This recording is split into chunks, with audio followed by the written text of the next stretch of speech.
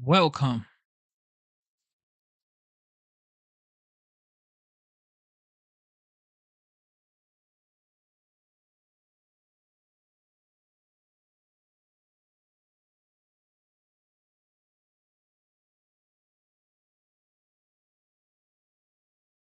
Thank you for tuning into the live show. You know what time it is. It is your boy Genesis.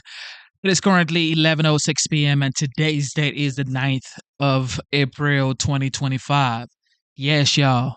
We are back for another episode. How was your day? How was your day? It was a sunny day, but cool day. What's going on, everybody?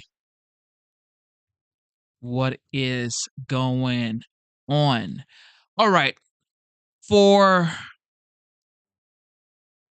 the people that I've heard about the update about the tariffs, Trump has increased China's 104% tariff to 125%.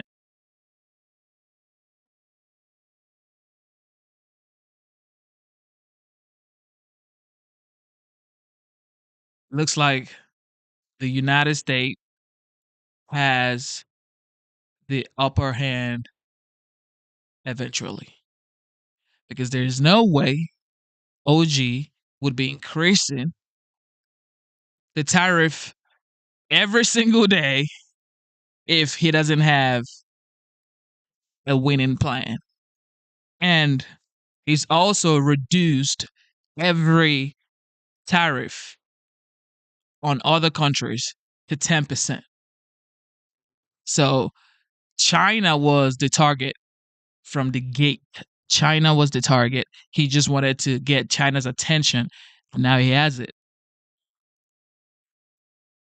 China has to negotiate. Matter of fact, he said today in the White House, he said China wants to negotiate. But today we're going to be talking about tariffs, his approach. Uh, is this the art of the deal? Is this the art of the deal? I think this is the art of the deal. But you guys would think this is a bad decision from Trump, which by a bad decision, I mean the tariff. No, I think he's actually doing what he's supposed to do because China's literally been taking full advantage of the United States for years, decades. It's just Trump is strong enough. He's the only politician, well, you call him a politician now. He's the only politician that has the balls to do what he's doing right now, which is holding China accountable. What happens if we go into a full-scale trade war? I don't Look, think so. it's really ugly. This president won the election based on reducing costs, but he's enacted the largest tax increase we've seen in over 50 years. And you know who's going to pay the price? Americans shopping at Walmart, Americans shopping at Costco. We don't know the purpose of these tariffs. The only thing we do know is he's planning on taking tax revenue from Americans paying more at Walmart and Costco and putting that into tax cuts for the wealthiest Americans.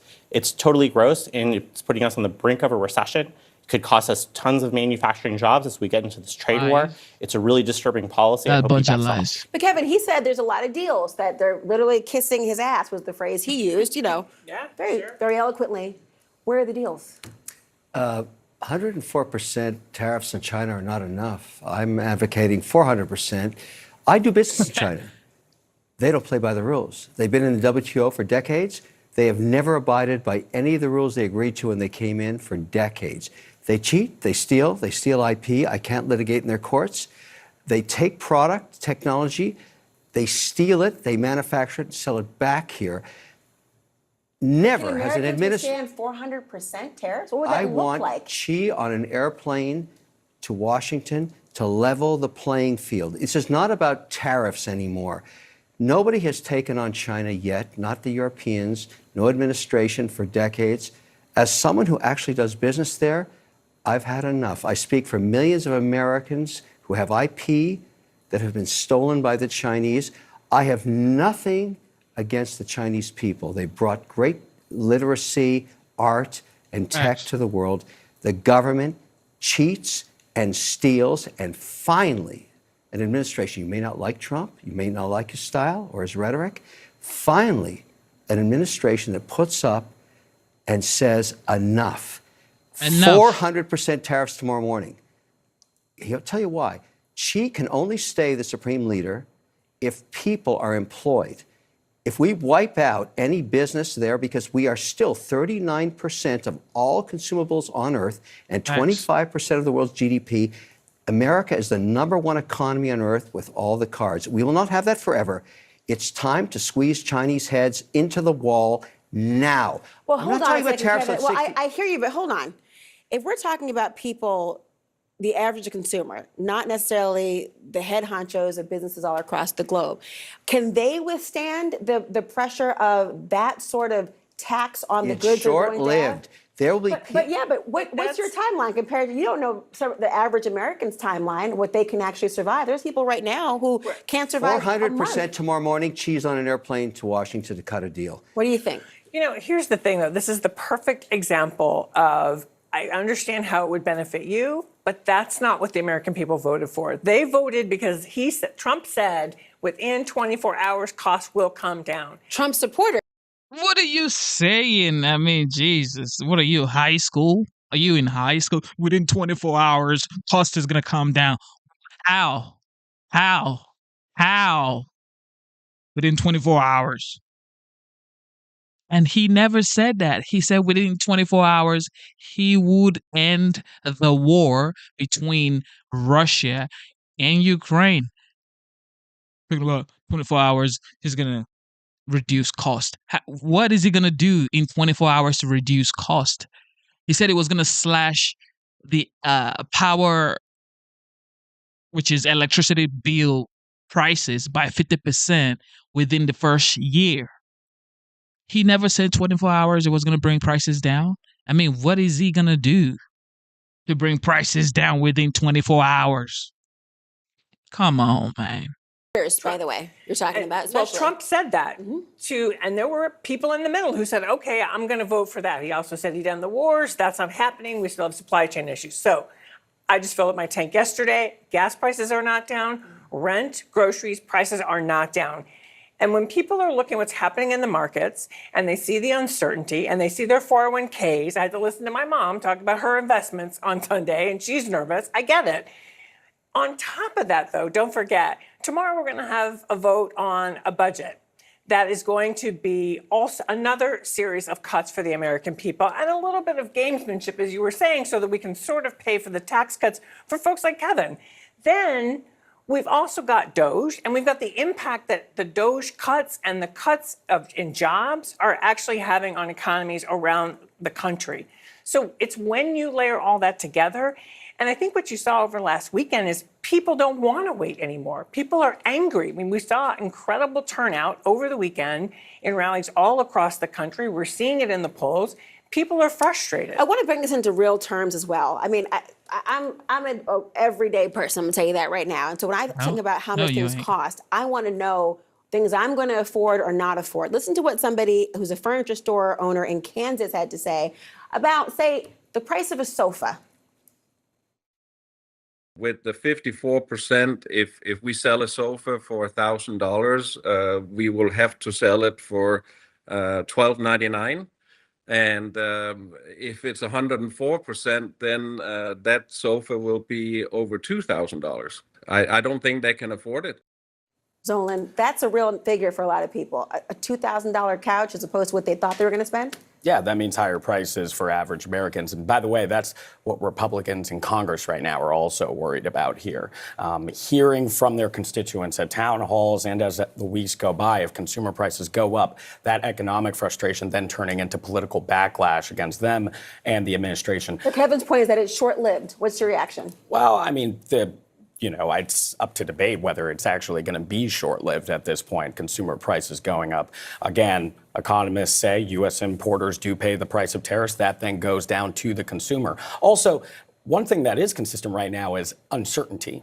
There's uncertainty right now. And this gamble that the administration is doing, that the average American will be able to weather through any type of economic frustration, is bet on the idea that you'll then have investment in American manufacturing. Tough to pair investment with uncertainty. So where does consumer confidence factor into all this? If people are nervous about what they can or cannot afford, how about that short-lived proposition? I mean, it's plummeting. And I think the only way we're going to restore it is if Congress takes back the car keys from the president and takes away his power to impose the largest tax cut in 50 years with the stroke of a pen.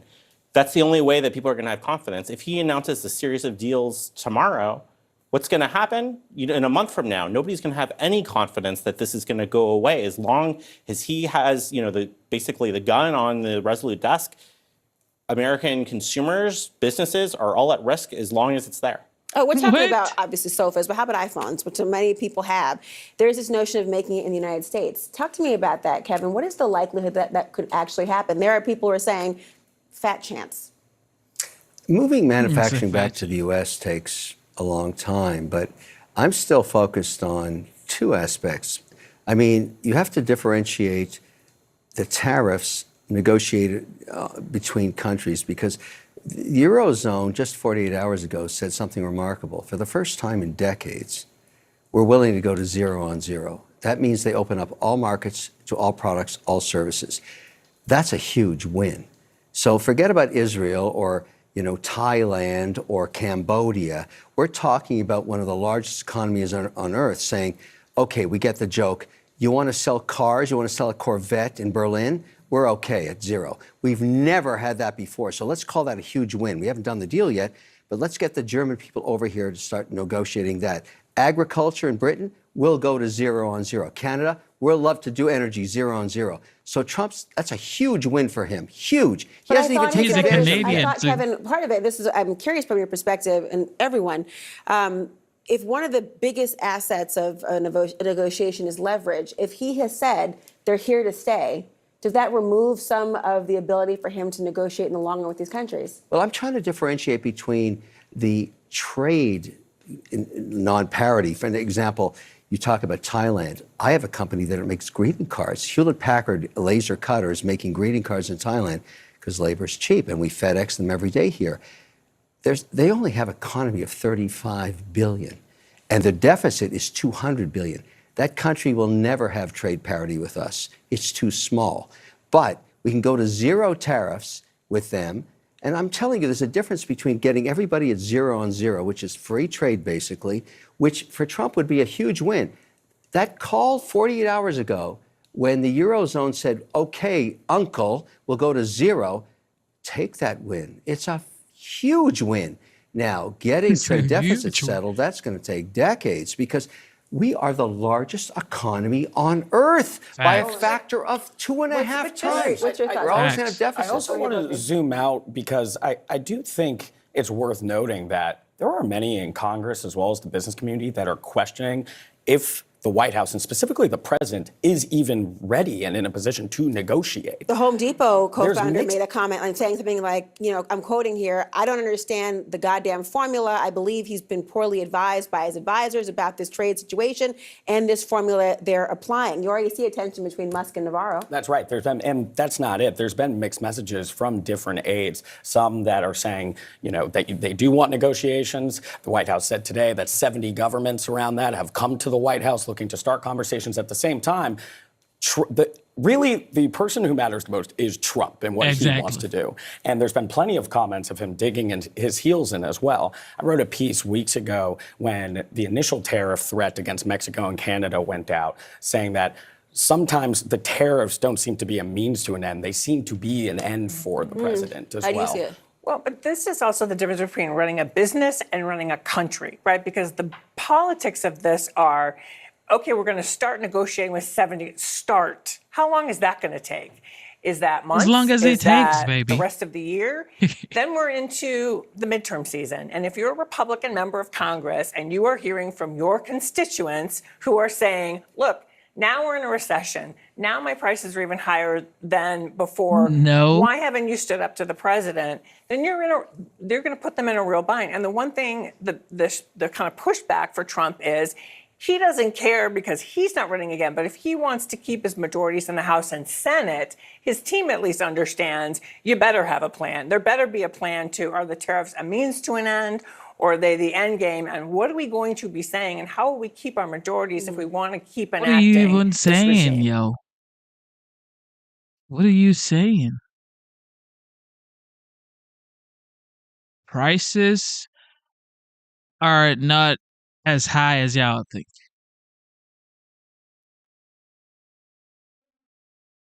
And prices have been high since Biden. Just truthed out saying, quote, I have authorized a 90-day pause. The president here announcing a 90-day pause on tariffs, though it's not clear specifically which countries this pause is going to apply to. The Dow right now shooting up over 2,000 points. Look at that as this announcement comes through, a giant spike And in that was just the Dow Jones genius Industrial move. Average. That right there was just genius move, yo. Genius move. The goal was China from the gate. He wanted China. It was always China. Every other country was just, getting strays, actually. They were just getting strays. China was his main aim. Now he got China on a chokehold, for sure. Everything is spiking back up, yo. Bitcoin, everything is spiking back up. But you never know. We're still negotiating right now. But tariff is up 125% against China. All right? Every other country is getting good deals now. It's United States against China at this point.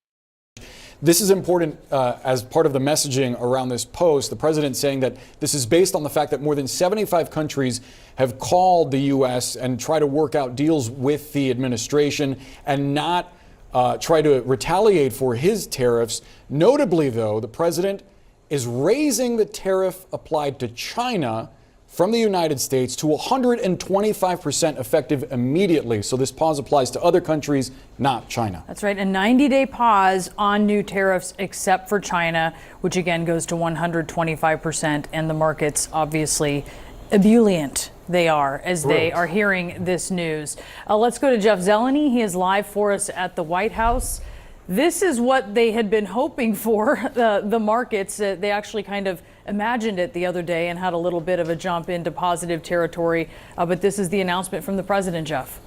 Well, Brianna, that was certainly a test run, but certainly not an intended one to see the markets go up when there was a false report of a pause. But now we are hearing from the president for the first time during this escalating trade war saying that he is putting a 90-day pause. And you can just see to the right of our screen there what the markets are doing with this. From a policy standpoint, it is a bit more murky. The White House has not filled in any details of this, but we are getting this from the president on social media, as you were reading there. And he is explaining it as adding more to the China tariff pot, which is really growing day by day here, adding another tariff to China, even as he is praising the countries who he said have not retaliated. And those, of course, are the countries who are lining up to have discussions with the Treasury Secretary, with the White House, with the administration on trying to renegotiate. So the president is saying, and let me just read it to you here.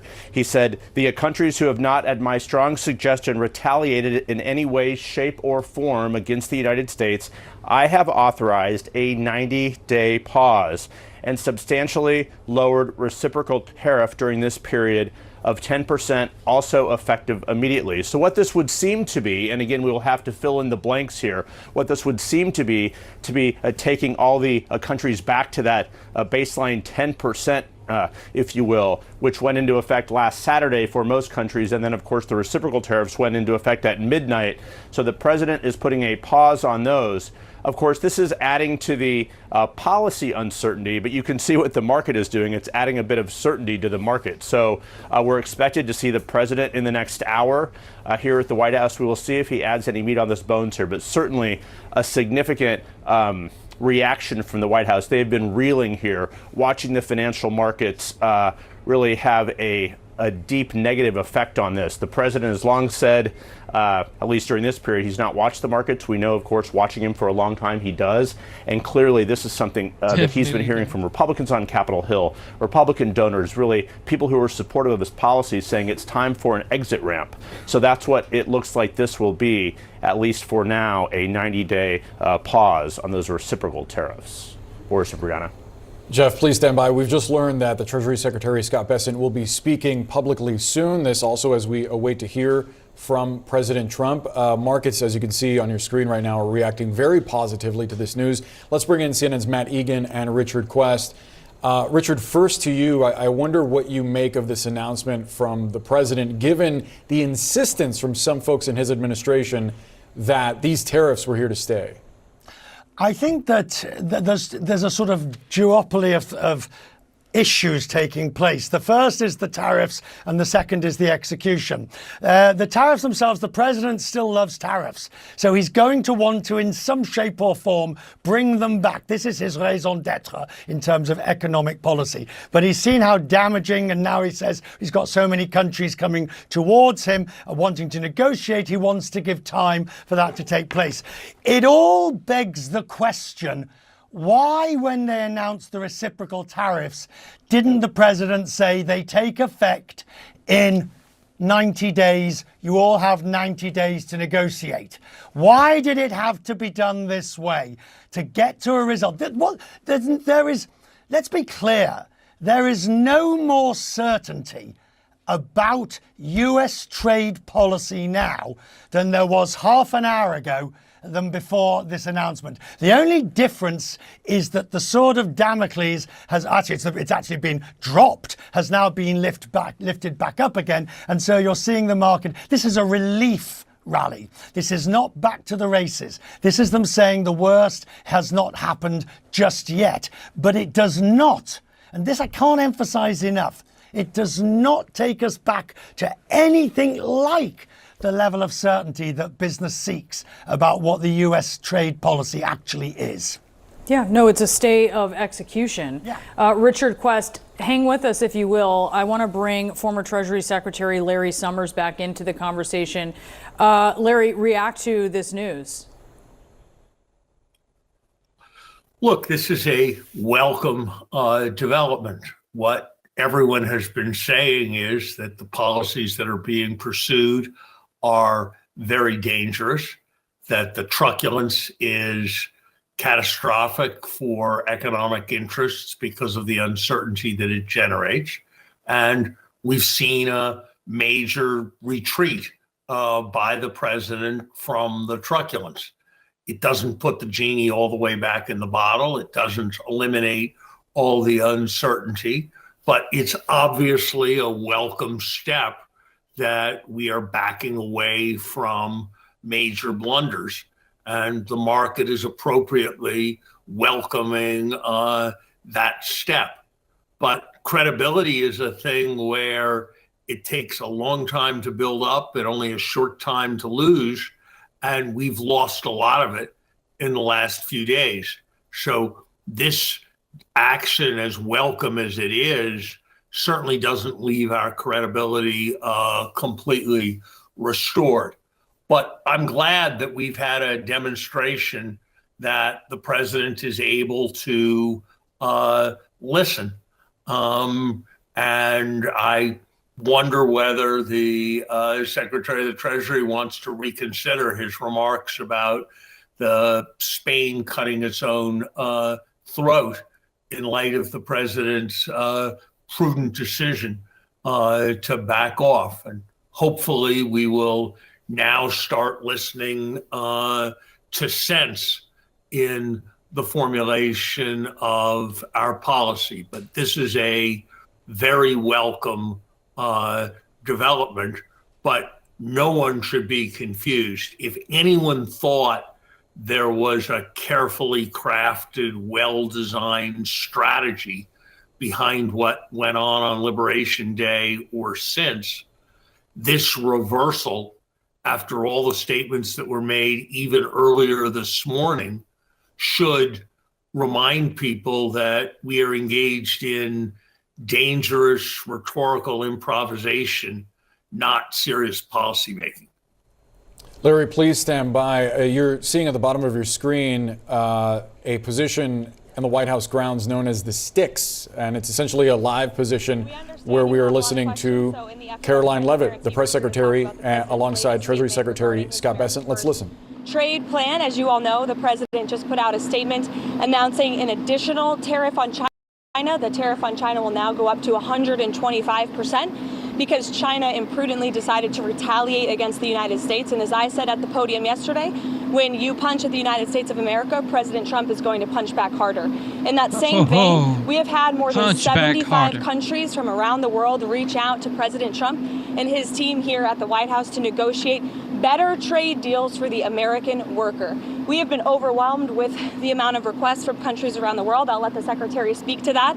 We will continue with the tailor-made negotiations that I spoke about yesterday. In the meantime, there will be a 90-day pause on the reciprocal tariffs as these negotiations are ongoing, and the tariff level will be brought down to a universal 10% tariff. The Secretary here has been a huge part of the President's trade team, of course, and will continue to lead these negotiations moving forward to look out for the American worker, which is always President Trump's goal. So I'll kick it over to our great Treasury Secretary, Scott Bessent.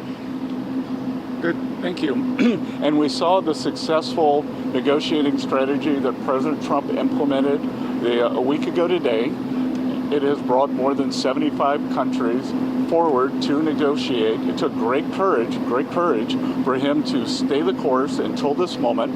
And what we have ended up with here, as I told everyone a week ago, they're in this very spot, do not retaliate and you will be rewarded. So every country in the world who wants to come and negotiate, we are willing to hear you. We're going to go down to a 10% baseline tariff for them, and China will be raised to 125 due to their insistence on escalation. Ed, go ahead. Secretary, thank you for doing this. Let me ask you three quick things, if I could, just for the sake of clarity, because the markets are open and they're wondering. First of all, Mexico and China, are they part of this 10% universal? Well, China. Mexico and Canada, are they part of the 10%? Yes. Okay. Second, given then that you have the rest of the world essentially calling it, it's not China, is this now just all about China? Well, it's about bad acters. And what we will see it's always been about China. It's always been about China. Are China's neighbors. That we're going to see. I'm seeing Vietnam today. Japan's at the front of the queue. South Korea, India. So we will see. And as I've repeatedly said, and President Trump has been saying it for years, China is the most imbalanced economy in the history of the modern world, and they are the biggest source of the U.S. trade problems. And indeed, they are problems for the rest of the world, because what we've seen is that as the U.S. announced the tariff wall last week, many of those goods have already started flooding into Europe. So as you see it now, this trade war is China versus the rest of the world? Well, I'm not calling it a trade war, but I'm saying that China has escalated, and President Trump responded very courageously to that, and we are going to work on a solution with our trading partners. If I could just, excuse me, Raquel, if I could just add to what the Secretary said. Many of you in the media clearly missed the art of the deal. You clearly failed to see what President Trump is doing here. The art of the deal, You tried to say that the rest of the world would be moved closer to China when in fact we've seen the opposite effect. The entire world is calling the United States of America, not China, because they need our markets, they need our consumers, and they need this president in the Oval Office to talk to them. And that's exactly why more than 75 countries have called, because the United States of America is the best place in the world to do business. And as the president has shown great courage, as the secretary has said, in choosing to retaliate against China even higher. Elena, go ahead. Hi, thank you, Treasury Secretary Bessent. Can you explain more of the decision making on what feels like a reversal here? I mean, these went into effect less than 15 hours ago, these tariffs. Why the pause now? What led to that? No. Again, President Trump created maximum negotiating leverage for himself, and which tariffs went into effect 15 hours ago. The ones that we have lowered went into effect a week ago. They were announced a week ago, and we have just been overwhelmed by the response from mostly our allies who want to come and negotiate in good faith. So we are expecting them to come with their best deal. As I said a week ago today, don't retaliate, hold your ground, let's see what happens. And China, they kept escalating, and now they have 125% tariffs that will be effective immediately. Mr. Secretary, Go ahead. Mr. Secretary, thanks so much for doing this. The 90-day pause on the reciprocal tariffs, is that because of the whiplash that we've been seeing across the financial markets? How much was, what we saw in the stock markets, a part of this decision? No, it's because because of the large number of inbounds. We've had more than 75 countries contact us, and I imagine after today there will be more. So it is just a processing problem. Each one of these solutions is going to be bespoke. It is going to take some time, and President Trump wants to be personally involved. So that's why we're getting the 90-day pause. Mr. Secretary, there was a tweet that you and Secretary Lutnick were in the Oval Office with the President talking about this. Can you talk about what that conversation was like and what you guys said to one another that led to this decision? Look, it's all the President's decision, and the President had a level in mind to raise the China tariffs, and then he had the 3-month pause in mind, and we were discussing the exact wording. Sorry? Of course. It's the president's decision. It's the president's decision. It was the president's decision to wait until today. And again, as I've said in the past, no one creates leverage for himself like President Trump. Mr. Secretary. Shelby, go ahead. Secretary, what does the president want to see by this, I think it's July 9th deadline to keep things paused? Is it just trade barriers coming down, or is it more than that? These are trade negotiations, but if countries want to come and offer other things, I talked about yesterday that we are thinking about a big LNG project in Alaska that South Korea, Japan, Taiwan are interested in financing and taking a substantial portion of the offtake. But again, in essence, that is trade because it will decrease the trade deficit that we have with those countries. So everything's on the table. Raquel, go ahead. A clarification on the pause. What happened to those countries who just had a 10% baseline tariffs, like Brazil and others? Are they still going to have this 90-day pause? Because you were saying that there will be a tariff of 10% for others. So what happened to those who just had a 10%? Yeah, that's going to remain. And do you call this an embargo to China? Pardon? You call this an embargo to China, a trade embargo?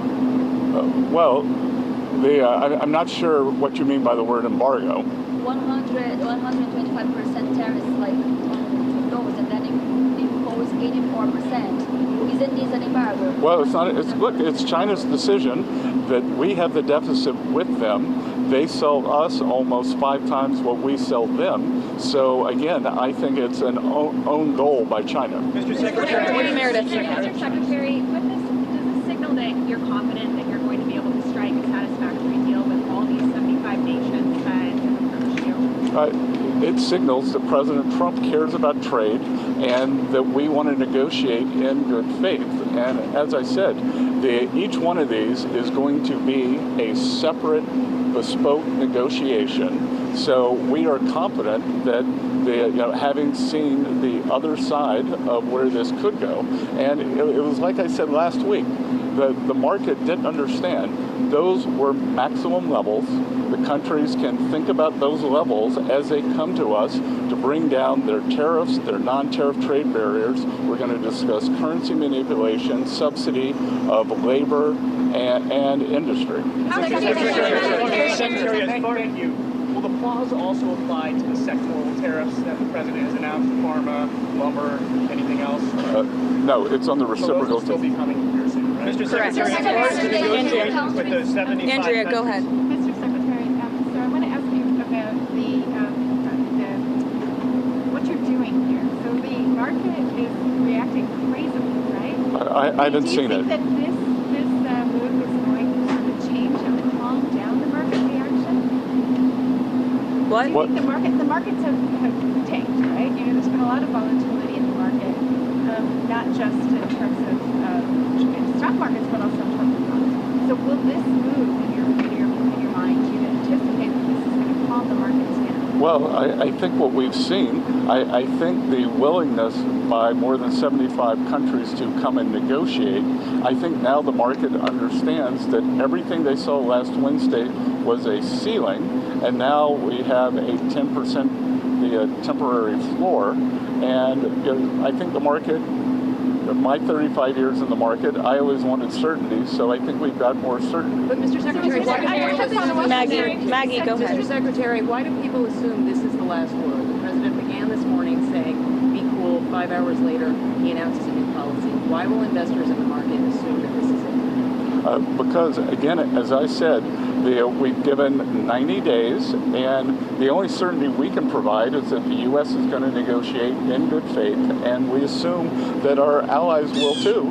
And in terms of certainty, we will see what China does. But what I'm certain of is that what China is doing will affect their economy much more than it will ours, because they have an export-driven, flood the world with cheap export models, and the rest of the world now understands, because when we put up our tariff wall, those exports were already flowing to the rest of the G7 and to the global south. And you think Mr. Secretary, how much of this decision was driven by the bond market cratering overnight? What is happening with bonds? Is China selling their bonds? I have nothing that says that, and we actually had quite a good 10-year auction today, and all this was, again, this was driven by the president's strategy. He and I had a long talk on Sunday, and this was his strategy all along, and that, you know, you might even say that he goaded China into a bad position. They responded. They have shown themselves to the world to be the bad actors, and we are willing to cooperate with our allies and with our trading partners who did not retaliate. It wasn't a hard message. Don't retaliate. Things will turn out well. What's your message to the Politico article saying that the countries weren't getting calls back? These negotiations with these 75 countries, how long will that take? Will it be a matter of weeks? Will it be a matter of months? Do you expect financial markets to be stable during that time period? Well, we've started with a 90-day pause, and we will see if more countries turn up, what will happen. But we have a meeting with Vietnam today, and we have one of the largest trade deficits with them. So I'm hoping it will move in a good direction. I was at the Japanese ambassador's house last night for the Cherry Blossom Festival, which was quite festive. And he and I had a good chat. They are going to send a deal team over. So we'll see. These are complicated negotiations. These are imbalances that have taken decades to create. But I think having seen the maximum level that Donald Trump is willing to go to, President Trump has created this negotiating leverage. Facts. Absolutely. The fact is, with Trump, it's always a chess move. China has always been the play. He just wanted to carry everybody along. But he knew China was the big dog and he needed to get their attention. And now, Chinese are looking like, yo, Xi, what's going on? Yo, President Xi, what's going on? Because they're suffering too. All right, to the White House now. If you're a car racing fan, you'll enjoy watching this in the next couple of minutes, because President Trump is going to have a photo op with NASCAR Indy and IMSA champions. He just walked out of the Oval Office moments ago, and we probably expect, Sandra, that he might have something to say about his 90-day pause in the imposition of reciprocal tariffs as a result of the 75 countries saying that they want to negotiate rather than go through a trade war. Yeah, this is a celebration of Joey Logano's win. A photo op there, and certainly this is just moments after the big news hit that led to that skyrocketing Dow price, up to almost 40,000 right now with an hour left in trading. I would assume we'll probably hear from the president should a microphone find him there, John. Yeah, so the Dow has been sort of... Let's see what he says here. Hello, everybody. Great to see you. Good to see you. I do know Roger. Good to see you. Again for last night. That was great last night. You had the sausages there. That was great. Oh, the sausages, boy. Good look. They really, they were fantastic. You were terrific. Thank you. You got the market seeing your brilliance. OG 40 feet, 47. 2,500 points. Nobody's ever heard of it. It's going to be a record. Amazing. Yeah. You make an announcement the next thing. It was good. Yes, sir. Smart. All right, so John, you heard him just talk about the market being up 2,500 points. There you go. These are nice cars.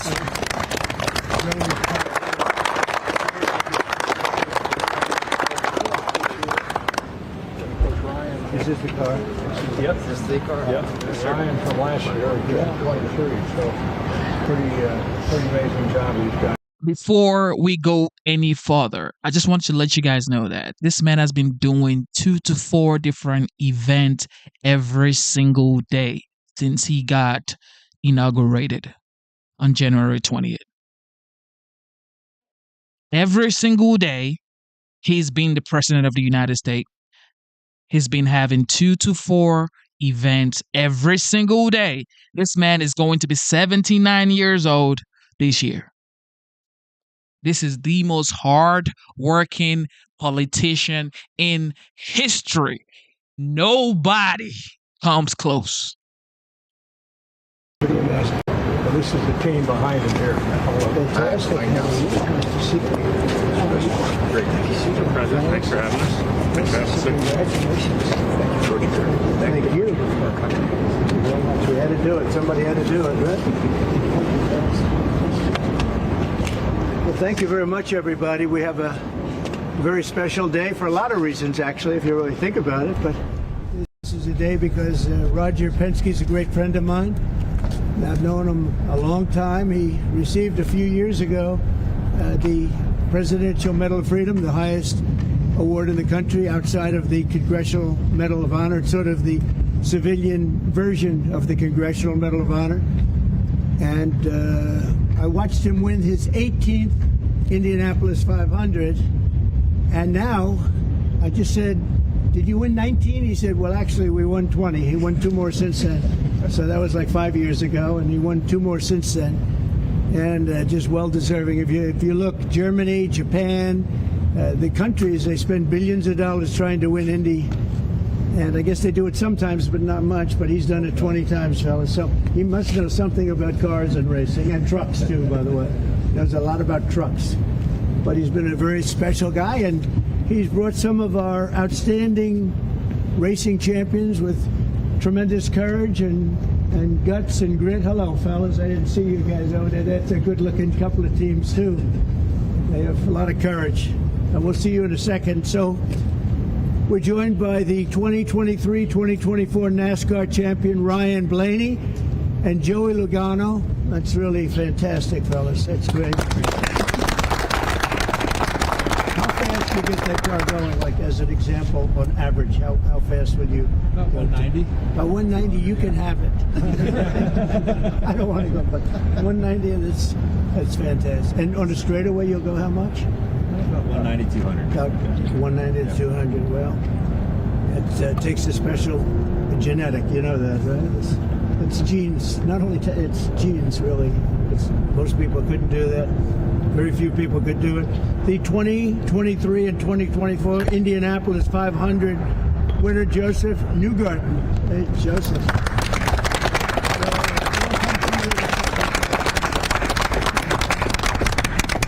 And the 2025 champions of the 24 Hours of Daytona, Felipe Nasser, Nick Tandy, and Lawrence Ventura.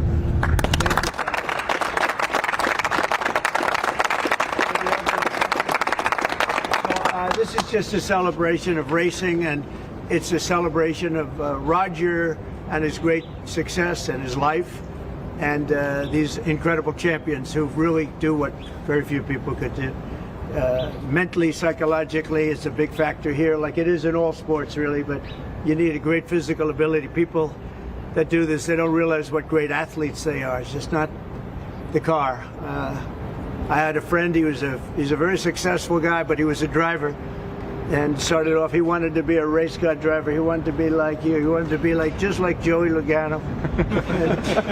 and he had it for business, but he didn't have it for he said, I just couldn't compete with the good drivers. He couldn't do it no matter what he did. And he got lucky. He went into business. He made a lot of money. He was very successful. But he said, I couldn't press the accelerator down all the way, and the best drivers could. So there was just a difference. It was really, I never forgot that story. But these are great champions, and it's a great sport. And what you've done in Indianapolis also with the track and everything has been incredible. I mean, it's really incredible. People tell me it's been amazing. I'll have to get there. I'm going to have to get there maybe this year with you. But open invitation. Well, thank you very much. Thank you. And we did Daytona. We went around the track in the Beast, what's called the Beast, with the thick windows and the whole thing, and you're not supposed to hear anything, but I heard the fans, they were going crazy outside, so it was a great honor. So I just wanted to welcome them to the White House, a special place, very, very special place. And we love champions, and these are the greatest champions in the world. These are the greatest champions in racing, and it's an honor to have you all. And thank you very much, all of you. Thank you very much. I wouldn't ride in that thing if you paid it. How fast will that go? 240 plus. 240. Yeah. That's unbelievable. That's a weapon. Two-time winner of the Indianapolis 500 consecutively, right? Yes, sir. So what the hell are you doing? What do you eat? A lot of milk. Drinking a lot of milk. Hopefully. Okay, I'm going to take some. And that one is pure speed and endurance, right? Correct, sir. Speed and endurance. Is that car a very different car than, let's say, this one? Very different? Very different. Very different. Yeah. Made for... You gotta last so many hours. Right. And we all share the car, so three drivers. Totally different engine. Different engine. Everything's different. Everything. And you'll go, is it 24 hours? Yeah. That's a long time. And that car just, there's no let up, it's just constant, right? That's fantastic. Congratulations. That's endurance. Endurance is a big factor in life and success, I can tell you. So you guys have it. Well, thank you very much. Would you like to ask Roger or any of these champions? You know they want to ask you questions, not Rogers, Mr. President. Yeah. You started the morning saying be cool. And just a few hours later, there was a pause put in on the tariffs. Can you walk us through your thinking about why you decided to put a 90-day pause? Well, I thought that people were jumping a little bit out of line. They were getting yippy, you know? They were getting a little bit yippy, a little bit afraid, unlike these champions, because we have a big job to do. No other president would have done what I did. No other president. I know the presidents, they wouldn't have done it. And it had to be done. What was happening to us on trade, not only with, you know, if you look at it, not only with China, but China was by far the biggest abuser in history, and others also, but somebody had to do it. They had to stop because it was not sustainable. Last year, China made $1 trillion off trade with the United States. That's not right. And now I've reversed it. It's for a short period of time, but we made $2 billion. We're making now $2 billion a day. And somebody had to do it. Roger actually said it. Charles Schwab was here a little while ago, one of the great financial people, and he said he's been waiting for 40 years for somebody to do what I did over the last month.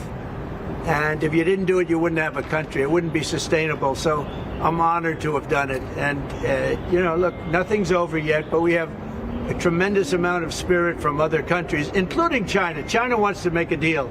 They just don't know how quite to go about it. You know, it's one of those things they don't know how quite. They're proud people. And President Xi's a proud man. I know him very well. And They don't know quite how to go about it, but they'll figure it out. They're in the process of figuring it out, but they want to make a deal. And we have many other countries, as you know, many more than 75, and they all want to come, and they want to come here, or they'll go to Commerce, or they'll go to Treasury. We have our great senator. Everybody can say what you want, anybody can say what they want. But the truth is, the European Union is now saying that the United States can ship cars into the European Union without tariffs, like 0 tariffs. This is the European Union. They would never, in so many lifetimes, have said that if Trump didn't, enact tariffs on everybody. And the way he did it, it was like, this is why people voted for Trump. You can never predict what Trump will do. You just know he is a very effective performer.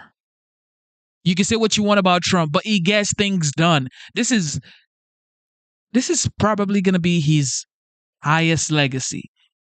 He gets things done. No matter how hard it is, this man gets things done. It's like,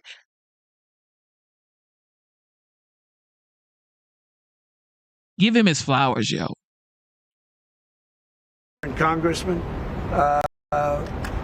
they'll call John, they'll do somebody, they'll go through somebody, but they're all calling, how do we do this? They all want to make a deal. Somebody had to do what we did, and I did a 90-day pause for the people that didn't retaliate, because I told them if you retaliate, we're going to double it. And that's what I did with China, because they did retaliate. So we'll see how it all works out. I think it's going to work out amazing. I think that our country is going to be at the end of a year or shorter, but I think we're going to have something that nobody would have dreamt possible. A man like Roger Penske, I don't want to get him in trouble with China, so I won't, but he would know that someday you have to cut the bow and you have to do what you have to do, right, Roger? And that's what I did, and I'm very happy to have done it. Hey, Sean Hannity here. Hey, click here to subscribe. Come on, yo. You know it's the truth. You know it's the truth. Trump is a very effective person. When he sets his mind to do things, he gets it done. And he gets it done fast. It's usually very fast. This man is not even, like, we just celebrated, 100 days? And he's already making all of these moves, all at the same time. The speed is incredible. Here we go. Trump, when you watch that little infighting that's going on, it reminds me of Abraham Lincoln and his team of rivals. He had people at the table who took Peter Navarro and Elon Musk remind you of Abraham Lincoln. Well, yeah, but okay. Elon Musk is probably the greatest. I must defend Abraham Lincoln on this. He's the greatest entrepreneur in world history. But exactly. I'm going to side on this one. Sit down, stop blinking. I mean, Elon Musk is right that tariffs are taxes. They can hurt the economy.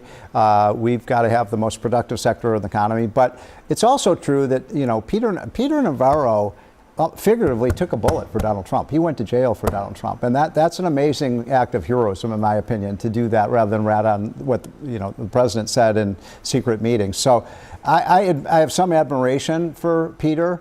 And I think it's just perfectly fine that you have this infighting going on, and Trump ultimately will make the decision. I didn't like that he was denigrating what is actually a really good American manufacturing success story. Exactly. The original insult was that Teslas are made of all these foreign components. In fact, Teslas are the most American-made car. We have the chart, I mean, to prove your point. I mean, yes. They rank basically at the top on all these different metrics for domestic manufacturing, but Elon is still concerned about the tariffs. So the administration is always talking about, hey, we got to make more stuff here. Let's make things in America. Let's have American-made cars. Well, Elon is actually doing it, and then your guy goes out, Navarro and craps all over him and lies about the fact that he's actually making cars in America. And so he's making EVs, and all the liberals. If I were starting a business, I'm calling Elon. But That's all I'm saying. But what does it say to you that Elon Musk stands to benefit comparatively to his competitors, because he does make his cars here by and large, and he still thinks this is a stupid policy? I mean, look, I think Elon is right to be concerned about supply chain disruptions, and there have been a lot of people, even on the right, that have begged the president to be more strategic in his targeting of tariffs, maybe focusing on key imports, or maybe having a greater focus on China in particular compared to the EU or some of our friendlier friends across the globe. And so in that regard, I think Elon is right. I get Navarro's points. I've watched a lot of his interviews on Fox News talking about how he really wants to focus on taking care of blue-collar workers. I don't think you're going to find anybody who would disagree with that, but I do think we have to be careful with how long this pain lasts, because something you said, Anna, we certainly don't want 8 months, 9 months down the line, we're already in a fragile economic condition. What would that toll be on working class people? Probably not great. So I would probably side on the behest of Elon Musk if I were President Trump. Okay, so Elon. Thank you for tuning into the live show. You know what time it is. It is your boy Genesis. It is currently 12:01 a.m. And of course, today's date is the 10th of April, 2025. I just saw somebody in the comment section say he dropped tariffs because countries are starting to dump United States Treasury bonds, which that's a lie. But China is actually selling off their United States Treasury bonds. But guess what? Trump is still increasing tariff on China, even if they're selling off their Treasury bonds. Who cares? Okay. This is America First agenda. Get with it. Get in line. Peter Navarro was loyal to Donald Trump. Okay, then send him as an ambassador to Lesotho, maybe to the herd at McDonald Islands to go be with the penguins. That would be a great place for him to go. Look, I think the only person that can get away with this kind of infighting, public infighting like this, is Elon Musk. I can't imagine Donald Trump and the White House being okay with Pete Hegseth and Marco Rubio lobbying insults the way that these two have been doing all day. And it contributes to the lack of consumer confidence. It contributes to the confusion. It contributes to the conflicting messaging. But at the end of the day, Peter Navarro is espousing the positions that Donald Trump holds. Donald Trump has been talking about tariffs for 30 plus years. And so in a way, it's almost Elon Musk insulting Peter Navarro, because he can't insult. That's a very good point. Dumber than a bag of bricks. The other person, Sheila, and then apologize to the bricks, who is getting caught in some of the crosshairs here is Howard Lutnick. He's been out everywhere, also defending the president. But according to the reporting in Politico, it's an exasperation compounded by recent television appearances. This is what's happening in the White House. They say that that suggests a lack of understanding even of the basics of how tariffs and the economy work. He's also made multiple points that have gotten in front of the president on announcements contradicting his messaging. So Lutnick is now also at the center of this tension. I think these little schoolyard fights give us insight into why the Trump administration, and particularly this tariff rollout, has been so dysfunctional, because he has these very different factions advising him, and they're completely at odds with one another. You have Elon Musk and the techno-capitalists who have this, free trade fantasy, small government, and then you have Navarro, who's a protectionist and has this almost medieval view of a global economy. And those are the two messages being fed into the president, and that's why we are seeing this whipsaw. The one name we haven't even mentioned at the table is the best spokesman for the administration, Bessent, the Treasury Secretary. I don't know that everybody would agree with you on that. He had an incredibly rough Friday, especially on this tariff issue. I think the White House has put a lot of stock in Bessent, and I think when he talks, the markets listen. And I think the next order of business here is not just to say 70 people called, it's to say, who are they? And we're going to go ahead and make an announcement about progress with one of them. Pick one. But I think that's what everybody is. I mean, Scott Bessent's job would be a lot easier if he wasn't then contradicted several hours later by the White House. The White House literally went out and contradicted him 6 hours after he spoke. Everybody's nervous about the stock market right now. And I just want to say one positive thing on the way out. When Donald Trump was president for 4 years, we had a booming stock market. The NASDAQ was up 150%. The S&P 500 was up 75%, and the Dow was up 60%. What I'm saying is, this guy knows what he's doing. He knows financial markets. Exactly. It is going to come back. He had a very better than different ever before. team around him. Well, that's true. Term one. Relax. But he did it once, he'll do it again. Man, this man has only been here for what? 100 days. Everybody's already crying because they know it's about to go down. Greatness. Okay. Relax, y'all. This is what I said first time. Remember when Trump ran in 2016? They said if this man became the president of the United States, there would be nuclear war. Don't make sure this man doesn't get in the Oval Office. Trump must not get in the Oval Office. What happened when he got in the Oval Office? We had the best economy. Now they're telling you, we need, no. Man, we ain't gonna buy that, bro. Nobody's buying that anymore, bro. We admire the work he's doing. So, next. Thank you. Starting to sound more like shock jocks than serious lawmakers as the loudest voices in the room step into the leadership void. Rising star Jasmine Crockett is the MVP of attention seeking, and she's defending the need for illegal immigrants with this shocking take. There we go. So I had to go around the country and educate people about what immigrants do for this country, or the fact that we are a country of immigrants. Right. The fact is, ain't none of y'all trying to go and farm right now. Okay, so I'm lying. Raise your hands. You're not. We done picking cotton. We are. You can't pay us enough to find a plantation. Democrats can showboat all they want, but at the end of the day, they are lacking that authenticity that makes President Trump a hit with the voters. Even Bill Maher gets it.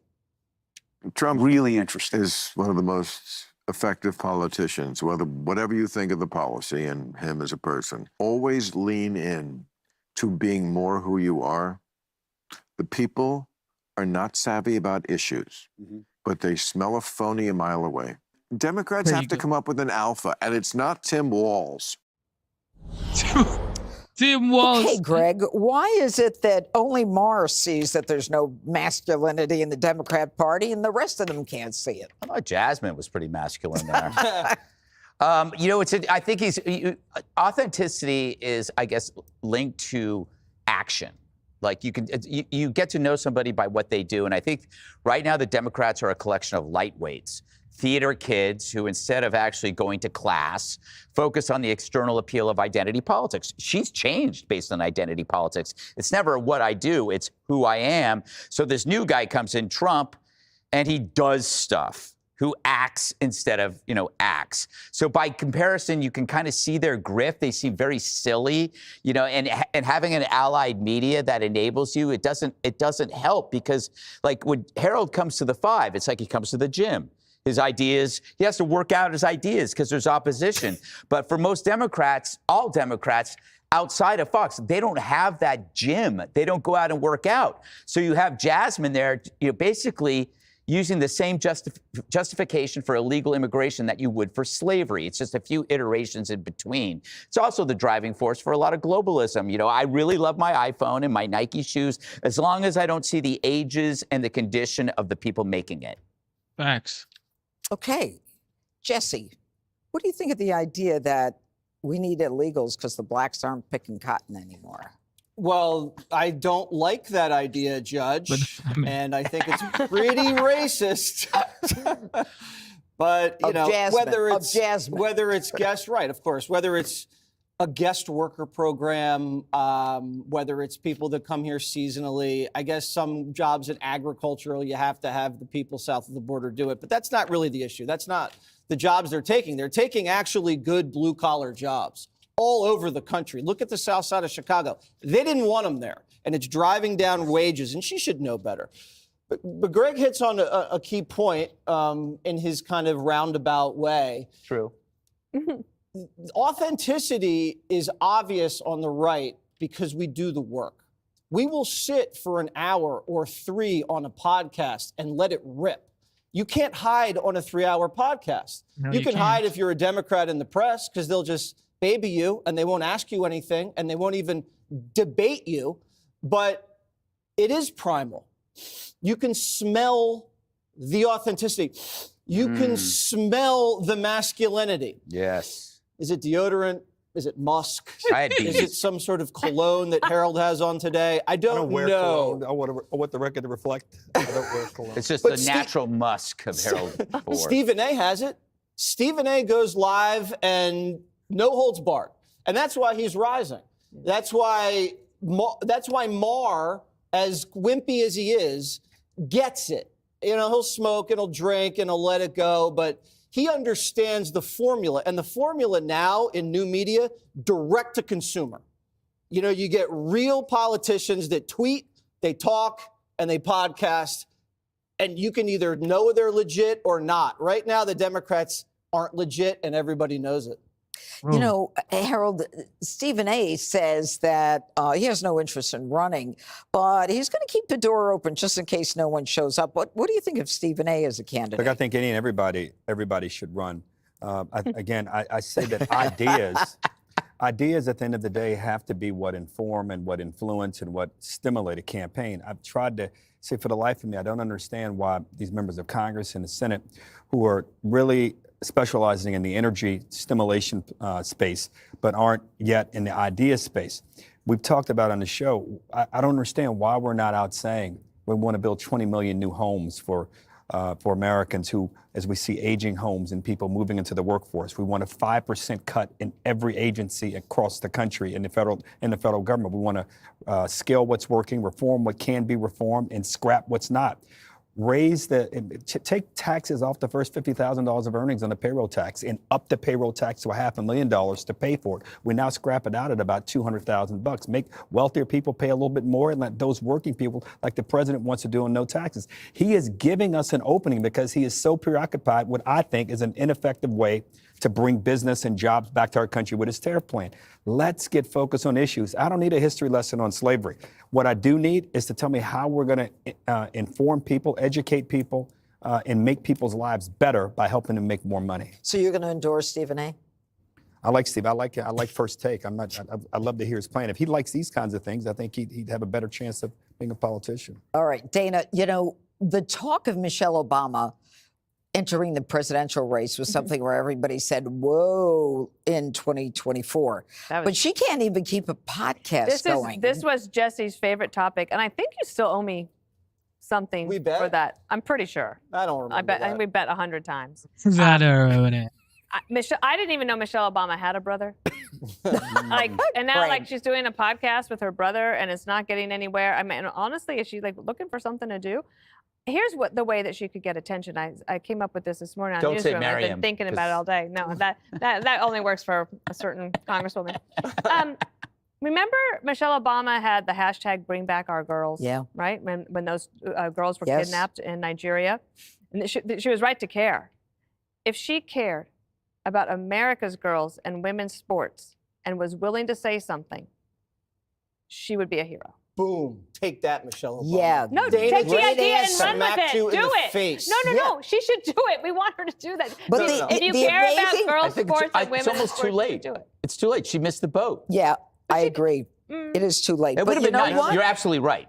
It would have been nice. She can still do it. It's too late for everything But I because she feel was like- so hot a year But ago. somebody on the Democratic side at a high level needs to come out and say, and that can't just be a congressman from Massachusetts. It has to be somebody at a high level who says, we got this wrong. Should be Kamala Harris. You want a future? You do it. But somebody on that side needs to do something because these girls should not have to basically get to a final in a competition and have to take a knee because they're going to lose to a guy. Definitely. And up next, liberals are trying to cancel John Stamos for going to Mar-a-Lago. Click here to subscribe to the Fox News YouTube page.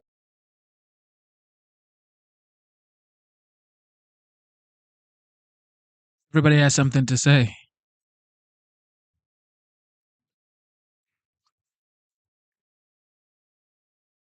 All right, let's check out Trump's approval ratings. With everything that's going on, tariffs, decisions. Let's see what's going on right here with the approval rating when it comes to CNN. You know, CNN always has the approval ratings wrong. Continue to follow the breaking news this morning. What is the stock market going to do because of this? China hitting back at the United States with an added 50% in retaliatory tariffs, bringing that total of tariffs on U.S. imports to 84%. Also setting in as we speak, President Trump's targeted tariffs, which include a combined 104% on Chinese goods. Now, this is rocking global markets, with Americans caught in the middle and staring down a reality that prices on most everything are likely to go up. CNN's Harry Enton is looking at that today and how that makes Americans stuck in the middle feel. How are Americans so far baseline feeling about tariffs at the moment? They hate them. They hate them, and it's going in the wrong direction. I mean, look at this. Trump's tariff deal. You know, you go back to January, it was 48% who favored, 46% who opposed, so slightly more who favored than opposed. Look at where we are now in April. 54% opposed, 42% favor.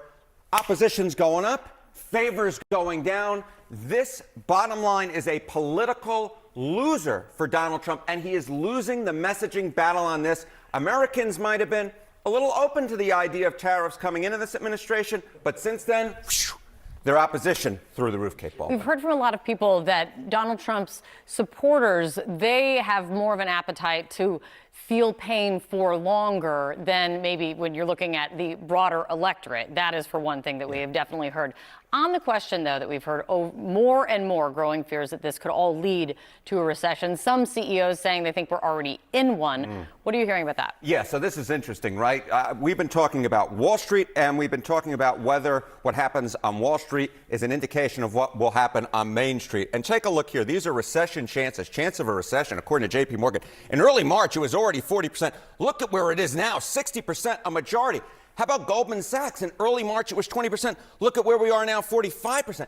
At best case at this point, it seems to me, at least according to the experts, the chance of a recession is 50-50 when you average it all together. What is like happening technically, on Wall Street, at least technically, we've been in a recession for a long time now.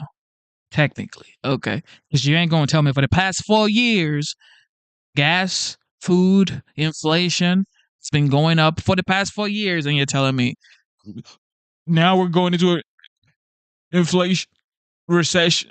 Come on, man. We've been experiencing recession for the past at least 2 years, 3 years now. Talking about we're going to a recession. at this particular point has a pretty good chance of spilling into Main Street. And those folks who are thinking those tariffs are just something that are happening down in the stock exchange in New York City aren't coming to them. They may be in for a rude awakening and a rude surprise, Kate. The real impact on people's lives is what matters most. But, you know, also with in any White House, one of the things that they have to be worried about is the political impact on the president as well. What are you seeing? Yeah, I mean, look here. I mean, the economy has traditionally been Donald Trump's strength, right? You go back April of 2017, his net approval rating on the economy was plus 5 points. It was positive pretty much throughout his entire first term. Look at where we are now, minus 12 points. All of a sudden, the strength of Donald Trump has become a weakness of Donald Trump. It's one of his weakest positions. And more than that, at the beginning of this administration, his net approval rating on the economy was plus 6 points, minus 12 points now. It's fallen nearly 20 points over the course of less than 3 months, Kate. Very clear that's a very big drop. That's real. That is real. It is very clear that the American people do not like what's going on with this tariff plan, do not like Donald Trump's plans for the economy, and they're taking it out on Donald Trump. And that's why his economic approval rating is falling, and that is why his overall approval rating is also falling. This could be the thing that we look back right now. His economic approval rating is swimming with the fishes, so far underwater. Could be that this could take Donald Trump's political career and make it swimming with the fishes as well. Let's see what happens in the next 24 hours. We shall see. Harry, thank you very much. All crazy. You know how that worked out for Luca Brasi. With us now, CNN political commentator Sir Michael Singleton, Republican strategist, and Paul Begala, Democratic strategist. Harold, if you can stay at the wall for a second, or Vanna White over there, if you can put the tariff approval numbers back up and the change over time. We can do that, Mr. Berman. Here so, we Paul, there's been a big rollout. The president had a big rollout of his tariff plan. He called it Liberation Day. Right. Yet, approval going down, opposition going up. What does that tell you about the messaging on the tariffs? Well, it's the substance, not the messaging. Okay. Like the Titanic didn't have a messaging problem, it had an iceberg problem. People just don't want to see their life savings squandered by this guy, by Mr. Trump. $11 trillion in 11 weeks. Okay? He's got about 197 weeks to go. So do the math. It's a reality problem. And these numbers are translating into elections. Okay, yeah, Harry's right. Trump's economic numbers underwater, which is a catastrophe for him. But more immediately, Republicans on the Hill own this because there's a movement going with Democrats and increasingly a couple of Republicans to claw back the power that the Constitution gave to the Congress to control these tariffs, not to Trump. So every Republican is going to have to vote or declare, I want to take back away from Trump this power of the tariff. And I think Democrats have a huge advantage on that. You know, Shermichael, it's interesting because over on Fox, they're even noting that Republican donors are freaking the F out about this. Those were their words. Bill Ackman saying our stock market's down, bond yields are up, the dollar's declining. These are not the markers of successful policy. What starts happening if the donors start freaking out, if the base starts freaking out, if members of Congress start freaking out? Well, look, I'm not worried about the donors. They're some of the wealthiest people in the country. And a part of the issue, at least that I have with free trade in general, and I've written about this over the years, I don't share the belief of many of my fellow Republicans that free trade is this great benevolent thing. I think you need some level of it. But I also recognize the negative impacts of free trade. I mean, over the past 2.5, 3 decades, give or take, the top wealthiest people in this country have seen their income increase significantly, while everybody else in the middle and the bottom end have seen their numbers decrease. They've gotten poor. Their ability to pay for and afford more things, that hasn't increased. It's gotten worse. And so I think the president needs to be strategic in his methodology here. Let's level set. We have too many trade deficits. Let's figure out how to do that. A lot of countries are now starting to say, hey, we want to negotiate. You need to immediately begin that process. As it pertains to China, who, by the way, we are their #1 trading partner. They steal our intellectual property. There is no recourse for American companies. They build a significant portion of the things that we buy in this country. I don't believe personally that that is a good thing, to be so reliant and beholden to an adversary where if we ever got into a conflict with them, they don't have to ship us anything. And so I do believe that there is some argument for the president to again, make trade fair for the United States and our trading partners. But I think you got to be more strategic. I would agree that at some point, even Republicans in the base are going to say, okay, Mr. President, we're with you, but we can only feel the pain for so long. And so I think the onus is on the president there to communicate that to the American people. You know, some in the base and some in Congress and some investors have been saying, make a deal with somebody. Announce a deal with somebody. And Paul, it is a bit of a mystery why the White House hasn't come forward with one of these deals yet. They say that some 70 countries are coming to them. But if they did, if they came today and said, you know what, South Korea's here, we have this deal. Japan is here, we have this deal. Would that be a success? Well, it would be good, right? We don't want a trade war. But here's the problem Mr. Trump has. One of the few things he did in his first presidency that was great was the U.S.-Mexico-Canada trade agreement, the USMCA. He just updated NAFTA, made it a more modern, better deal to help create this North American common market that we have. And now he's blown it up. His own trade deal. It's like, dude, who do you think negotiated the Trump? Exactly. He negotiated USMCA. So it's like he's trying to negotiate a better deal now. You never thought in your mind that USMCA was possible in the first place. And now that same person that negotiated USMCA wants to negotiate a better deal, and you want to get in his way? How does that make any sense? USMCA. So who would make a deal with a guy? They're going to have to, okay? But who wants to sit down and make a deal with a guy who can't keep his word? When he gave his word to the Canadians, gave his word to the Mexicans. By the way, one of the only countries he's not slapping new tariffs after he gave his word, Russia. Biden got in the way. Customers, as Shermichael said, you know, Canada and Mexico together buy from us almost $1 trillion worth of stuff. Russia, $3 billion. Actually, no, $500 million. $500 million from Russia. But they get an escape, and our friends get punished. And there's something going on here that I don't understand. Sure, Michael, I keep trying to look at stock futures right now in the screen. My aging eyes. There we go. So the S&P down 1.96%. If the market closes at that today, and it was a long way to go. I mean, these are just futures. The market's got to open. But if it closes like the futures are pointing right now, that would be bear market territory. So talk to me about what you think the right messaging is from the Trump White House if the markets close in a bear market, 20% drop from the high. Yeah, look, the markets like stability. If you're a CEO, you have a board, you have investors, they want to be able to know what are the projections for Q2 going into Q3. It's really difficult to make those projections when there's a trade war essentially going on. And so I think if I were the president before I began this process, I probably would have focused on some of those corporate tax cuts. That would have been beneficial. I would have brought in all of those CEOs and said, hey, I'm preparing to do this. Go back to your boards and your major investors and tell them start putting some to the side. Be prepared for about 60 days, because that's what I think it's going to take to really get the type of agreements that I want. And that way you're bringing the CEOs, you're bringing these corporations on with you so that they know, okay, that there's stability here. The president's being specific with what he's trying to target in terms of key imports and versus just imports all over the place. So we're going to stick with the president for about 60 days or so to allow him to bring to fruition what his plans are. I think if the president would have gone in that route, John, I don't think the market would have reacted as negatively as it had. Well.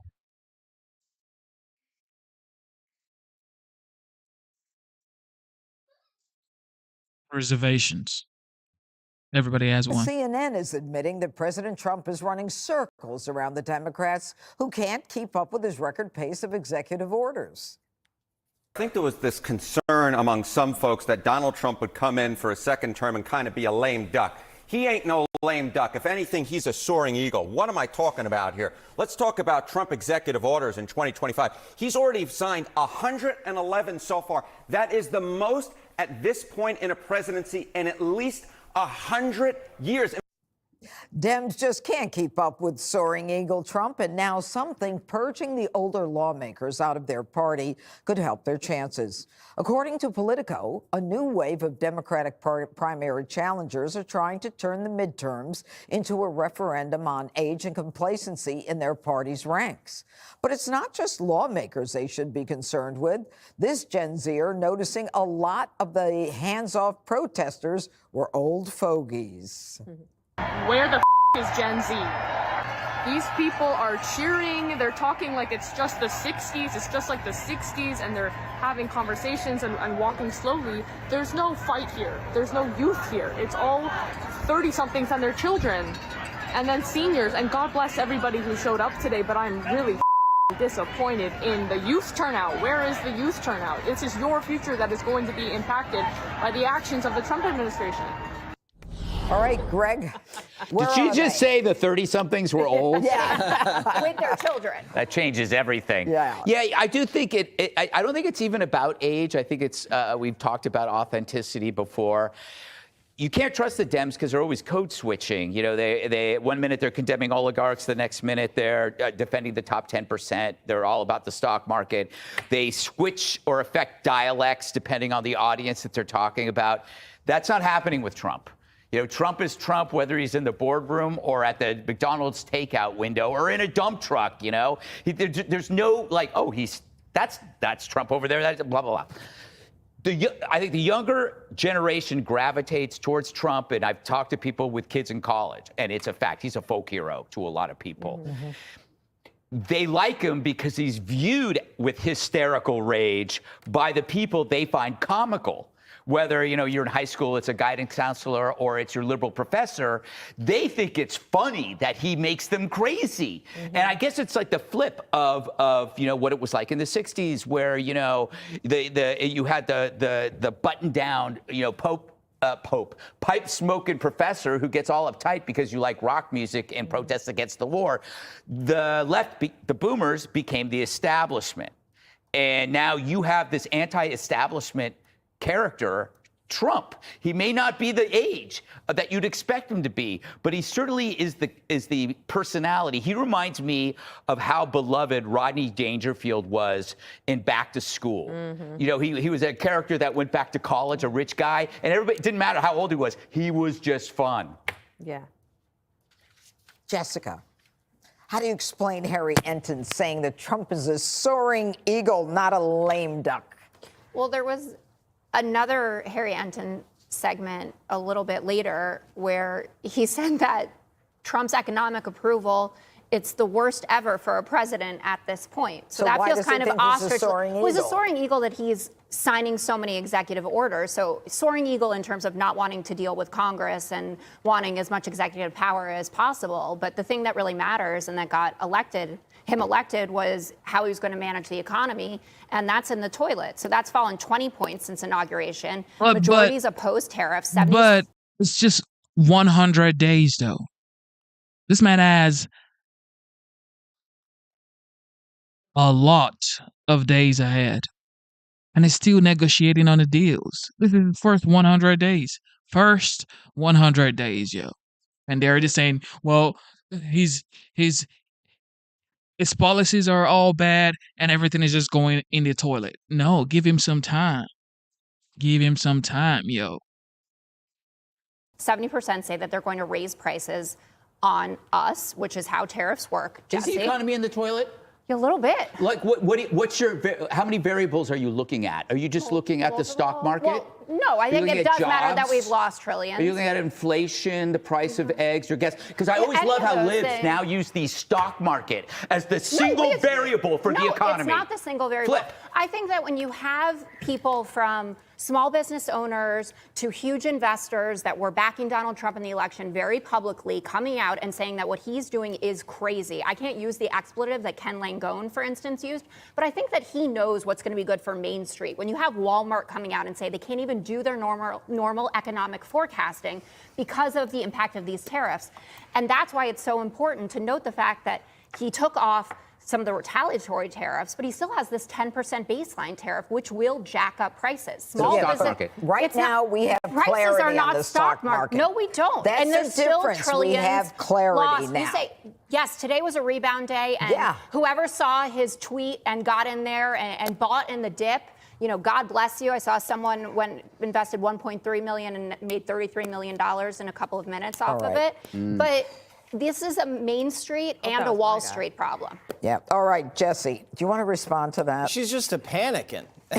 You heard what he said. Sit back and be cool, Jessica.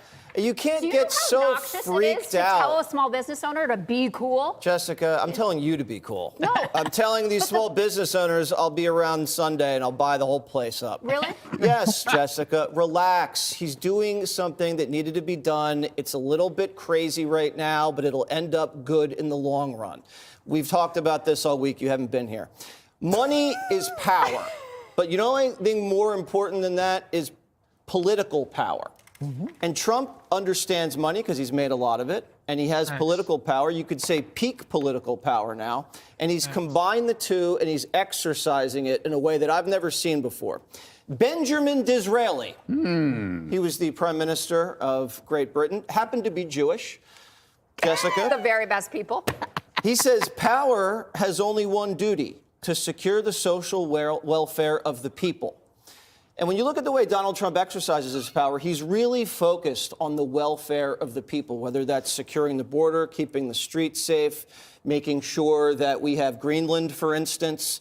That's about the social welfare. Today, Jessica, he's having this meeting. I believe Gretch was there. What do you call her? Big Gretch? We do. And for the last 15 years, all of these politicians have been trying to rid Lake Michigan of this Asian carp, an invasive species, which is destroying the lake. It happens to be the 20% of the fresh body of water in the world. It wasn't zebra mussels.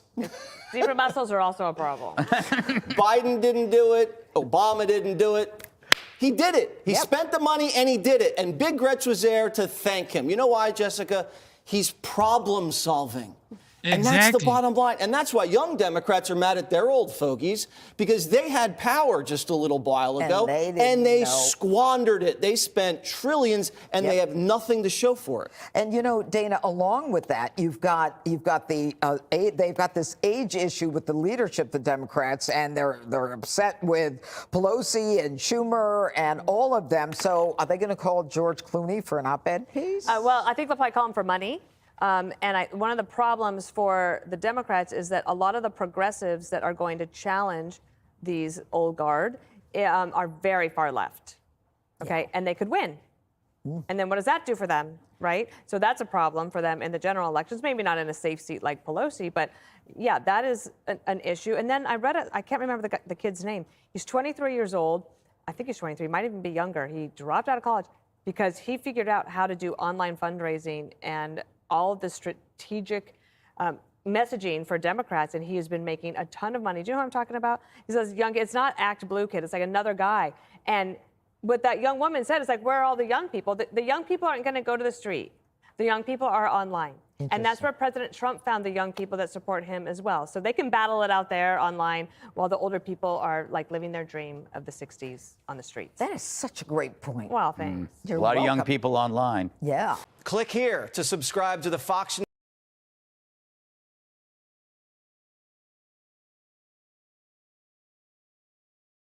So far, what I've seen here is, of course, CNN doesn't support Trump. And of course, Fox supports Trump, the usual. However, everybody talking about tariffs should understand that we are Americans, okay? And we should support America. It's that easy. It's like, it is that easy. Support America.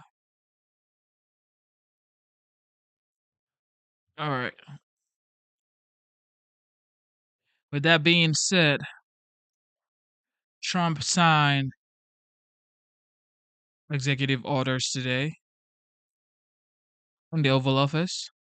Let's listen to that.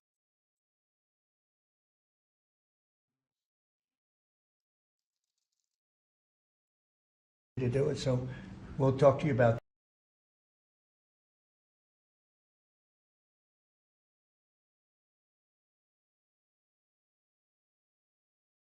If we could, well, let's see. We're signing a lot of executive orders, and some ambassadors have been approved, yes, and we're going to start that process right now. We're honored to have Gretchen Whitmer from Michigan, great state of Michigan, and she's really done an excellent job, and a very good person.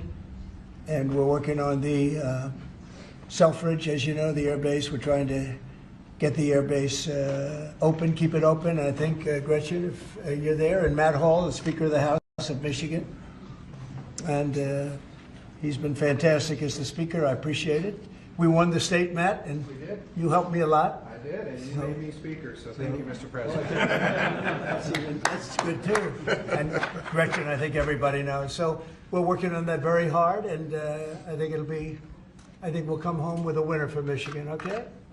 I just spoke with the Secretary of Defense. Sometimes we call him the Secretary of War. It used to be called the Secretary of War. They changed for being here. Thank you very much, Matt. Congratulations. Great job. So we'll start with the first orders. And I think we have one for a man named Mike Huckabee. Does anyone know Mike Huckabee? Yes, sir. He's going to be a great ambassador to Israel.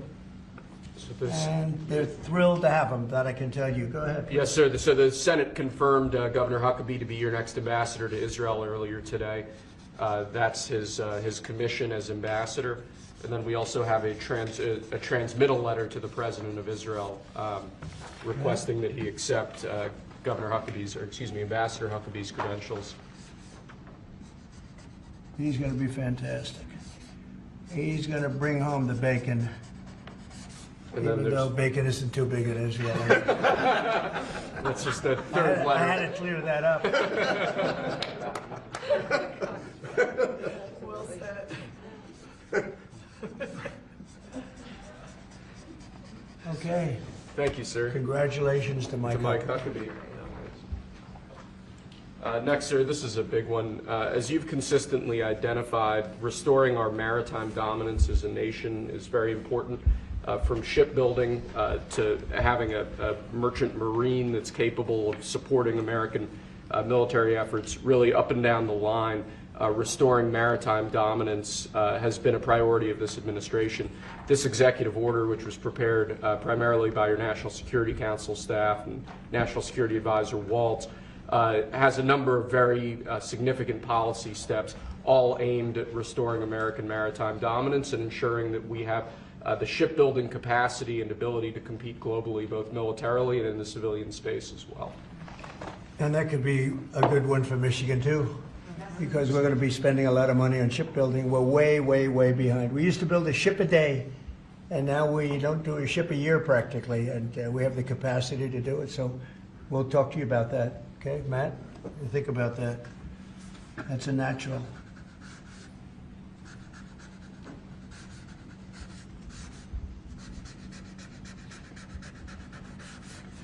Okay, shipbuilding. That's a good one. Okay, thank you.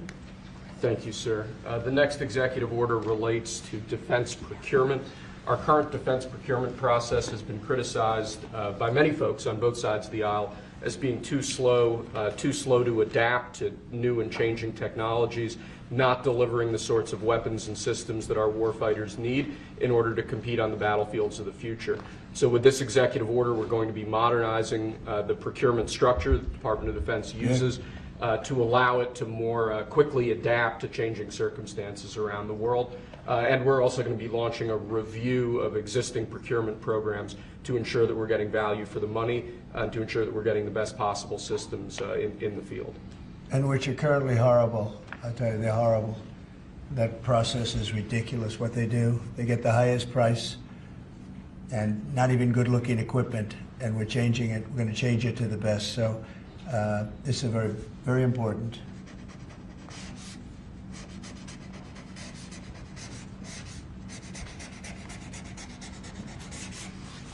I want to say hello to Brooke. Well, look at Brooke. She got the cost of eggs down 87%. 87%, Governor. We have somebody that's done a great job at Department of Agriculture, and Kristi Noem, who perhaps a few of you have heard of. She has done the most unbelievable job as somebody that's watching over a country at the border, and with Tom Homan and your whole staff of tremendous people. So thank you. Who would think that she is like meant for that job, huh? She's meant for it. So I just saw you there both. Thank you very much. Thank you. Okay. We'll do it later, please. Thank you, sir. Lastly, in the defense space, one persistent issue that we've had in terms of the issue of foreign defense sales, that we're unable to provide weapon systems in a reliable, effective way to key allies of ours, and a key driver of that is inefficiencies and inconsistencies with the process by which we approve foreign military sales. So this executive order is going to direct your Department of Defense, Department of State, other relevant departments and agencies to rework our system of foreign defense sales to ensure that we can provide equipment, creating American jobs and providing obviously revenue to American defense manufacturers, but provide key military equipment to our key allies in a reliable, effective way. Okay, that's good. All very important.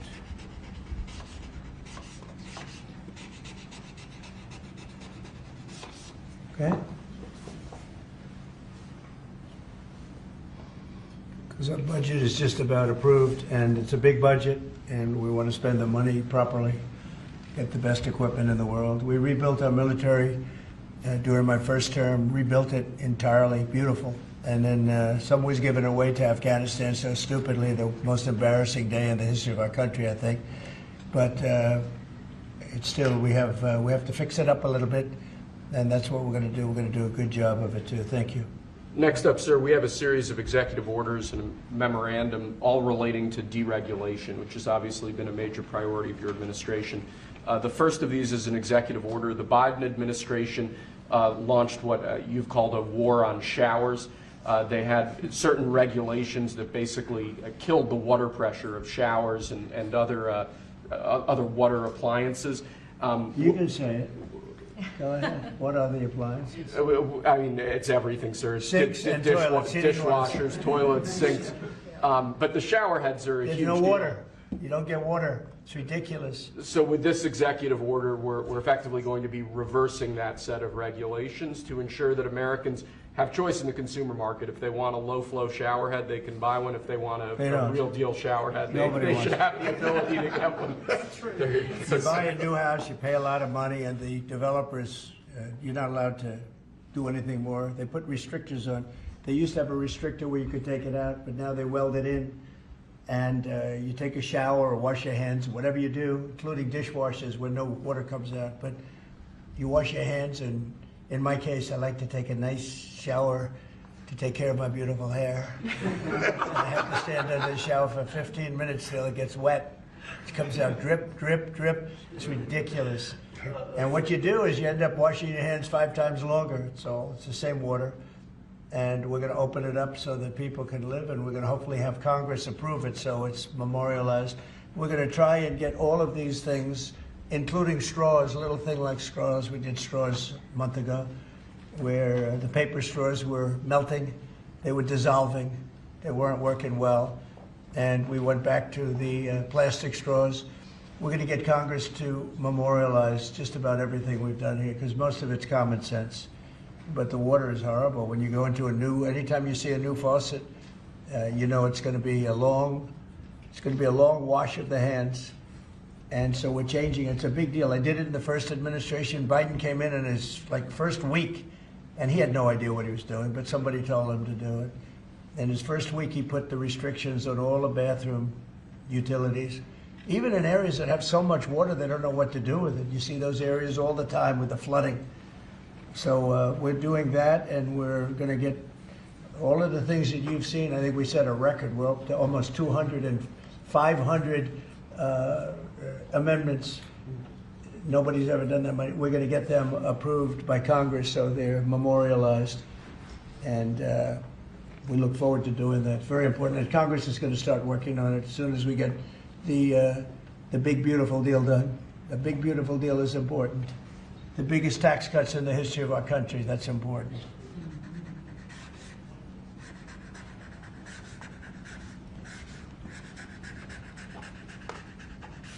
Okay.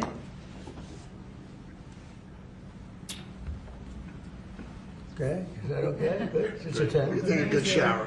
It's amazing. We rate the signatures. That was a 10. That's why.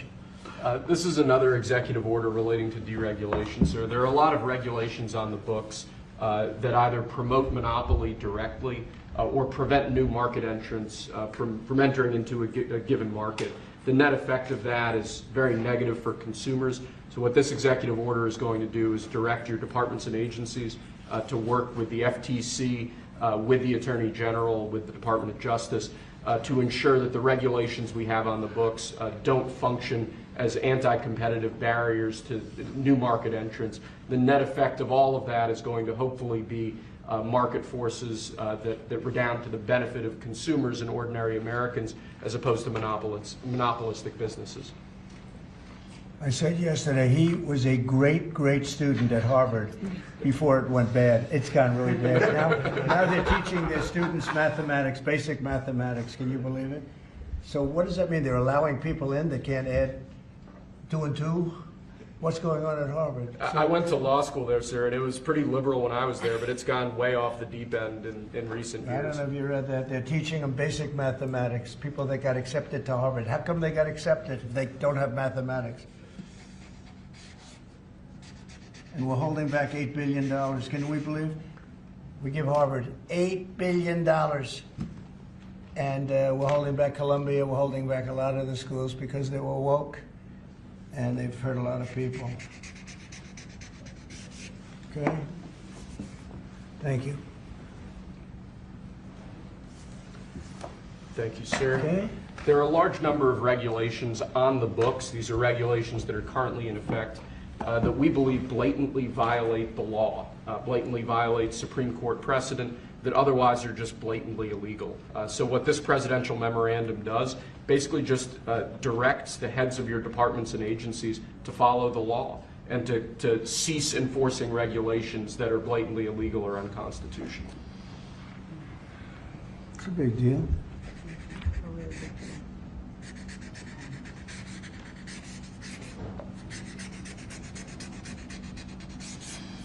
It's really very important that we get these memorialized in Congress. Very important for the long haul, right? Yes, sir. This is the last of our deregulatory EOs for the day. This is zero-based regulatory budgeting. The idea here is that over time, regulations accumulate on the books and in the Federal Register, and people aren't taking a close, detailed look at what's on the books and clearing them out as times change or as regulations become dated or ineffective. What this executive order is going to require is each of your departments and agencies to scrutinize on a continuing rolling basis all of the regulations they actually have on the books and sunset those that either no longer serve a purpose or the departments and agencies can't identify a specific reason for keeping them active. Okay.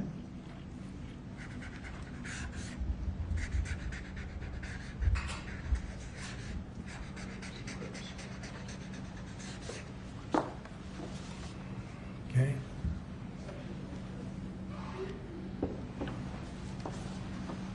Thank you, sir. Sir, you've taken action against a number of law firms that have in one way or another been involved in the weaponization of government or actions of lawfare. One of those law firms is Sussman Godfrey, similar to what we've done previously with other law firms. This is an executive order that takes certain measures against Sussman Godfrey to ensure that they can't access government resources, government buildings, scrutinizing certain aspects of their practices as a law firm, given their previous activities.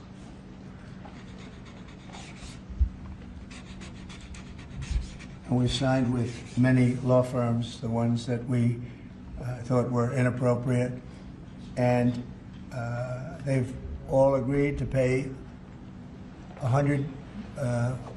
say $1 million. They went for some pretty big numbers. I guess we have a total. What do we have? What's the total about? What's the total right now, Steve? About, would you say? Getting close to probably 600-700 million now, I would think. We've multiple at 100 million, some at 125 million. So the numbers are adding up. We're going to be close to $1 billion soon. One at $40 million, millions of dollars an hour. But they don't admit guilt. Remember that, they don't admit guilt. But then we have another 5 to go, I think, 5 of them. And this one is we're just starting a process with this one. Yes, sir. Because there were some very bad things that happened with these law firms. And this firm is very involved in the election misconduct. Weren't they all involved in the election misconduct? I think they were all involved. Yes. Anyway, so they went from $40 million to $125 million. And most of them are at about $100 million. Right? All right.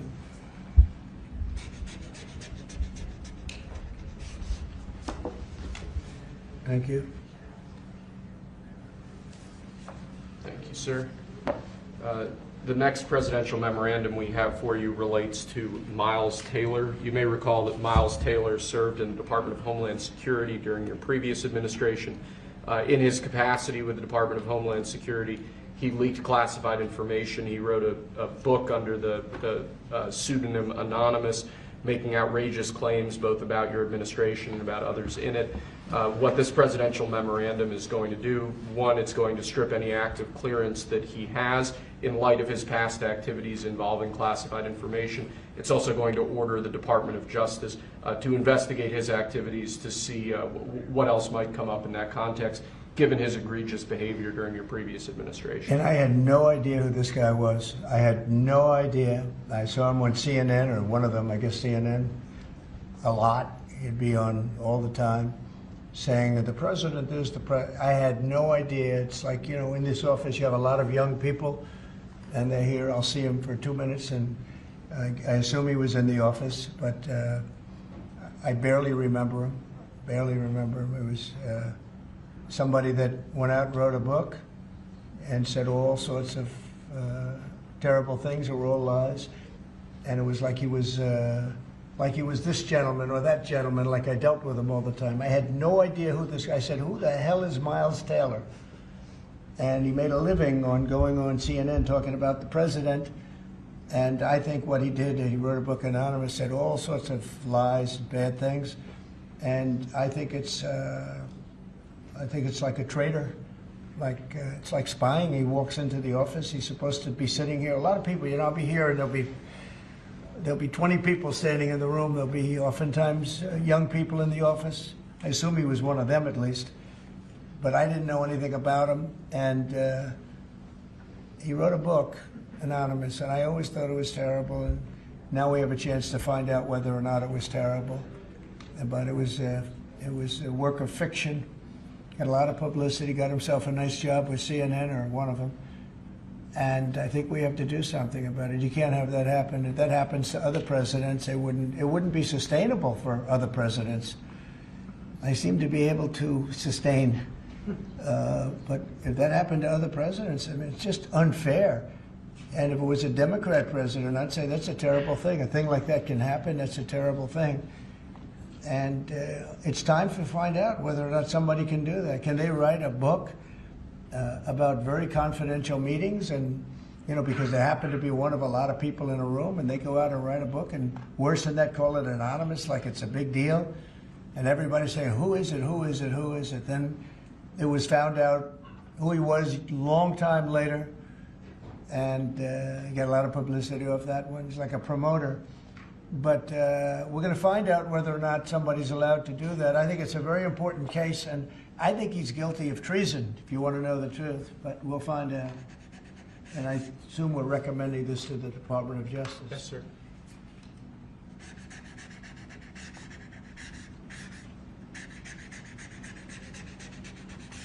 Okay, good. Terrible guy. Similarly, sir, Christopher Krebs, the former head of CISA. This is a man who weaponized his position against free speech in the election context, in the context of COVID-19. This is it's a similar presidential memorandum to the one you just signed. It addresses his access to government, existing clearances he might have, and further instructs your Department of Justice, other aspects of your government, to investigate some of the malign acts that he participated in while he was still head of CISA. This is another one. I don't know that I met him. I'm sure I met him, but I didn't know him. And he came out right after the election, which was a rigged election, a badly rigged election. We did phenomenally in that election. Look what happened to our country because of it. Open borders, millions of people coming into our country. Russia and Ukraine, that would have never happened. October 7th would have never happened. Afghanistan, the way that they withdrew with 13 dead, but so many killed, actually. I mean, so many killed outside of the 13 soldiers, hundreds of people killed. And maybe, I don't know, never mentioned, but I mentioned it, 42 or 43 people so badly injured, the legs, the arms, blown off, the face. And this is all because of an incompetent group of people that preceded us, and that would have never happened. And this guy Krebs was saying, oh, the election was great, it was great. Well, it's been proven that it was not only not great. When you look at all these lawyers and law firms that are signing, giving us hundreds of millions of dollars, it was proven by so many different ways in so many different forms, from the legislatures not approving to the 51 intelligence agents that worked from all of the different scamming operations. It was a very corrupt election. They used COVID to cheat. And we're going to find out about this guy too, because this guy's a wise guy. He said, we've been proved this is the most secure election in the history of our country. No, this was a disaster.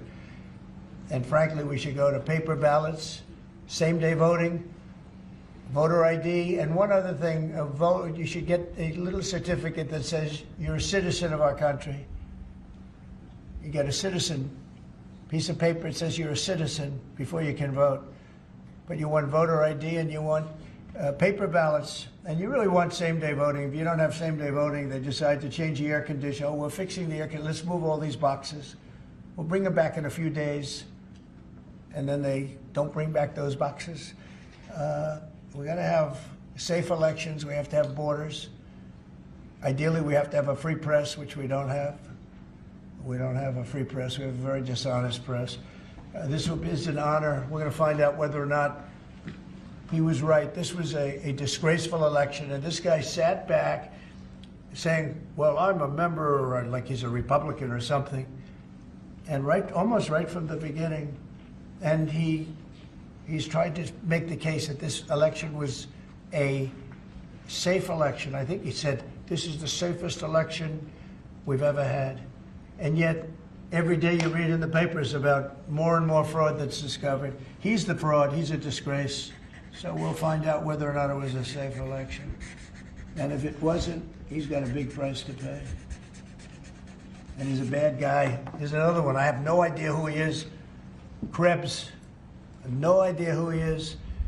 I'm sure he was in the room at some point, just like you're all in the room, but I have no idea who he was. So thank you very much. Those last two are very important, I think, for the country. Thank you, sir. And lastly, we just have 3 proclamations. These are the sorts of things that most presidents use an auto pen for. You obviously don't like using the auto pen much, if at all. The first of these is National Former Prisoner of War Recognition Day. This is one that you did in each of, I believe, each of the previous the years of your previous administration, recognizes former prisoners of war. More generally, this proclamation is written to acknowledge the great steps you've made both in this administration and your previous administration on behalf of veterans, homeless veterans, others who've suffered in that way, and basically stating that it's a priority of your administration to ensure that veterans and homeless veterans are cared for properly. Good.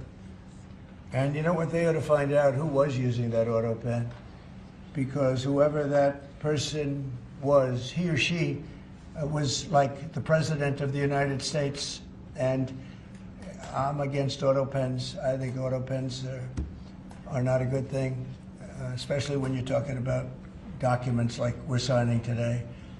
If he can't sign, then he can't be president. It's pretty simple. Let's see whether or not he could sign.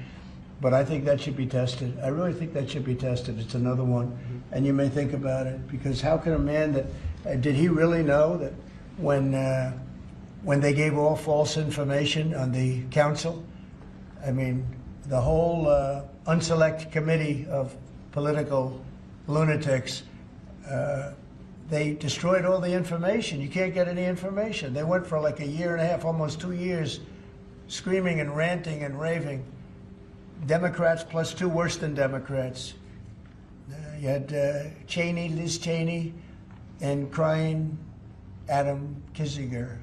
Crying Adam. Every time I looked at him, he was crying. The guy was a crier. But you can't do that. You just can't do that. So we're going to find out a lot. I think we're going to find out a lot. These last 3 or 4 have been they've been very, very interesting. We'll see what happens. Sure. But I don't think a president should be allowed to use an auto pen when they're signing very, important legislation. I think a president should sign it, not use an auto pen. And we're going to find out whether or not he knew what the hell he was doing. I'm sure at this point he'll say, I signed it. They'll tell him what to say.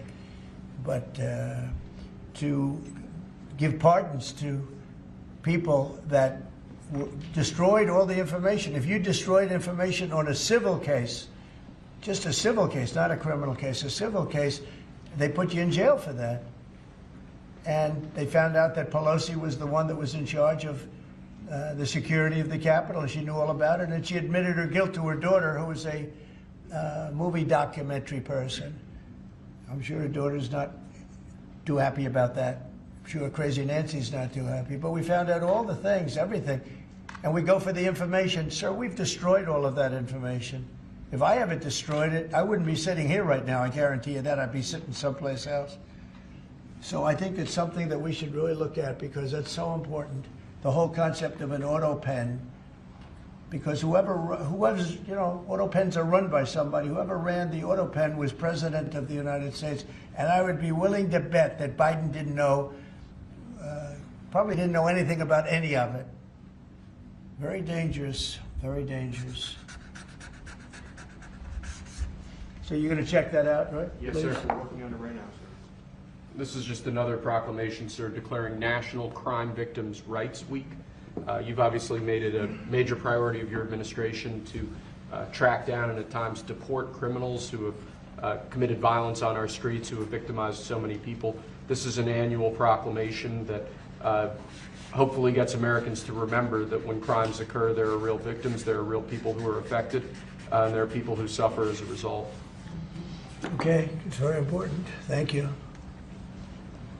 I just want to add, so we're working very hard with Democrats, the governor, with Matt Hall, with a lot of transportation, Sean, and all of the people trying to keep Selfridge Air Force Base open, strong, thriving, and I think we're going to be successful, Governor. I think we'll be very successful at that. We've gotten some good feedback from Pete Hegseth and Department of Defense, and they're talking about F-16s, they're talking about F-35s, you know, et cetera.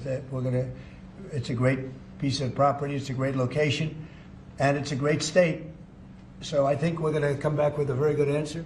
We're also working on a certain fish that's taken over a beautiful lake called Michigan, right? And that's a tough one. That's a tough one. It's very. Do you want to just talk about that? Sure, Mr. President. Yeah. First of all, I want to thank you for caring so much about Michigan. We've been working a long time.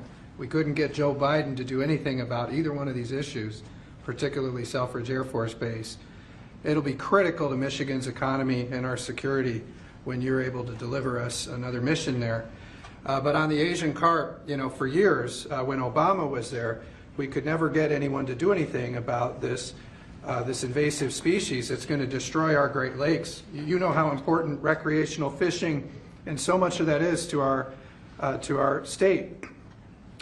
Because of your work, we're hopeful that we'll get a solution there and we'll get that barrier built so we can protect our Great Lakes. So thank you, Mr. President. And they're very powerful fish. I mean, I see them, they jump out of the water, they jump at the fishermen. I mean, I've never seen anything like it. And has this gotten into any of the other lakes yet? Because you would think it would be pretty easy because they're all sort of connected. Hey, Governor? It's why we're working so hard to make sure that, you know, we work with the Army Corps and erect a barrier so that the Asian carp can't get into Lake Michigan. It'll devastate the ecosystem, the economy, tourism, and it's 20% of the world's fresh water is in the Great Lakes, Mr. President, which is why it's so important that as a nation we protect the pristine waters. Yep. And, you know, all of a sudden, I assume the lakes are all interconnected, right? Yeah. So at some point they're going to be in the other lakes. And so we're going to work hard on that. I spoke with the Army Corps of Engineers, and they have a method. It's a pretty gruesome method, but it's a method. And I think they know what to do. So we're going to work on that very hard. And thank you, Governor, very much. Sort of a bipartisan thing when you get right down to it. Yep. It's a very expensive thing, actually. It costs a lot. I looked at the numbers. I said, well, but we have to save Lake Michigan because these fish, they eat everything in the way, including the other fish. They eat everything. Are people endangered by the fish? I don't. I think I mean, they're going to eat all the fish there. We won't be able to fish anymore, and that's a big deal in Lake Michigan. There's a lot of fishing, recreation, so it's going to be a problem there. But you're right, it's bipartisan, sir, but you're the one taking action on these issues. We couldn't get Biden to do it on Selfridge. This thing has been delayed for, 15 years where we were trying to do it. It started under Obama where we were trying to do it. He wouldn't do anything about it. So we appreciate you paying so much attention to this and taking action. Well, sir. I would. And the governor, in all fairness, called me about it. I had seen it, and she called me, and John James called me. And, we spoke with your office, and it's, you know, I want to put that down. Really is bipartisan. It's great to see it, actually. It's great to see that. And that includes Selfridge, too. Mm-hmm. And we're going to get it done, and we'll all stand there together and cut a ribbon, okay? Gretchen, good. That's good. Thank you very much. I'm glad you brought it up, and I'm glad you brought it up, Matt. Appreciate it. And I know you two get along pretty well, right? Yeah. About 70% of the time, which is pretty good. I think you do. All right, good. We'll have something to celebrate pretty soon. So pretty sure about that. Okay. Thank you. Thank you, Gretchen, very much. Okay, do you have any questions? Mr. President, where does the TikTok deal stand, given what we've seen, the tariffs Well, in it's moving China? along, but obviously I would say right now China's not exactly thrilled about signing it. We have a deal with some very good people, some very rich companies that would do a great job with it, but we're going to have to wait to see what's going to happen with China. So, Mr. President, no, it's on the table very much. I think China's going to want to do it, actually. Mr. President, Can you explain more of what you believe is the end game with China? Are you waiting for President Xi to blink? How do you think this is all going to be resolved? Look, for years we've been ripped off and taken advantage of by China and others, in all fairness, but by China, that's the big one. And it's just one of those things. You know, we're making $2 billion a day right now, this country. $2 billion a day with tariffs. And they were making $2 billion a day. We'll be making more. Now when you see what happened today, I don't know if it's still there. You know, I looked an hour ago, but we were up like close to 3,000 points. Nobody's ever seen a day like that. I think that's a record, isn't it, fellas? Definitely. Is that a record? Who would have thought we were going to have a record like that after watching? But because the geniuses of the world, they get it. Our country is very strong. We were left a very, very weakened country, both economically, financially, because of all of the tariffs and all of the other companies just raiding us and ripping us off. And also at the border, where 21 million people were allowed to come in. Many of those people were criminals. And but the people that do this for a living, and some of them are very smart and some of them aren't smart at all. But these guys are very smart, and my group is very smart. My whole group is smart. And you've done so amazing on the border. I read the other day that there were 9 people and hundreds of thousands 2 years ago with Biden, and we had 9. We had it down to 9, and they were all let in for medical reasons. They were in bad shape. We let them in for medical reasons, not even for anything else. So you've been amazing. But that's a big thing. I think it's one of the greatest problems that I've never seen anything like it. Open borders, the whole world was emptied out. Prisons from all over the world, from the Congo in Africa, from Africa to Asia, a lot in South America, but it wasn't just South America. Prisons emptied out, and I said it outside with the drivers before, but El Salvador has been amazing, a job that the president's done. He's coming to see me next week, and we look forward to that, but that's really been amazing. Yes? Mr. President, the EU also announced increases in tariffs today. Why not treat... That's bad timing for them. That's bad timing. Why not? They didn't put them in. No, they threatened them, but they picked a later date, which our expectation is it's going to be later still. Okay. I'm glad that they held back. You said you were watching the market. If this was the strategy all along to bring them to the table, why did you instruct or advise, or maybe they did it on their own, some of your top aides to say this is not a negotiation, to hold the line, that they were going to hold the line, that you were not going to change your mind? A lot of times it's not a negotiation until it is, and that happens. And, you know, I said outside that you have to have flexibility to do it right, and that's what we have. We brought everybody to the table, and it may not be a negotiation. It may not last. I mean, you know, things may be asked that I think are not fair to us. Look, we've been ripped off by essentially everybody for 35 years. This is not just a new thing. And Roger Penske just left. He's a great gentleman, great man, actually. And he said no other president would have had the guts to do this. And I believe that's right. They wouldn't have done it. They should have done this a long time ago. A long time ago they should have done it. I started it with China. I took in hundreds of billions of dollars in tariffs and taxes from China in my first term. And we had the greatest economy. We were up 88% on the stock market. That was the greatest ever in the history of our country. But it had to be done. It's something that had to be done.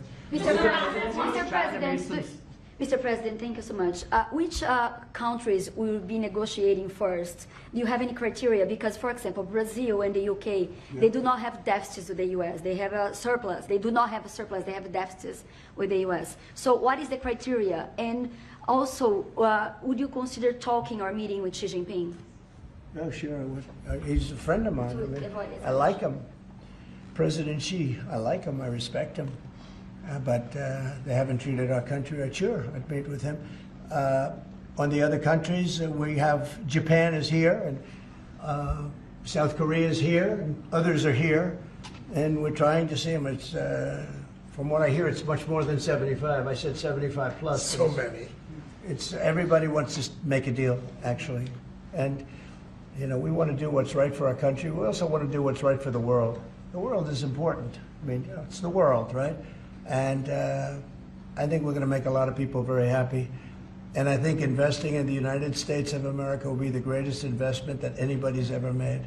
Mr. President, can we still expect to see the sectoral tariffs, so the pharmaceuticals, steel? Is that something you're still considering moving forward Yeah, with? well, I will be, because we want them coming back. We realized during COVID that we don't make our drugs and our pharmaceuticals in this country. So I realized that, and it was a big realization. We had to go to China to get drugs. We had to go to other places. I won't even mention the names, but we had to go to other places. We don't make it, and that's because we let them leave. And now if they want to come back, we're going to put tariffs on the pharmaceutical companies, and they're going to all want to come back. They're going to come back. I'm not going to pay them any money like Biden with the chip deal. That chip deal was horrible. They give billions and billions of dollars to chip companies. All they have is money. They have so much money. And they give billions of dollars, and they're just going to keep the money. They're not going to spend it. And the only thing that's going to bring them back is you say, we have a barrier. You have to pay 50% or 100% or 200%.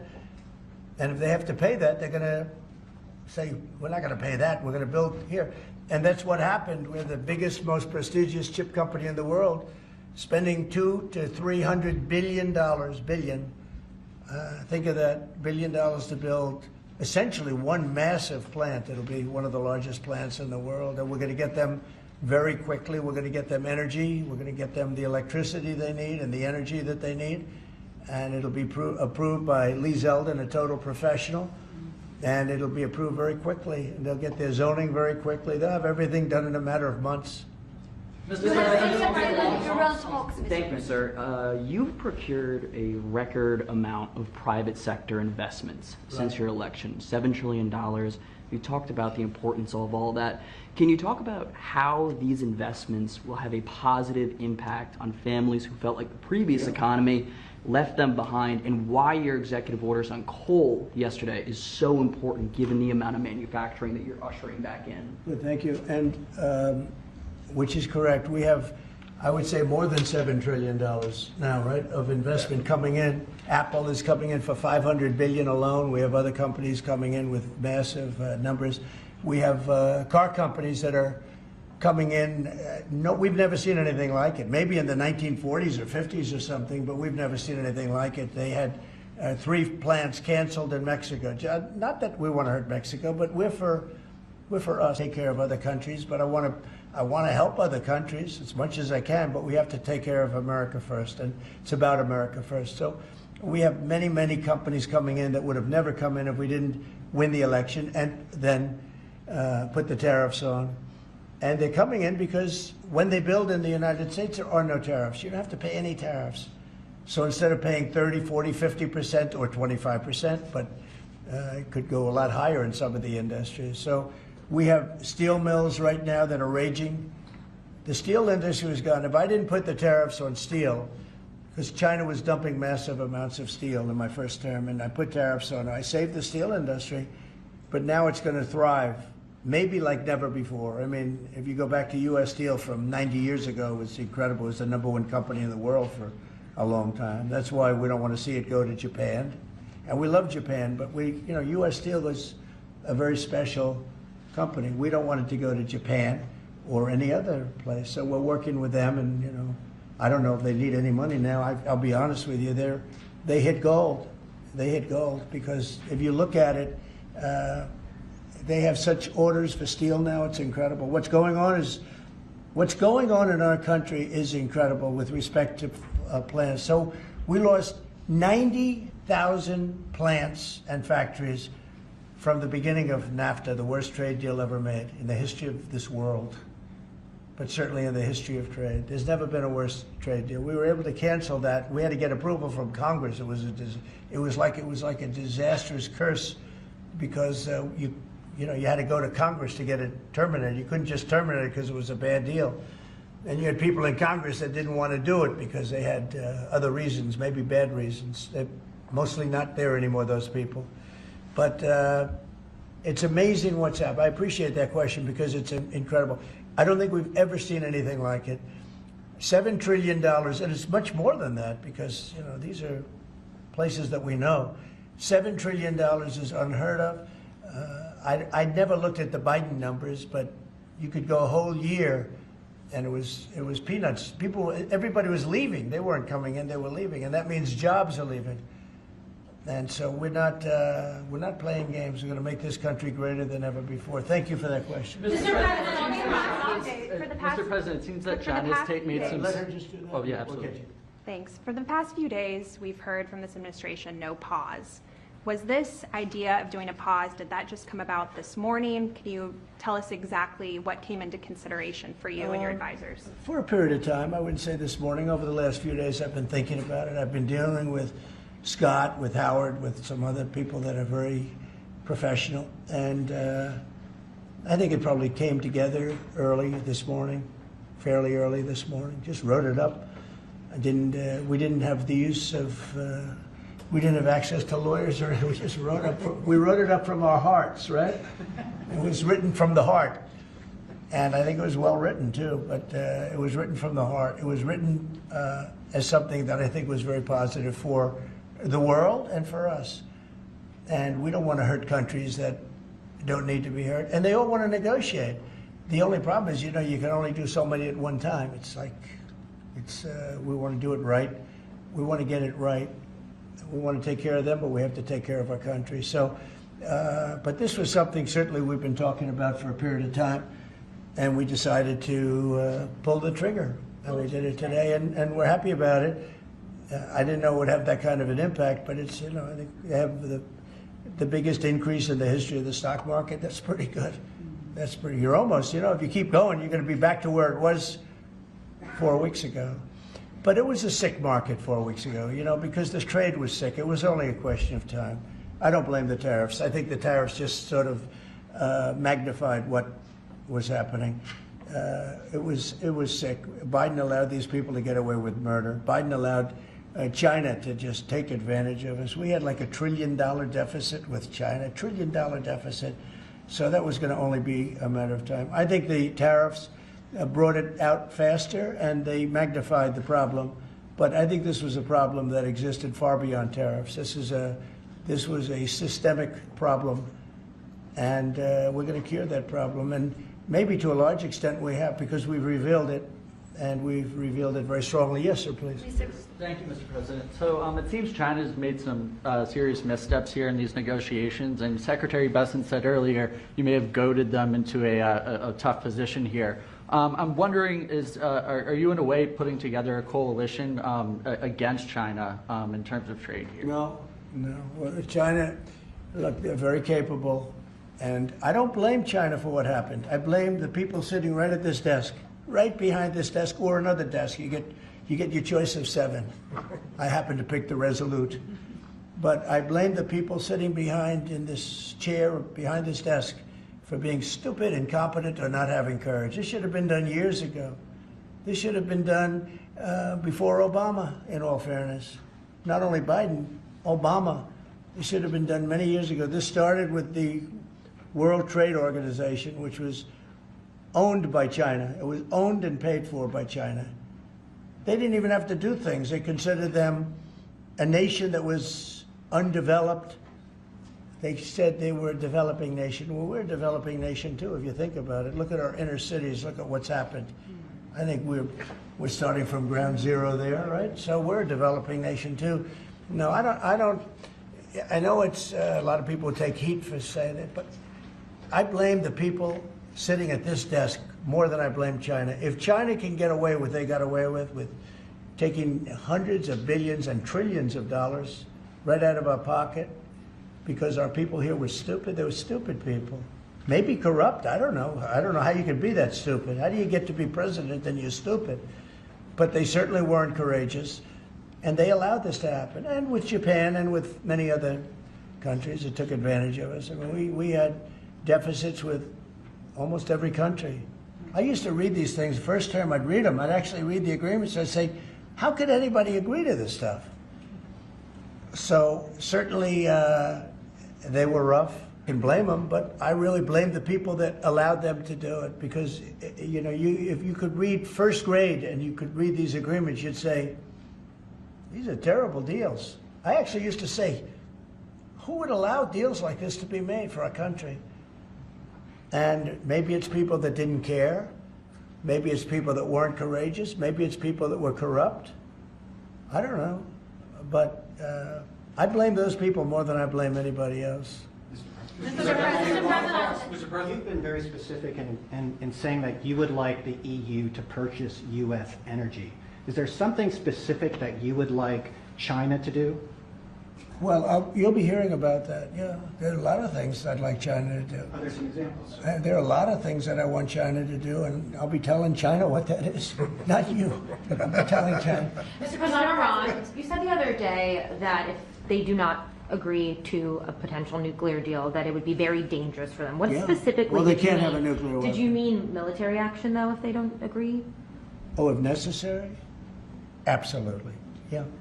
And do you have a deadline for these Yeah, talks? I do. And You're talking about with Iran? Yes. Yeah, I They're saying do. it's not Do you want something negotiable. definitive this weekend, or do you see this as the start of a process? It's a start. Do you have a timeline? We have a little time, but we don't have much time, Who is starting the because we're not going to let them have a nuclear weapon. Is Can't it let them have a awkward to nuclear be weapon. there, Mr. President? And we're going to let them thrive. I want them to thrive. I want Iran to be great. The only thing they can't have is a nuclear weapon. They understand that. You know, the people are so incredible in Iran, and they're so smart. They're very smart people. But, you know, they're in a rough situation, rough regime.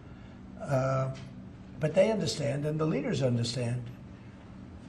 And I'm not asking for much. I don't, they can't have a nuclear weapon, and I've said that. And I was a little bit surprised, because when the election was rigged, I figured they'd get the weapon, because with me they were broke. They were broke. They had no money because of the sanctions. Nobody could buy oil.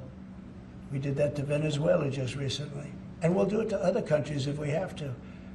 I want to see Russia and Ukraine make a deal. They got to make a deal.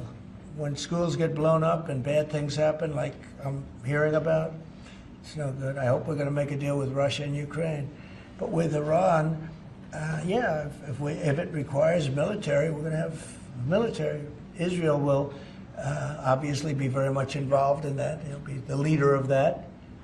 But nobody leads us. We do what we want to do. When would the clock run out on the talks? Say- When would the talks need to conclude before you might do military? I can't really be specific, but you know, when you start talks, you know if they're going along well or not. And I would say the conclusion would be when I think they're not going along well. So that's just a feeling. Mr. President, on the subject of U.S. troops stationed in Europe, do you have any plans to reduce the number of U.S. troops in Europe or in other NATO countries? Well, good. I mean, it depends. We pay for military over in Europe. You know, we don't get reimbursed by much. South Korea too. So it will be one of the things we discuss. That's unrelated to trade, but I think we'll make it part of it because it makes sense.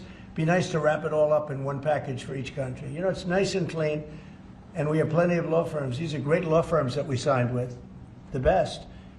And I think part of the way I'll spend some of the money that we're getting from the law firms, you know, in terms of their legal time, will be, if we can do it, I think we can do it, using these great law firms to represent us with regard to the many, many countries that we'll be dealing with. We'll have good lawyers representing us, but we want to have good lawyers, and these are the best, considered the best lawyers in the world, right? I mean, considered the best in the world. I don't know. They just went off a little bit. Mr. President, two questions. On Iran, do you have an update on who will be participating or conducting these conversations? Will Witkoff be there on Saturday for these direct talks? And on China, some economists are saying that right now is technically embargo on China with 125% tariffs. Are you concerned of escalation beyond the trade war with China? No, I'm not concerned. I think President Xi is a very smart guy, and I think we'll end up making a very good deal for both. But, you know, we've been treated so badly for so many years. again, we allowed that to happen. We've been treated so badly for so many years. But no, I don't expect that. I think President Xi is one of the very smart people of the world, and I don't think he'd allow that to happen. And we're very powerful. This country is very powerful. Let me tell you, it's far more powerful than people understand. We have weaponry that nobody has any idea what it is, and it is the most powerful weapons in the world that we have. More powerful than anybody, not even close. So nobody's going to do that, but I think that if that's what you're referring to, maybe it's not. But just in terms of basic escalation, which is what you said, no, I think that President Xi is a man who knows exactly what has to be done. He's a very smart man. He loves his country. I know that for a fact. I know him very well. And I think he's going to want to get to a deal. I think that's going to happen. We'll get. This man is so smart. He's playing mind games with President Xi, talking about he's so smart. He knows exactly what to do. Trump is just a legend. This is called The Art of the Deal. If you haven't read the book, The Art of the Deal, I encourage you to go read that book. I've read it like 4 times now. I mean, it's just incredible. The deals he was making in the 80s, many billions of dollars in the 70s, 80s. So, I mean, this is 2025, and people still think he doesn't know what he's doing. Most people would say, he's filed for bankruptcy 7 times, 8 times, 9 times, whatever, how many times you think he's filed for bankruptcy. Have you ever heard about a successful businessman or sportsman, any successful person, any successful human being? Have you ever heard that they never failed? You have to fail to win. How do you win if you don't fail? You have to fail. Every great philosopher, scientist, doctors, every great person has failed. So people talking about Trump, he's failed 7 times, is filed for bankruptcy 7 times. That's actually a plus for us because he has experience. You could never buy experience. You could never buy experience, but he's full of experience. He's failed so many times, so he knows what failure looks like. He doesn't want to fail anymore. He knows. Plus, he's not even getting paid to be the president of the United States. Come on, yo. A phone call at some point, and it'll be off to the races. It'll be a great thing for them. It'll be a great thing for us. It's going to be a great thing for the world and for humanity. Do you have plans to meet with Putin in Saudi Arabia? At some point, I will. At some point. We'll have to see. I mean, we have to get there right now. We got to get there. In the meantime, they're losing 2,500 on average young people every single week. Think of that. 2,500 people a week. It's not even conceivable. We got to get there fast. Y'all can say what you want, man. Say what you want. If this is failure, if Trump is the definition of a failure, man, I want to be a failure like Trump. Okay.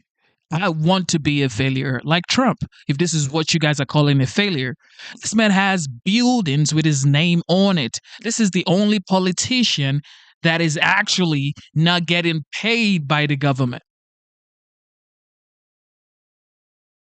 Everybody else, Joe Biden has been in the government for what? 50 years. This man was a billionaire politician. He's one of the first politicians to lose money because he became a politician. Matter of fact, they should have a law now saying you should already be a successful businessman before, or have some sort of business. It may be a small business, whatever you do, or a 9 to 5, you must have a job before you become a public servant. Before you become someone who works for the government, you must have a job. Outside day job, aside the government. So that way your pay isn't reliant on the government. Nobody could buy Trump. He's made his money for years before he became a politician. So it's like, whatever anybody wanted to say, you could never say that this man is for sale. You said he was siding with dictators. Now he's tariffing the hell out of China. President Xi is considered to be what? A dictator. And he already blasted Putin like last 2 weeks or last week. He just wants the best for Americans. This is what it is. A couple of more. Yes. You have to increase tariffs on China even more before they come to the table or give you a phone I call? can't imagine it. No, I can't imagine. I don't think so. Man, I you're don't still think I'll going, have to do Chris. it. I don't think we'll have to do it more. We calculated it very carefully. By the way, when you hear 100, a lot of people charge much more than that. Canada charges much more than that to our farmers, our dairy farmers. Many people charge much more than 100 or 125 in this case. But I don't, it's still a significant number. I don't see that again. On the investigation. Yeah, please. Yeah, Mr. President. So do you think some of your tariff critics would prefer, to see the United States go through turmoil than to actually see it succeed just because they are your policies? You mean just leave the tariffs the way they are now and just relax, right? Some people have said that. Look, again, we're making, it'll be soon, much more than $2 billion a day. That's crazy. That's not the worst thing. That's I've ever crazy. heard. So, yeah, some people say that. But, we look at the other side, too. I think as the United States, we have an obligation to look also at the other side. We want what's good for everyone. I mean, it's America first, but we also want to make sure there's a world that can live happily and all of that. And so, this is the way I look. No, but there are people that say, look, where we are now, I've been in worse positions in my life than making $2 billion a day plus, right? It's really plus. Thank you very much, everybody. Thank you, Okay. Oh my goodness, this dog, man. This is a dog, grow right here. This man is a dog, yo. Okay.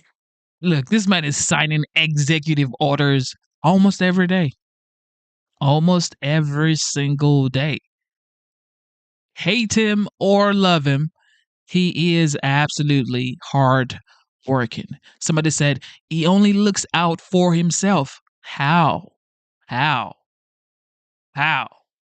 Bringing back jobs to the United States is looking out for himself. Declining your salary for being the president of the United States is looking out for himself. Negotiating the hostage deals, bringing back hostages back to the United States is looking out for himself.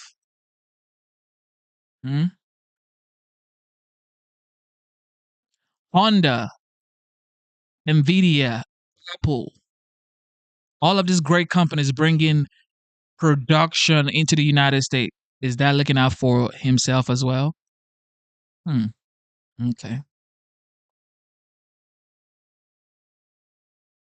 The stock market finished with a boom today. Nice to see all that Exactly. green reacting to President Trump pausing.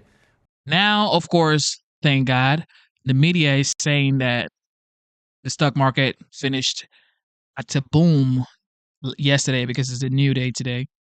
So the Dow went up 40. It was on 36,000 plus about a couple of hours ago, and now it's almost at $41,000 because this man just said,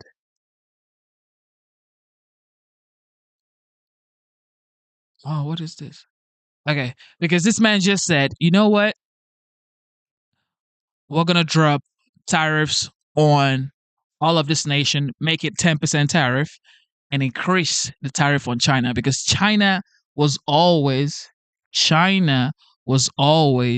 the target.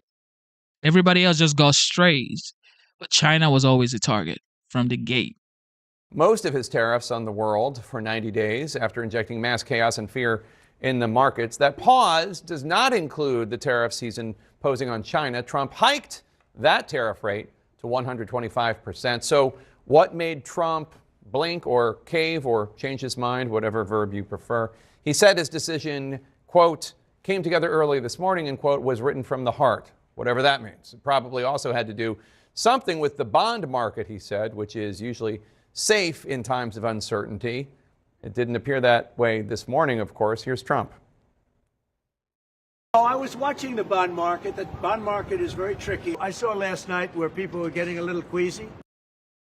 A little queasy. They were getting the yips, he said. CNN's Richard Quest is with us now. Richard, Trump claims that China wants to make a deal. If you were a betting man, do you think China and the United States are going to come to an agreement? Do you think China's going to cave? Do you think the U.S. is going to cave? I think China is going to watch to see whether or not you sort of do tit for tat, but the tit for tat gets lower and lower and lower until you end up somewhere in the middle. And that's why I think the 125 is an interesting number that Trump went for, from 104 to 125. Is that number just small enough that China can either live with it or just about beat it? Because at some point, one side or the other is going to telegraph that they are ready to meet. The only thing against what I've just said, to argue completely against myself, is that the Chinese statement overnight is that they are in this to the bitter end. And that's the worrying part, because China maybe just was written off the United States for the foreseeable future and is just going to go head to head, toe for toe. We're going to have to wait for a few more hours to see if they match the 125 from Donald Trump. And Richard, Goldman Sachs says Trump's trade retreat has not changed their own recession forecast, even though the stock market went up today. Its best day in 16 years, still not back to where the stocks were when Trump announced a so-called Liberation Day. Are the gains today, is it like pushing an old lady down the stairs and then wanting credit for helping her back up at the bottom there? How do you see it? I mean, think about it. By just posting on Truth Social, Trump was able to get the market up by what? Look at the Dow, 7.87%. Look at the S&P 500, 9.52%. Look at NASDAQ, 12.16%. By just posting on Truth Social, this man is changing the trajectory of the stock market. The entire world is just looking and waiting for this man to post on Truth Social and say, what is it going to say now? Let me see what I'm going to buy now. What I would say is don't hate. Just open your eyes, see what's going on, and don't blink because you might miss it. Like, people are becoming wealthy overnight off of just what decisions Trump is making. It's just truth. It's just the truth. Okay, so don't hate. Just watch what's going on. Don't blink. Take advantage of what is going on and hope for the best. And buy low and stop complaining.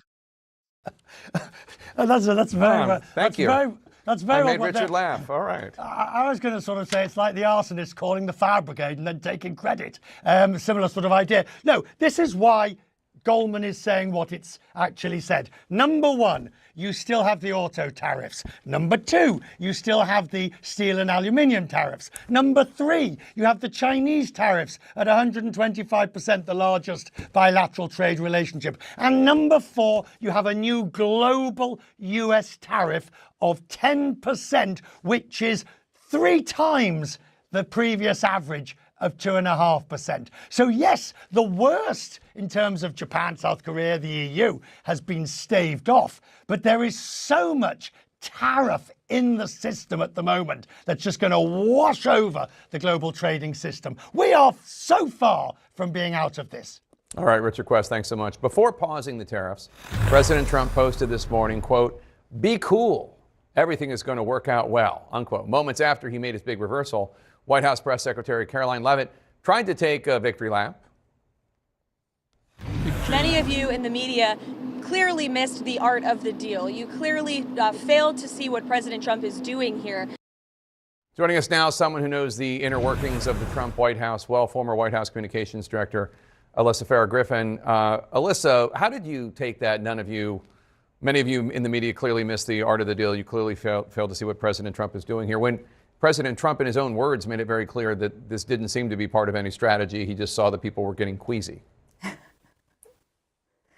Right. I mean, listen, this was clearly, and Donald Trump said as much on the South Lawn, that he was looking at the bond markets collapsing, and that was what forced his hand into this reversal. And this from from an outsider's perspective, but who was once an insider there, I get the sense that a lot of the major decisions these past few days have been made in a very small circle, and a lot of the communication staff and the staff who are going on television talking about what's going on are often kind of behind the curve in the president's decision making, because we were repeatedly told this is not a negotiation. Then Donald Trump says it is a negotiation. And beyond that, I do believe the White House is hearing from foreign leaders, but more importantly, they're hearing from business leaders who, a lot of them bet big on Donald Trump. They thought he was going to be good for the economy. They were expecting Trump term 1 all over again. And then they saw the markets in shambles. So I think his hand was forced here. And thank God you're hearing a big sigh of relief from Capitol Hill and from our allies around the world right now. You say during your time at the White House, trade advisor Peter Navarro, who Elon Musk has been insulting over and over this week, that Navarro sometimes presented ideas that were half-baked. But there's still a lot of loyalty between Trump and Navarro. Today, Republican Senator Rand Paul, who doesn't believe in tariffs, he called Navarro a walking economic fallacy, which is, I should note, at least nicer than Elon Musk saying he's dumber than a stack of bricks. Do you think Navarro's days are numbered at all in the White House, or Trump doesn't care about any of that? I actually don't think they are. I think Peter Navarro will be around. I think perhaps his influence over global markets and sweeping trade policy may be sidelined. He's a person who, listen, if you listen to him in a small, narrow way and then take in the advice of other people, could potentially be helpful to the president. But what this White House wasn't able to do, based on what I'm going to call the Navarro plan that they rolled out, is explain exactly what the full plan is. Is it full reindustrialization of the U.S.? Are we trying to bring back every factory that was lost? Are we cutting off basically all foreign trade and thinking we're going to be able to build everything No, we're from not iPhones cutting to off every sneakers here? foreign trade. And that aspect of it just was not clearly articulated. Well, bringing back I jobs, think though. Donald Trump feels some alignment with Navarro and his policies, but he's a businessman who understands how you create jobs and how you keep an economy going, and Navarro's ideas are just the antithesis of how you do that. All right, Alyssa Farrah-Griffin, thank you so much. Our panel's here now. The Navarro Conundrum. That's like a Robert Ludlum book. I don't know if you read it. Phil, according to the latest jobs report, there are nearly 500,000 vacant manufacturing jobs right now. Now, Trump's talking about bringing manufacturing jobs back to the United States, which sounds wonderful. But if there are 500,000 vacant manufacturing jobs right now, are those jobs even desired by people? It is a question that has not been answered by the Trump administration, in part because they just aren't anywhere close to that point yet. Like, that would probably be viewed as a good problem to have, where all the manufacturing has actually moved back to the United States and we're trying to train a workforce. But it is a clear reality right now in the marketplace.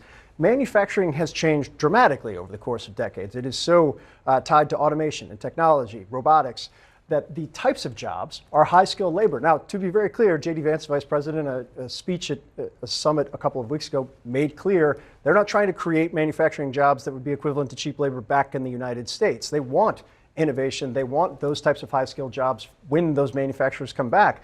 But it gets at, I think, an issue that people don't necessarily grasp, with good reason. There's been some serious stuff going on, which is the number of things that have to connect and go right for the Trump administration's theory of the case to be borne out are very complicated and very tied to things that are out of their control. And right now, they're just trying to kind of get out of the gate on some level. Yeah, and J.D. Vance 2.0, as opposed to the one we have now at 3.0, said that he didn't think protectionism was the way to bring back these jobs. It needed to be addressed with automation and education. Right, he shifted. I should note, our colleague Samantha DeLua has a great piece on this. It's running tomorrow on .com. Like, read it. It's much smarter than what I was trying to roll through. No, you were great. Ashley, it seems like not even the U.S. Trade Representative knew that this change, that this pause for 90 days was going to happen. He was testifying before the Ways and Means Committee in the House of Representatives when it happened. Take a look. How long is the pause? How many days? How many weeks? I understand it's 90 days. I haven't spoken to the president since I've So been the in this trade hearing. representative hasn't spoken to the president of the United States about a global reordering of trade. Yes, I have. I've And just yet been in the hearing with you, sir. But yet he announced it on a tweet. WTF? Who's in charge? President of the United States is in charge. And what do you know about those details?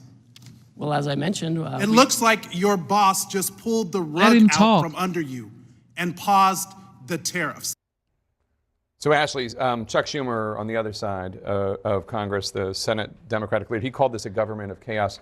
Do you think, what do you think is the role for Democrats here? Because I've also seen Democrats trying to say, well, some tariffs are good. I like some tariffs. These ones are not good. But what should be the role of your party? Well, I mean, I think that what they need to do is lay out the case. There's two things at play here. It's one, either sheer incompetency on the part of the president, or he's intentionally trying to tank the U.S. economy. I happen to think it's actually both of them. And I think that is a position You think he's trying to tank the economy? there is no other way to explain it. How else do you explain the sort of haphazard nature of it all? How else do you explain that markets have been dropping and tanking globally for weeks and he still continues to pursue this effort? I don't understand it. And then more importantly, we've learned the lessons from his first term where there was a mixed bag in terms of results of his tariff agenda. So I don't know how else to explain it. And I think that is what the party needs to put forward to the American people. And then really make the case that the people who are the victims of all this chaos,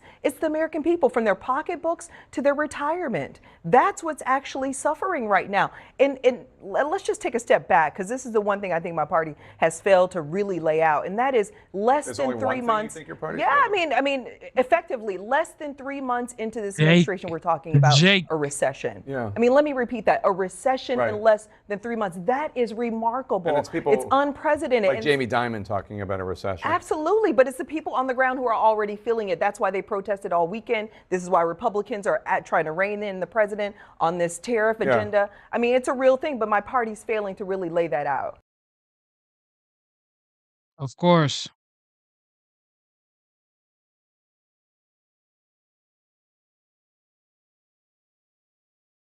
Of course.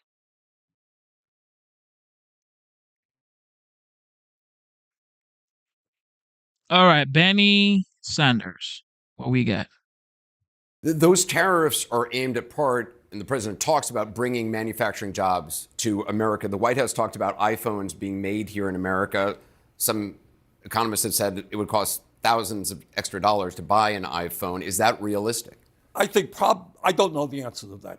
But what I do know is the immediate harm is going to be very significant.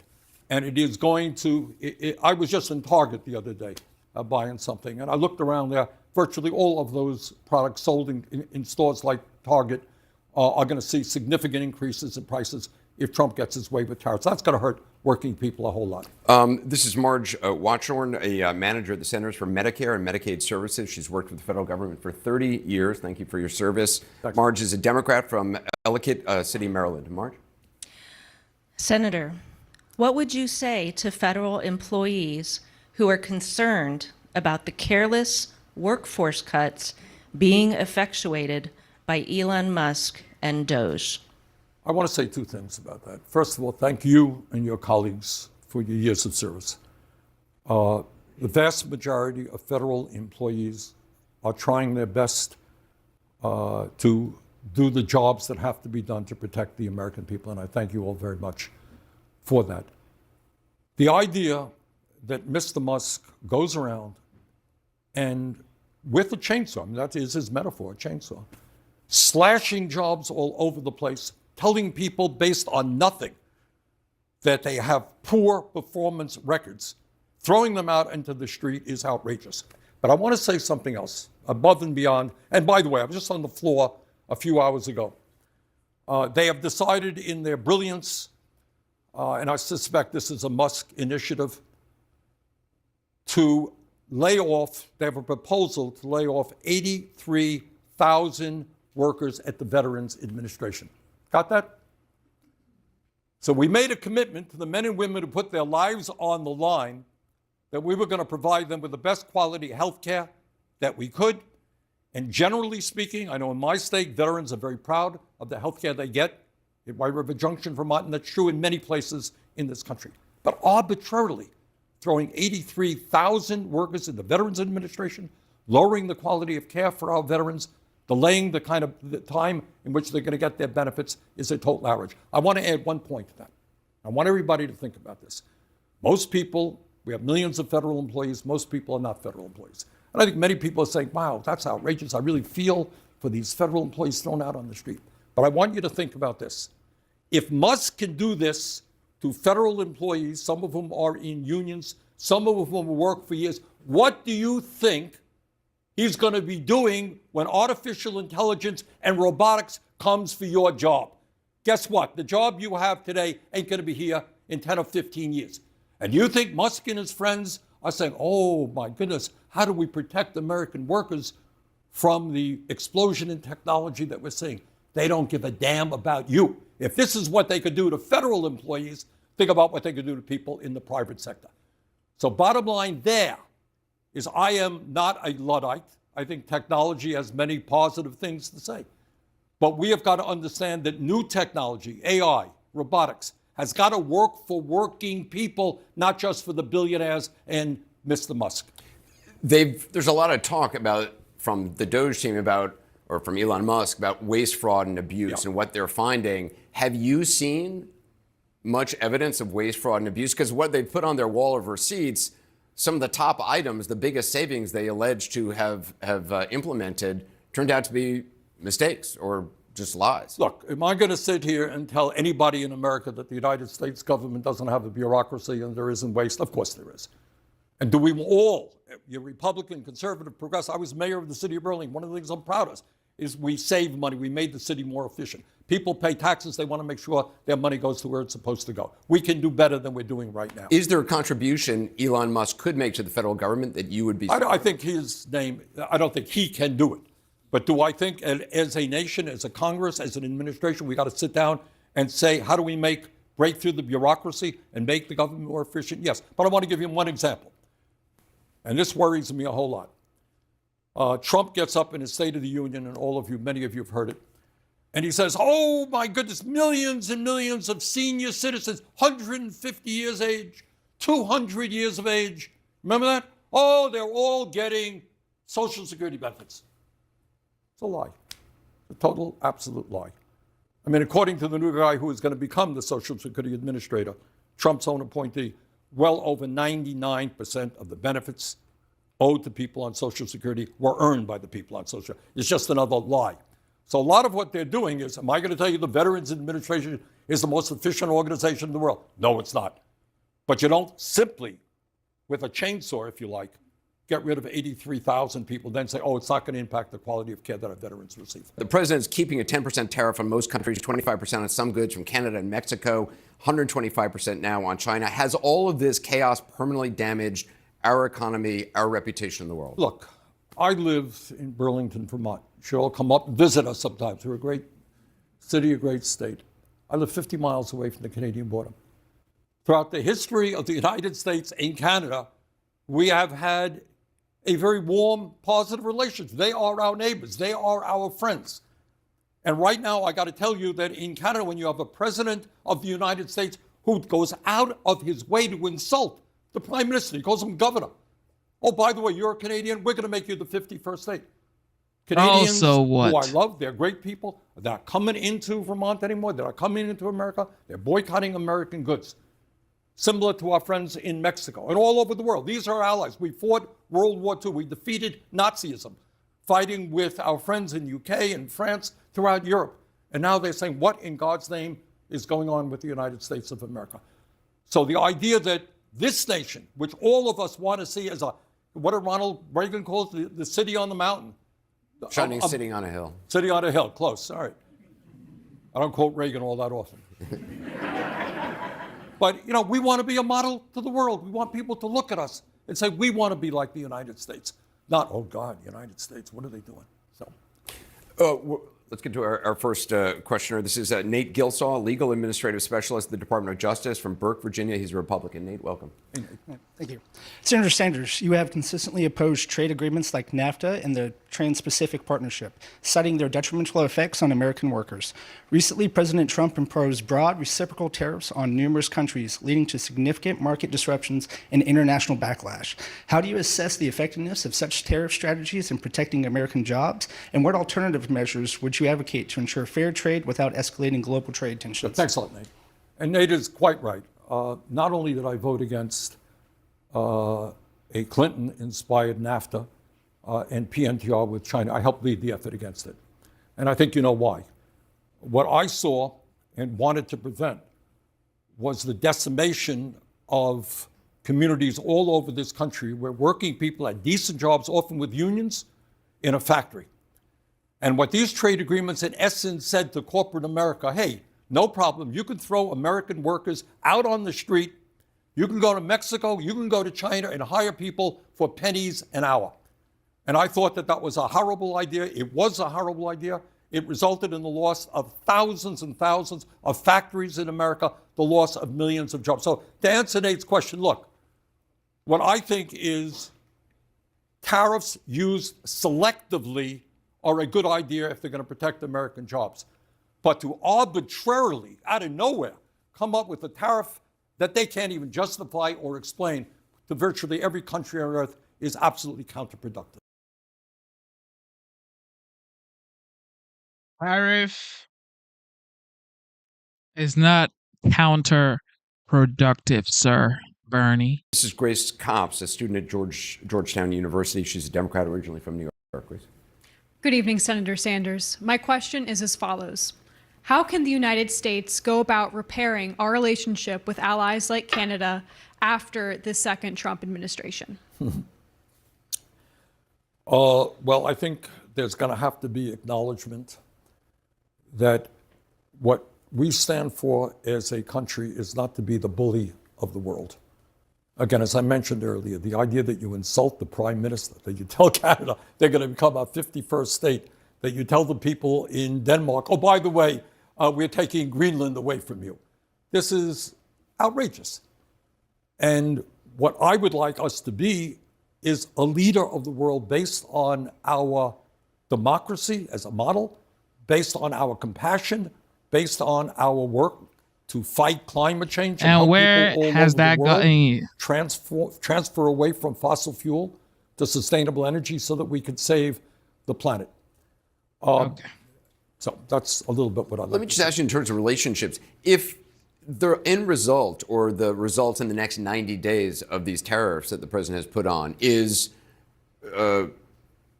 lowering of tariffs by other nations against the U.S., will it have been worth it? If this brings them to the negotiating table? Nothing is worth it. Look, the isolation, how is it worth it? What is worth it when you have people that have been our neighbors and allies and friends for almost 200 years in Canada now distrusting the United States, our friends in the UK, throughout Europe distrusting the United States? We are becoming isolated from the rest of the world. So there's very little that I can see that would make it worth that. By the way, Grace's question was about what happens after Trump finishes his second term. But we got a lot of repair work to do. Oh, but you know what he said about a third term. Do you think he's serious? Yeah, I do. I mean, I think you have somebody whose main function, what he wants is power and wealth for his oligarch friends. So nothing would surprise me about Trump.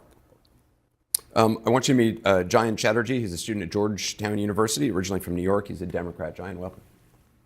Hi, Senator Sanders. Senator, for many years, your theory of power has rested on a critique of oligarchy. But in the past few years, around the world, the rise of populist right-wing leaders has seemed even more closely related to a loss of faith in institutions, loss of faith in the media, in public health authorities, in judiciaries, and of course, as you've mentioned, in democratic political bodies. Is a singular focus on oligarchy sufficient to address the skepticism in democratic institutions that has driven many Americans and people around the world to the far right? That's a great question. Thanks. Oh, look. See, American universities. There you go. Here's what I think. I don't think that Donald Trump was elected president because he went around the country telling folks that he was going to give massive tax breaks to billionaires and cut Medicaid, or that he was going to eviscerate the Social Security Administration or throw 83,000 workers off of the Veterans Administration, or that he was going to cut Medicaid. That's not why he was elected president. He was elected president, I think, because many, many millions of people are looking at the economic and political system in America and understand that it is not working for them. All right? You tell them to go out and vote, and they go out and vote, and what happens? Over the last 52 years, the average American worker, in inflation accounted for dollars, is earning less than he or she did 52 years ago. And there's been a massive transfer of wealth during that period to the top 1%. Oh, go out and vote. Go out and vote for this candidate or that candidate. Really? Who cares? What does it matter? The rich get richer. I am struggling. Richest country in the world, 60% living paycheck to paycheck. Now, tied to that, and this is an issue that we have to talk about tonight, and I'd love people's feelings about it. And we don't talk about it in media, and we don't talk about it in Congress very much, is when you talk about people losing faith in the American political system, it's justified because you have a corrupt campaign finance system. So you get one vote and you get one vote, and Elon Musk could spend $270 million to help elect Donald Trump to become president, and then his reward is he becomes the most powerful person in government. And it's not just Republicans. You got Democratic billionaires heavily influencing what goes on in the Democratic Party. As I mentioned earlier, I feel very strongly that the United States government should not give another nickel to the Netanyahu extremist government that has killed 50,000 people in Gaza, wounded over 110,000 people. All right, that's my view. You may disagree with me. But you got AIPAC telling any Democrat who stands up to Netanyahu, guess what, we're going to primary you. We're going to spend millions of dollars to defeat you. So does it sound like we're living in a democracy when Musk can intimidate any Republican? You stand up to me, we're going to primary you. We're going to defeat you. We got a corrupt campaign finance system influencing both political parties. So the average American says, yeah, I got one vote. And Musk can spend hundreds of millions of dollars. Is that a democracy? Why should I vote? And then Trump comes along and says, the whole system is broken. And I'm gonna annihilate the whole system. Well, the system is broken. Our healthcare system is broken. No question about it. Our childcare system is broken. Our housing system is broken. Our campaign finance system is broken. Both political parties are dominated by big money interests. So people have a right to be angry. But our answer is to improve the situation, to create a vibrant democracy, to get big money out of the political process is an enormously important thing. Bernie would say anything at this point. He's been what? He's probably been everything at the same time. He didn't change nothing. Now he wants to talk about Trump. You just had Joe Biden for 4 years, Bernie.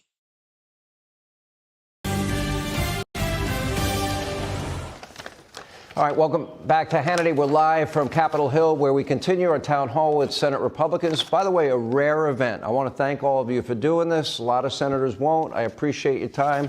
A lot of issues facing the country. And I really do believe that Americans are putting a lot of faith, hope, and trust in all of you that you can get President Trump's agenda that they voted for in the mandate that Senator Cruz was talking about across the finish line or crossing the plane. Senator Kennedy, you make my audience laugh more than anybody. As you examine this issue of reconciliation and the economy and $37 trillion in debt, and then DOJ finding, what, nearly $150 trillion, I think, at this point, dollars in waste, fraud, and abuse, how will all of you with the majority get this under control?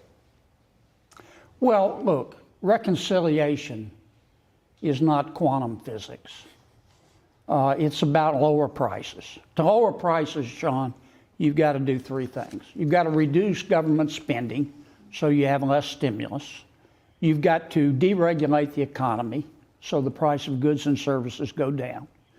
And you have to design your tax code that looks like somebody designed it on purpose to stimulate growth. Yeah. Now, reconciliation allows us in the Senate to do all three of those things with 51 votes. And that's really all it is. I want to say a word, though, about tariffs, because that's sort of the fourth leg of this stool.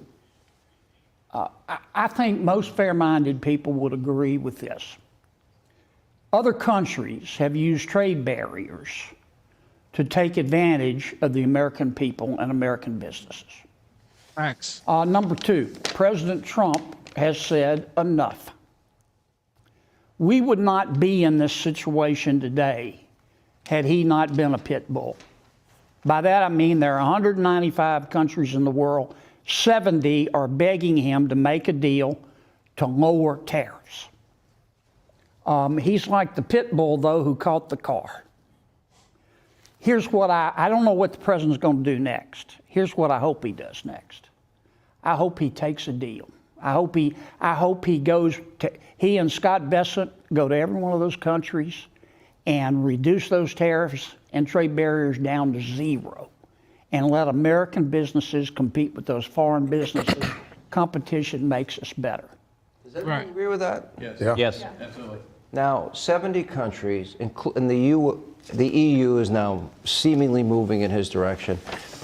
I can just tell you, talking to 25 million people on 750 radio stations every day, when Americans hear that our friends and allies in Europe, I'll give a quick example, and I'll stay with you on this.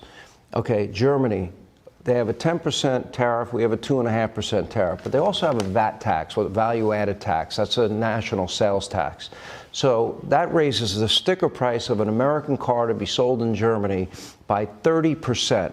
Yep. They sell 8 to 10 cars, German cars in America, to our one car sold in Germany. Why are they hurting us? They look to us for defense. They want us. They'll be screaming, "U.S., come to the rescue" at a moment's notice. We pay 100%. A bulk of the freight when it comes to NATO.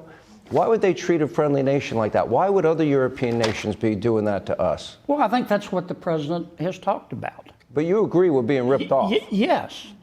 Look, China is probably the worst example, but not the only one. God created the world, but everything else is made in China. I mean, we know that. That just reflects reality today. But they're not the only one. How about gumbo, John? Is gumbo made in China? But they're not the only one. But because President Trump has done what he's done, and I'm not saying it hasn't been tough with the market, it has been. But we would not be in this situation able to negotiate lower tariffs and trade barriers if President Trump hadn't done what he has done. I just want him to see him turn Scott Bessent loose. He and Scott take them one at a time, and let's lower these tariffs and let American businesses compete with the world, and may the best product and the best price win, and we'll all be better off. I would like to keep it less complicated, because sometimes there's a few other issues that have been conflated with it. But if it really comes down, Senator Mark Wayne Mullen, good to see you. Yes. If it comes down to a simple choice, most Americans agree that we're being ripped off. Most Americans don't like being ripped off, especially ripped off by our friends. But the president has said that if you want free and fair trade, we'll go along with that. If you want tariffs, okay, you tariff us, we'll put reciprocal tariffs on you.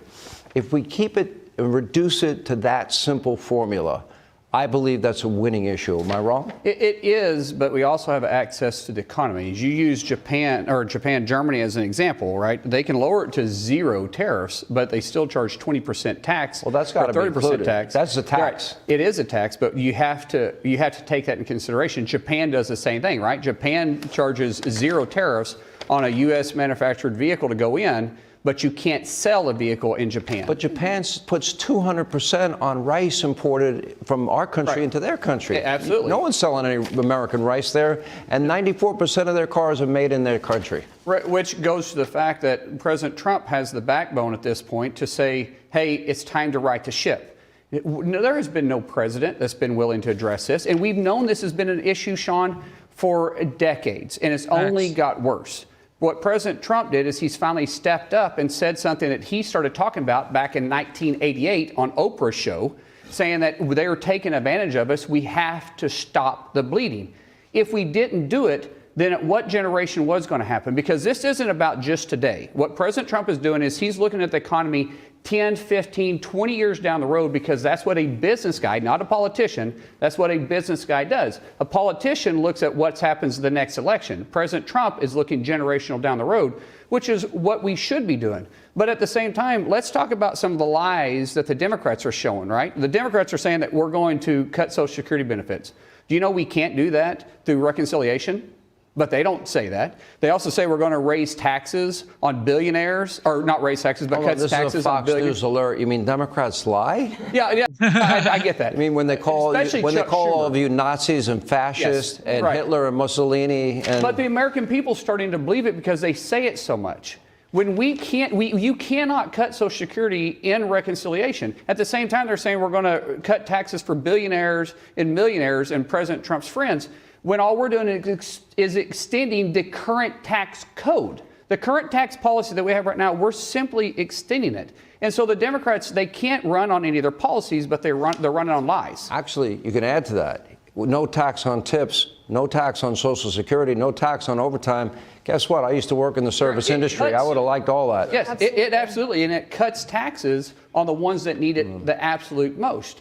But, you know, as I said before, Sean, the Democrats have nothing to run on policy-wise, so they're just running on fear and lies. So I saw you shaking your head, Senator Scott, and I'm reading the room, and I'm getting consensus that now that we know these countries have taken note of what the president has laid out, you want these deals to be done expeditiously. 100%. Sooner than later. Yeah. Like I said, the $7 trillion that's on the table, that would be a fantastic blue-collar comeback. But more importantly, it resets America as the economically dominant nation on the planet for a generation. I think we need more than 2 years in the majority, however. We need 4 years in the majority to make sure we cement a generation of change. You don't do that in 2 years. You do that over 4 years. I think President Trump has a once-in-a-lifetime opportunity to reset, recalibrate the entire global economy by bringing it all home to America. And that's what he's doing. First, by putting our paychecks first, by shout out to securing Tim this Scott, nation first, and the rest of the world, including our allies, will take advantage of us if we let them. We let them do it for 50 or 60 years, Senator since World War II. To you, it seems that the magic sauce here would be speed. Now that they're willing to deal, get the deal done. Well, and take the deal. We're at a fork in the road. Take what deal?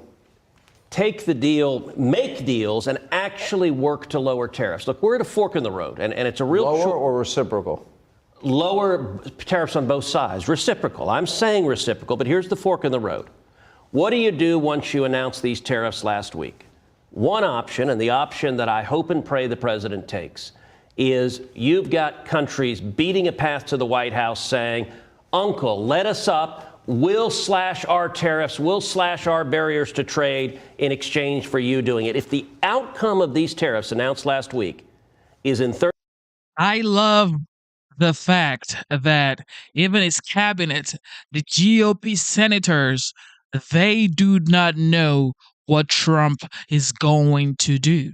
Nobody knows his decisions. Nobody knows what he's going to say, how he's going to say it. Everybody just hopes he says what they hope he says. He's unpredictable, and this is what makes him a legend. This is what makes Trump in my opinion, a very effective leader and very unstoppable, because you just never know what he's going to do. His closest allies don't know what he's going to do. This is what the leader of the free world is supposed to be like. Very unpredictable.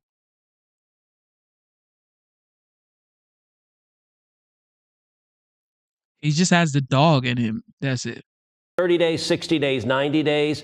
We see tariffs slashed worldwide. We see the barriers to U.S. farmers and ranchers and manufacturers dropping enormously, and suddenly we're able to access other markets, and these tariffs drop here.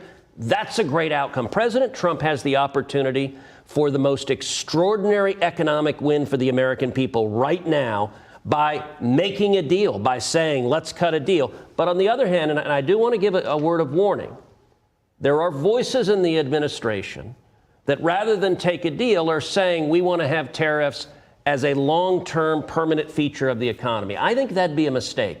If a year from now, our trading partners have all jacked up tariffs on America and we have high tariffs on everyone, I think that'll hurt this country. And so what I'm urging the president is this opportunity to take the deal, lower tariffs all around. It's actually what President Trump proposed in Europe in his first term. You guys slash your tariffs, we'll slash ours, and we'll have free and fair trade for everyone. That would be historic. Senator Cotton, though, if we got them to the point where it was free and fair or reciprocal, at that point, wouldn't America be taking in billions? And one other thing that nobody seems to talk about, I like the idea that our semiconductors will now be made in this country for national security reasons. I like the idea that more auto manufacturing centers will be built in this country. I like that our pharmaceuticals, too many of our pharmaceuticals are made abroad. God forbid COVID 2.0 comes along. Markwayne Mullins, Senator, he carries this ball everywhere. I'm not sure what this is. Like a blanket or what? Yes, it's my So, pacifier. So for national security reasons, I like it. Yeah, well, first off, Sean, I think Americans would prevail because I trust American workers and businesses to compete and win against anyone in the world. But the point you're making, I think, is very important about the national security aspects of these tariffs, especially as it relates to China. You mentioned a couple of things there. Basic pharmaceuticals like acetaminophen or ibuprofen, antibiotics, and semiconductors. We're way too dependent on China for those. We're also too dependent on Taiwan, which makes 60% of the world's semiconductors, 90% of the world's advanced That company committed $100 billion just by the threat of That's tariffs. what we want. We want to get redundant, resilient capacity here in the United States. So whatever might happen in a conflict in the Western Pacific with Taiwan, we know that we have semiconductors which are vital to the modern electronic digital economy. I think one of the best things President Trump has done in the tariff announcement is what he's done with China. Yes. Not just starting with 20%, adding 34%, threatening them that if they retaliated, he would do more, which they've done. He's moved it now to another 50%. And he's closed the de minimis loophole, which allowed companies like Temu and Shein to exploit American businesses to ship goods here. Man, wait.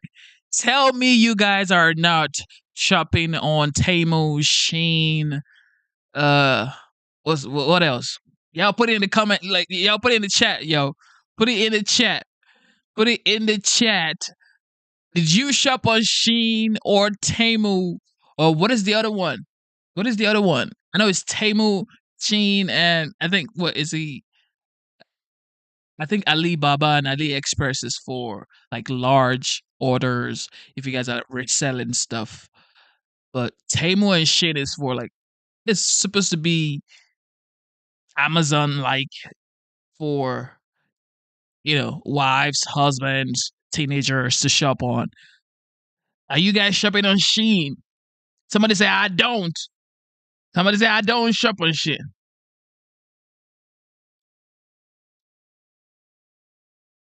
Y'all be shopping on Shein. I heard Temu. Whatever you buy from Temu never looks like what it's supposed to look like. Like you see a picture of the item on Temu, but when you order it, that's what I heard. Okay, I've never ordered anything on Temu. I'm not even gonna cap. Okay, I'm not gonna lie. But a lot of people always say they buy stuff on Temu, and when it comes to their front door, it's like they could buy a phone. And when it comes to their door, it's going to be small. It's wild. I've heard some of this story about Temu. Here that are the cheap junk that John Kennedy was joking about earlier without paying any tariff whatsoever. So I think that's part of the most important thing President Trump has done in these tariffs. When we come back, is America on the precipice of a showdown with Iran? I want to talk about national security, and I definitely want to... Bright says, Dollar Tree quality. Now, don't disrespect Dollar Tree, yo. I just got my paper towels from Dollar Tree last night. Do not disrespect Dollar Tree. Dollar Tree has been saving lives, bro. Dollar Tree. Nah, bro. We ain't gonna do that. Dollar Tree has been saving lives for years, bro. Because I just bought my paper towel from Dollar Tree yesterday. So don't be disrespecting Dollar Tree, comparing Dollar Tree to no goddamn Temu or Shein. Okay? Relax with all that.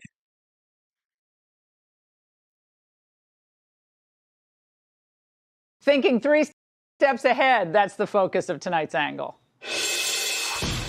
Our country's stronger than it's ever been, and somebody had to do that we had to take the medicine, we had to go through the operation, and that's what we've been through, and a lot of presidents would not have done it. No president would have done it, I think, but it had to be done. Well, his critics always misunderstood him. They said Trump's position's crazy. Tariffs are never going to work. He's trying to tank the economy. He's way over his skis. Donald Trump poured gasoline on our global economy and lit a match with his devastating trade war. This is the first just single man-made recession in American history. Do you personally expect a recession? I think probably that's a likely outcome. Chase. And as usual, the political class also underestimated Trump. Remember they scoffed at him when he got into the race back in 2015, and then they counted him out after the 2020 election. They assumed he was finished. They hoped he was finished, and that he'd never hold political office again. After all, he's a convicted felon. Well, and ditto for the Wall Street types. Even those who worked with Trump underestimated him. He's just a real estate guy. He doesn't understand the complexities of global supply chains. But under Trump's tariffs, America's future was in peril, they said. They warned of a grim, grim event. Speaking of grim sounding, Larry Summers today. When people think that the rule of law is deteriorating, when people think that the country's being mismanaged, they sell its stocks and they sell its bonds too. They sell everything. Treasury bonds, prices go up and their yields go down. So what this is saying is that we're becoming more like an emerging market country, more like a country with a peso rather than a dollar as its currency.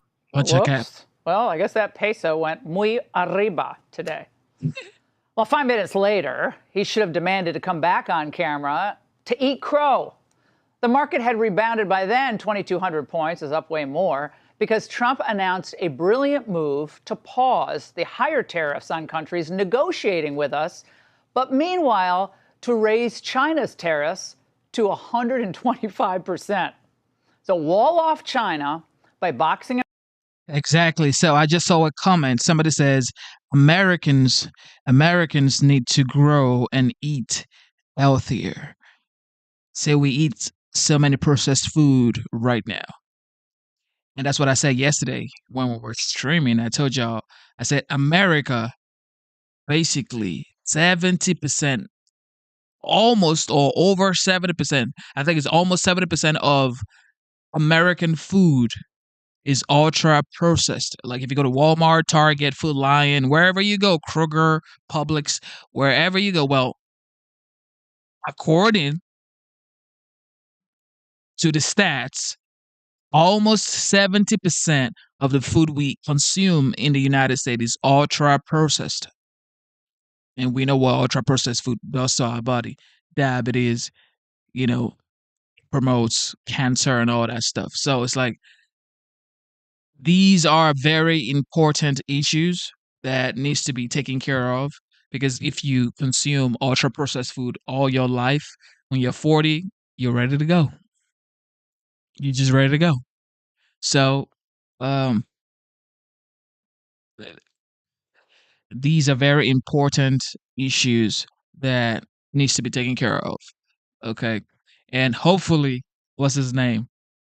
Bobby Kennedy, RFK Jr., does what he's supposed to do. Because if almost 70% of the food that we're consuming, that our kids are consuming, that our parents are consuming, that our spouses, husbands are consuming, uncle, grandmas, they're consuming ultra processed foods, this is just going to send them to God really fast. So, with that being said, that needs to be the forefront as well. Make America healthy. them out, further weakening their economic power. It's genius. Many of you in the media clearly missed the art of the deal. You clearly failed to see what President Trump is doing here. You tried to say that the rest of the world would be moved closer to China when in fact we've seen the opposite effect. The entire world is calling the United States of America, not China. What the Larry Summers types, as smart as he is, and Rand Paul, as much as we like him, and the hedge funders, as rich as they are, don't seem to understand is that Trump has always been consistent about his ultimate goal. The ultimate goal is to raise living standards for all Americans. The tariffs were just one of his favorite tools to get there. Now think about what happened here. After he campaigned on tariffs during the 2024 campaign, this was his he made last his day. I Liberation remember Day this stream. announcement. Then November 4. Trump watches the reaction. The markets plummet. But countries rush in to negotiate. He told them, move quickly, because the doors were going to close. And then, today, Trump decides to take the win, announcing... You guys, you remember this day? You remember this day? I don't know how many of you guys were subscribed to me or watching me by then, but I streamed this last day of his campaign, which was November 4th, 2024. But he did, I think, 4 events that day. And since he got inaugurated, he's been doing 2 to 4 events every single day. But this was, I think he did 2 events in Pennsylvania, 1 in Raleigh, and I think 1 in Georgia that last day. And it was just bonkers. I mean, take a look at the dates and the cities up here. Tariffs during This the was written in 2024 Pennsylvania. campaign, Same he day, made November his 4. Liberation Day announcement. Then Trump watches the reaction. The This was markets plummet. Raleigh, NC, November 4. But countries rush in to negotiate. He told them, Look move how he's quickly, dancing. because This the man, doors were going to 78 close. years old. This was And probably then, 10 today, p.m. Trump Grand decides to Rapids, take the win, Michigan, same announcing day, a 10% November 4. tariff that stays on everyone. The market has already priced those in. Legendary. But the key is a pause Hardest on the worker. greater or reciprocal tariffs. Nobody that else took comes into account all the close. things that people do in other countries to, screw us on trade. And they get a break, all those negotiating countries. But China is the odd man out here, with its tariffs staying really high at 125. So now communist China, that has had the biggest trade deficit with us, is now really hurting. Are you waiting for President Xi to blink? How do you think this is all going to be resolved? Look, for years we've been ripped off and taken advantage of by China and others, in all fairness, but by China, that's the big one. And it's just one of those things. We're making $2 billion a day right now, this country. $2 billion a day with tariffs. And they were making $2 billion a day. Look, China's going to have to find consumers for all the junk that their factories make. And their products will now be much harder to sell here. This leaves the factories idling and losing money. We know this. We know that Europe doesn't have the money to bail China out, even if they wanted to. And going forward, Trump can, of course, tweak the tariffs depending on how far these countries will go to make things right for our manufacturing sector, make it fair. Scott Bessent, the Treasury Secretary, said it well this morning. For the last 4 decades, basically since I began my career in Wall Street has grown wealthier than ever before, and it can continue to grow and do well. Sure. But for the next 4 years, the Trump agenda is focused on Main Street. It's Main Street's turn. It's Main Street's turn to hire workers. It's Main Street's turn to drive investment. And it's Main Street's turn to restore the American dream. That should be on a bumper sticker. It's Main Street's turn. Isn't it wild how Democrats would say they are for the Main Street, the working class people, and Trump was for Wall Street? Remember that? Remember those days where people would, they still say it. They say Trump is for the billionaires, but then it's like Wall Street is losing money.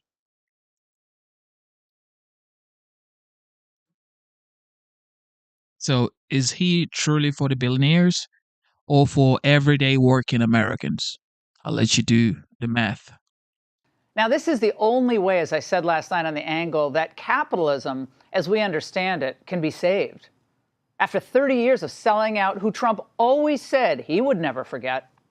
Under our leadership, the forgotten man and woman will be forgotten no longer. We are one movement, one people, one family, and one glorious nation under God. And together we will make America powerful again. Powerful. We will make America wealthy again. And he's adding up the dollars and cents for this country. Now, for decades, when he was focused on building skyscrapers, Donald Trump was already speaking out publicly about how other countries were ripping us off because our politicians were stupid and they made stupid trade deals. Well, that's because Trump, he's always 3 steps ahead. He knew that if our middle class lost faith in the capitalist system, our entire system would come crashing down. After all, why would anyone without a college degree vote for a Republican who didn't work to save our critical industries and our American jobs?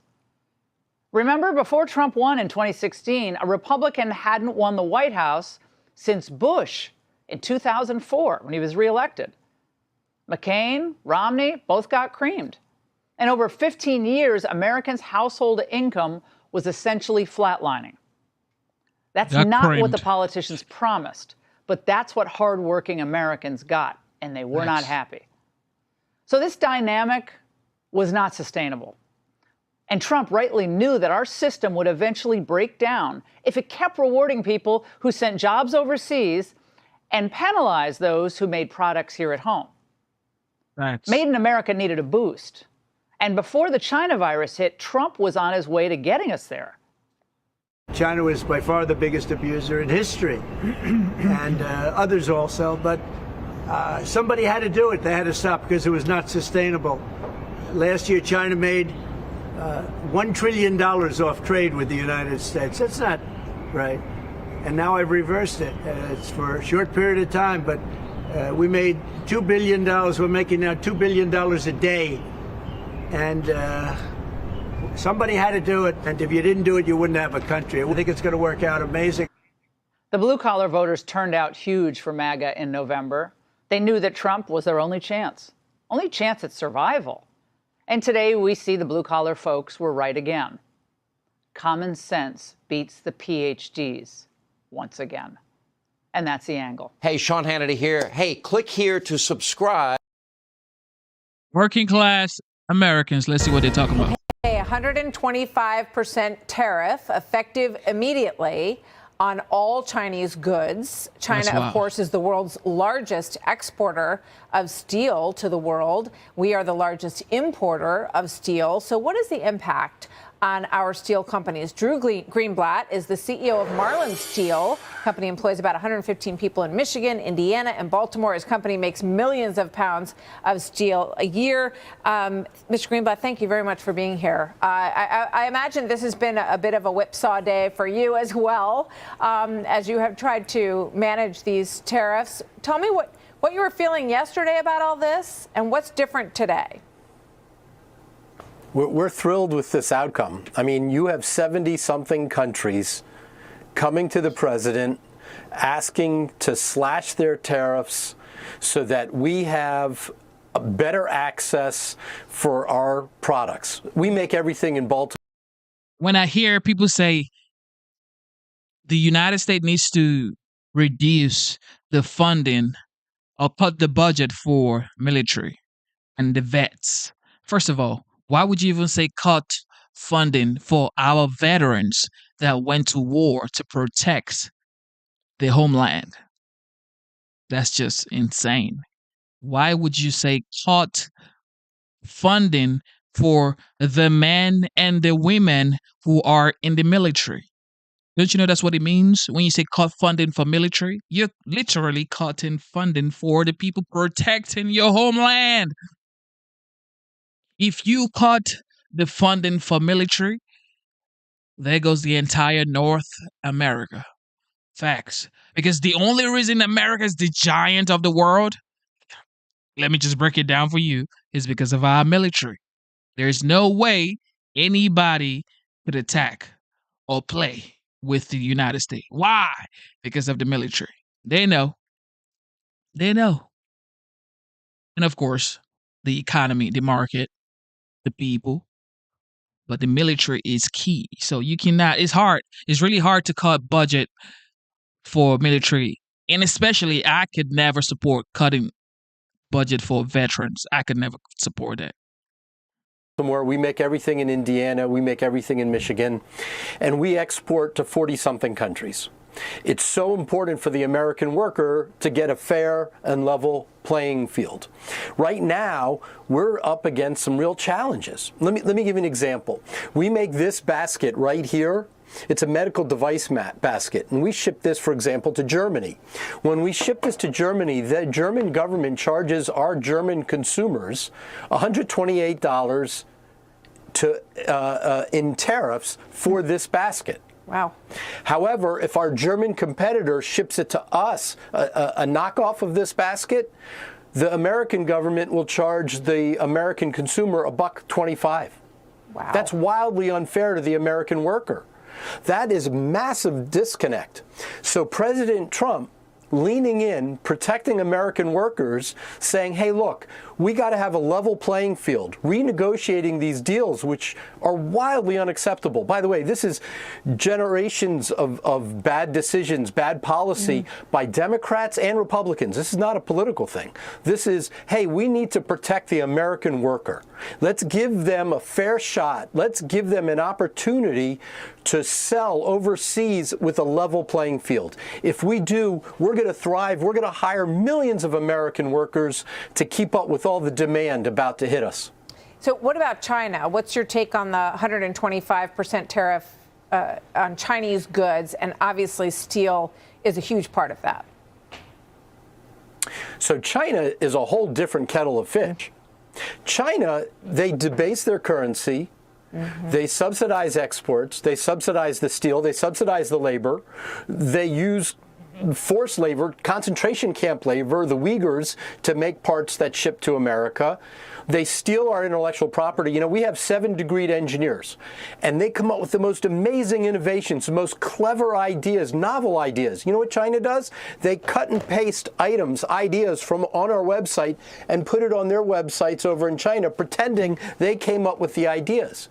So we need a level playing field, not just with tariffs, but also with intellectual property. We need it with environmental. I mean, we protect the Chesapeake Bay. They dump in the Yangtze. So we have to have fair parity so the American worker has a shot. President Trump is knocking down tariff walls to give us an opportunity so we could export all over the world and have fair deals against China and against other countries that are not playing by the rules. Well, sir, thank you, Drew Greenblatt, for joining us today. Marlon Steele, really great to get your insight as someone who is on the ground, have a lot of employees who are producing here in America, and it's something that we all hope that we get to see more of as a result of all this. Thank you so much. Hi, everyone. I'm Brian Kilmeade. I want you to do me a favor. I want you to knock, knock. Nobody's home. Look at this. We've got a cafeteria, again, that's completely vacant. You've got... These are government buildings. These are government buildings. Nobody is there. That's crazy. Food that's being prepared. The staff that makes the food is here 5 days a week, but the people who work in this building or should work in this building aren't here 5 days a week. Well, that was 3 weeks ago. U.S. Federal Housing Director Bill Pulte was searching all over for signs of life at Fannie Mae and Freddie Mac, and he found no one except for hardworking staffers in the cafeteria. They do a great job. But thanks to President Trump's return to work order, the buildings, they're busy again. We're back at Freddie Mac headquarters, and the employees are back here. They're happy to be here, and it's a weekday, and you know what that means. I don't think they're happy to be there. Welcome to Freddie Mac. Come in. Yeah, you better be Freddie Mac. Last time we were here, it was completely ghost town. Now look at this place. It's packed. You don't even recognize it. What's the energy like now being in here 5 days a week? I think you see in terms of productivity increasing. I think you look at folks. I mean, oh my goodness. Isn't this what you voted for? When I voted for Trump last year, I knew this was what was going to happen. Everybody's going to go back to working, fast-paced, and getting results. Engaging in a more personal level. A lot of work is getting done. Personally, I like being in the office, and I can speak for everyone. I think the collaboration is always good to be in the office. What a concept. Getting into the office is more productive and fun. Joining me is U.S. Federal Housing Director Bill Pulte. Now, Bill, it's actually really good to see that video because when I would go to visit friends, a few of them that were working still at law firms in D.C. during the pandemic, it was depressing. Yes. But now people are coming back, and there's a real atmosphere. There's a whole energy. It starts with President Trump. People are excited about it. People are coming up to me today, whispering, saying, "Thank the president for you coming in here and coming back to work." Some people had never even met some of their colleagues, Laura. They had just known them over Zoom and stuff like that. And we need to make housing more affordable in this country. But how can we do it if they aren't even meeting and coming together and getting mortgages and homes that are affordable? So everybody's back to work, and people are very happy about it. Okay, one of those video clips. Are you sure there's weren't extras walking in the background? You didn't get SAG. Did SAG give you some extras to walk? No, back? the place was completely vacant when I showed up. Yeah. And now you got people everywhere. In fact, we have this problem at Fannie Mae. This is amazing. And this is only because of President Trump. We don't have enough room for people at Fannie Mae right now because literally we had gotten rid of leases and stuff like that. People are packed in like sardines right now. So they like you. They're not mad that they're back at work. I tell you, 4 weeks ago I showed up. Some people wouldn't even shake my hand. Today, people are so excited, so happy. They see interest rates coming down. President Trump has gotten interest rates down. People can afford homes again. People can go and get mortgages from Fannie Mae and Freddie Mac. We are going to have a housing boom in this country. All right, Bill, you also announced that Fannie Mae fired about, I guess, more than 100 employees for what you called unethical conduct, including the facilitation of fraud. What is this? What are they accused of? Well, we're just getting into it, and you can imagine. I mean, it's like we have 16,000 employees. So, but you fired them, and you don't know what they did wrong? Well, we do, but it's an ongoing investigation. I will say that we found that multiple people were working 2 jobs. We found some people were working in China and saying that they were working here. And we also found that... What do you mean working in China? Yes, that's correct. We also found that they were making donations to the charity, and then they were getting kickbacks, the internal company charity. So we've just scratched the surface, but this is all part of this fraud, waste, and abuse that President Trump is doing. And thanks to him, we're able to go in there and have the air cover to get this stuff done and get fraud out of the system, lower housing costs, and hopefully make housing affordable again in this country. And we're going to do it. I'm sorry, but I'm a China hawk. Probably. You see, I'd decouple from the whole Chinese economy. I'm like to the right of Trump on China, which I know doesn't people think I'm crazy, but that's all right. I don't have a problem with that. But what's going on? So workers are in China, but they work for the federal government? We'll see. Well, essentially, the government owns about 80%. Treasury owns about 80% of Fannie Mae and Freddie Mac. And so what we're really focused on is getting operational efficiency in these companies going again. But when people weren't showing up for work, by the way, we got rid of climate, we got rid of DEI. I actually had somebody who lost their job in the climate area today come in and thank me and say, this really wasn't a necessary job. I mean, it's crazy. People are so excited. I'm telling you, the hallways of Fannie Mae and Freddie Mac, these companies are going to boom again. They're going to be great American icons once again. Well, those staffers don't want to be doged either. They're going to suck up to you all day long because they want to be on your good side. I mean, is that you don't want to be doged? I mean, potentially, but you can tell fakeness when you see it, right? People know President Trump is real. People know what we're doing is real. We want to build great businesses. We want to make housing affordable again. I'm telling you, Laura, people were smiling at Fannie Mae and Freddie Mac today. I still want to know. Now, your China comment's going to stick in my craw because are people logging into government computers from China? So what we're doing is we're looking at all the IP addresses and we're looking at where people are swiping, and then we're mapping both where people are swiping their cards in with the IP addresses. And what we found, we think, and it's preliminary, is that potentially people are having friends or family swipe in, but then they're actually working in China. So it's a whole thing, and we'll see what's happening. All right, Bill, thank you for the video. You have a new future as a television host with that narration. All right, thanks, Bill. I appreciate it. Click here to subscribe to the Fox News YouTube.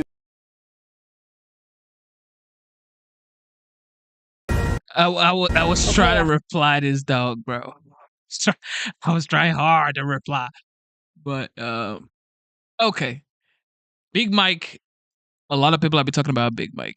Somebody spoke about, so you have 2 jobs. I'm just going to say it here. There's no point in replying. Let me just reply you with my voice.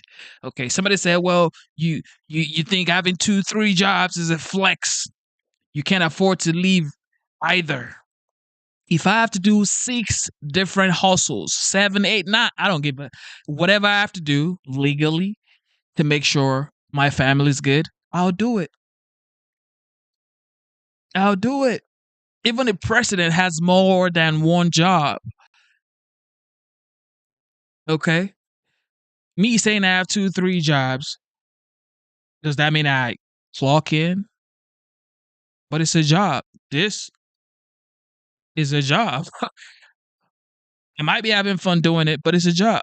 I have other 2 businesses that I run, but I call it a job. Okay? So I would do anything to make sure my daughter is good. Like, some people are ashamed to say, I do 2, 3, 4 things to make sure my family is good. I'll do 10 things to make sure my daughter keeps smiling. I don't care. Okay? I do not care. As long as she's smiling every day, that's all I care about. All right? And gone are the days where you have just one job or one business. You could never have one business in 2025. Matter of fact, 5 years ago, you could never have one job or one business. So it is what it is. All right, Big Mike and Obama. Well, America's favorite Democratic power couple seems to have lost their power. Former First Lady Michelle Obama just launched a podcast that is straight up sinking. It's ranked all the way at 34 on the Spotify podcast chart. And her husband, arguably one of the most popular Democrats of all time, couldn't even move the needle for the Harris campaign. Now he can't get into double digits on a poll about Democrat leaders and their values. Yikes. Steve Ducey, what say you about the Obamas? Well, limit. How do you think he feels about the big chart over there? It's like when he called, some have suggested that he persuaded George Clooney to write that letter to try to squeeze, Joe Biden out. I think there's been some denials there, but nonetheless, behind the scenes, it was like, well, he's the real power broker. Well, maybe if the Democrats really wanted to get something done, they would have done it with AOC because she's leading the pack, not him. And that's the point I want to talk about with you, Kayleigh, that AOC is leading the pack on holding the core values of the Democrat Party. I think Obama would be shocked by that and how far his party has moved from the time under his reign. Part of this is Obama hasn't asserted himself to try to be the leader of the party. I still think he's very popular among Democrats. This is what I think when people say, you know what, life shouldn't be like this. Life should be what? What should life be? So what? I should be on a beach, slipping naked, margarita, and just living it up. Okay, that's what I should be doing, right? That's good life.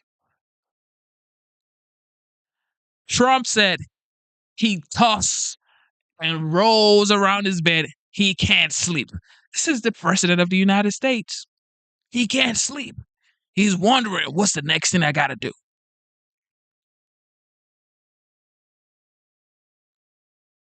For a man, I don't know if you pay bills, bro, but for a man, it's different. Okay, for a man, you get, for me, this is what works for me. This is what gives me joy. As a man, to be able to provide and do it consistently, doing it seamlessly, you don't have to think about it. That's what gives me joy. Like, it is my duty and responsibility to take care of my loved ones. Like, this is what I do. So when you think what should life be? Tell me. For a man, what should life be? I'm not a woman, so I don't know what a life should be for women. But for a man, I know that respect is earned, and as a man, it is your duty and responsibility to take care of the people that you love or the people that you're responsible for. And that could be human being, that could be your business, that could be, your family, your grandma, whatever it is. But as a man, that's your duty and that's your responsibility. So whatever you have to do to get that done, get it done legally. I think part of this is he is no longer an outsider. He went from the guy in 2000 who couldn't get a floor pass to the DNC, to the guy in 2004 who gave this amazing keynote speech at the DNC, to the guy in 2008 who defeated the Clinton dynasty. He was an outsider like President Trump, but now he's an insider. Now he's the establishment. This is why sometimes I don't like replying. Like, This guy just said, you should get to live happily no matter what you identify as. So I've been wasting my time talking to this person. I mean, that right there just says it all. I don't identify as a man, bro. I do not identify as a man. I am a man. I was born this way. I don't identify as a man. Oh, I identify as a man. Man, you better keep scrolling, bro. Establishment lane. People want something new. They want something fresh. They see AOC as that. I don't think that will work, but they are hungering for a new lane, which is what Trump gave the Republican Party. And he inserted himself enough, Lydia, to, usher the president off the stage, President Biden, and sort of weigh in and try to campaign for Kamala Harris and the like. So is that enough? Clearly not. Do you see him returning? Well, there were reports that he didn't really support Kamala Harris, when she ascended to the ticket. So I think that's been part of the fallout that we're seeing here.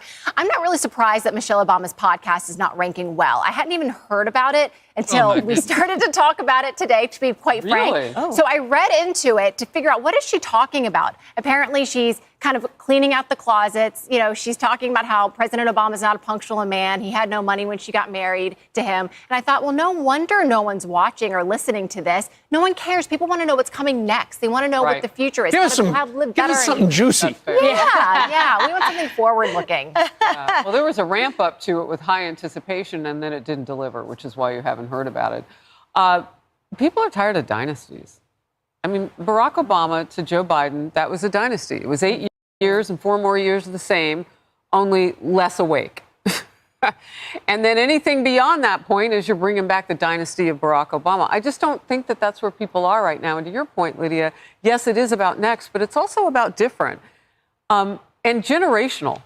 I mean, the two ends of the spectrum are Jasmine Crockett, tied with Obama on that big graphic, and AOC. That's a generational shift.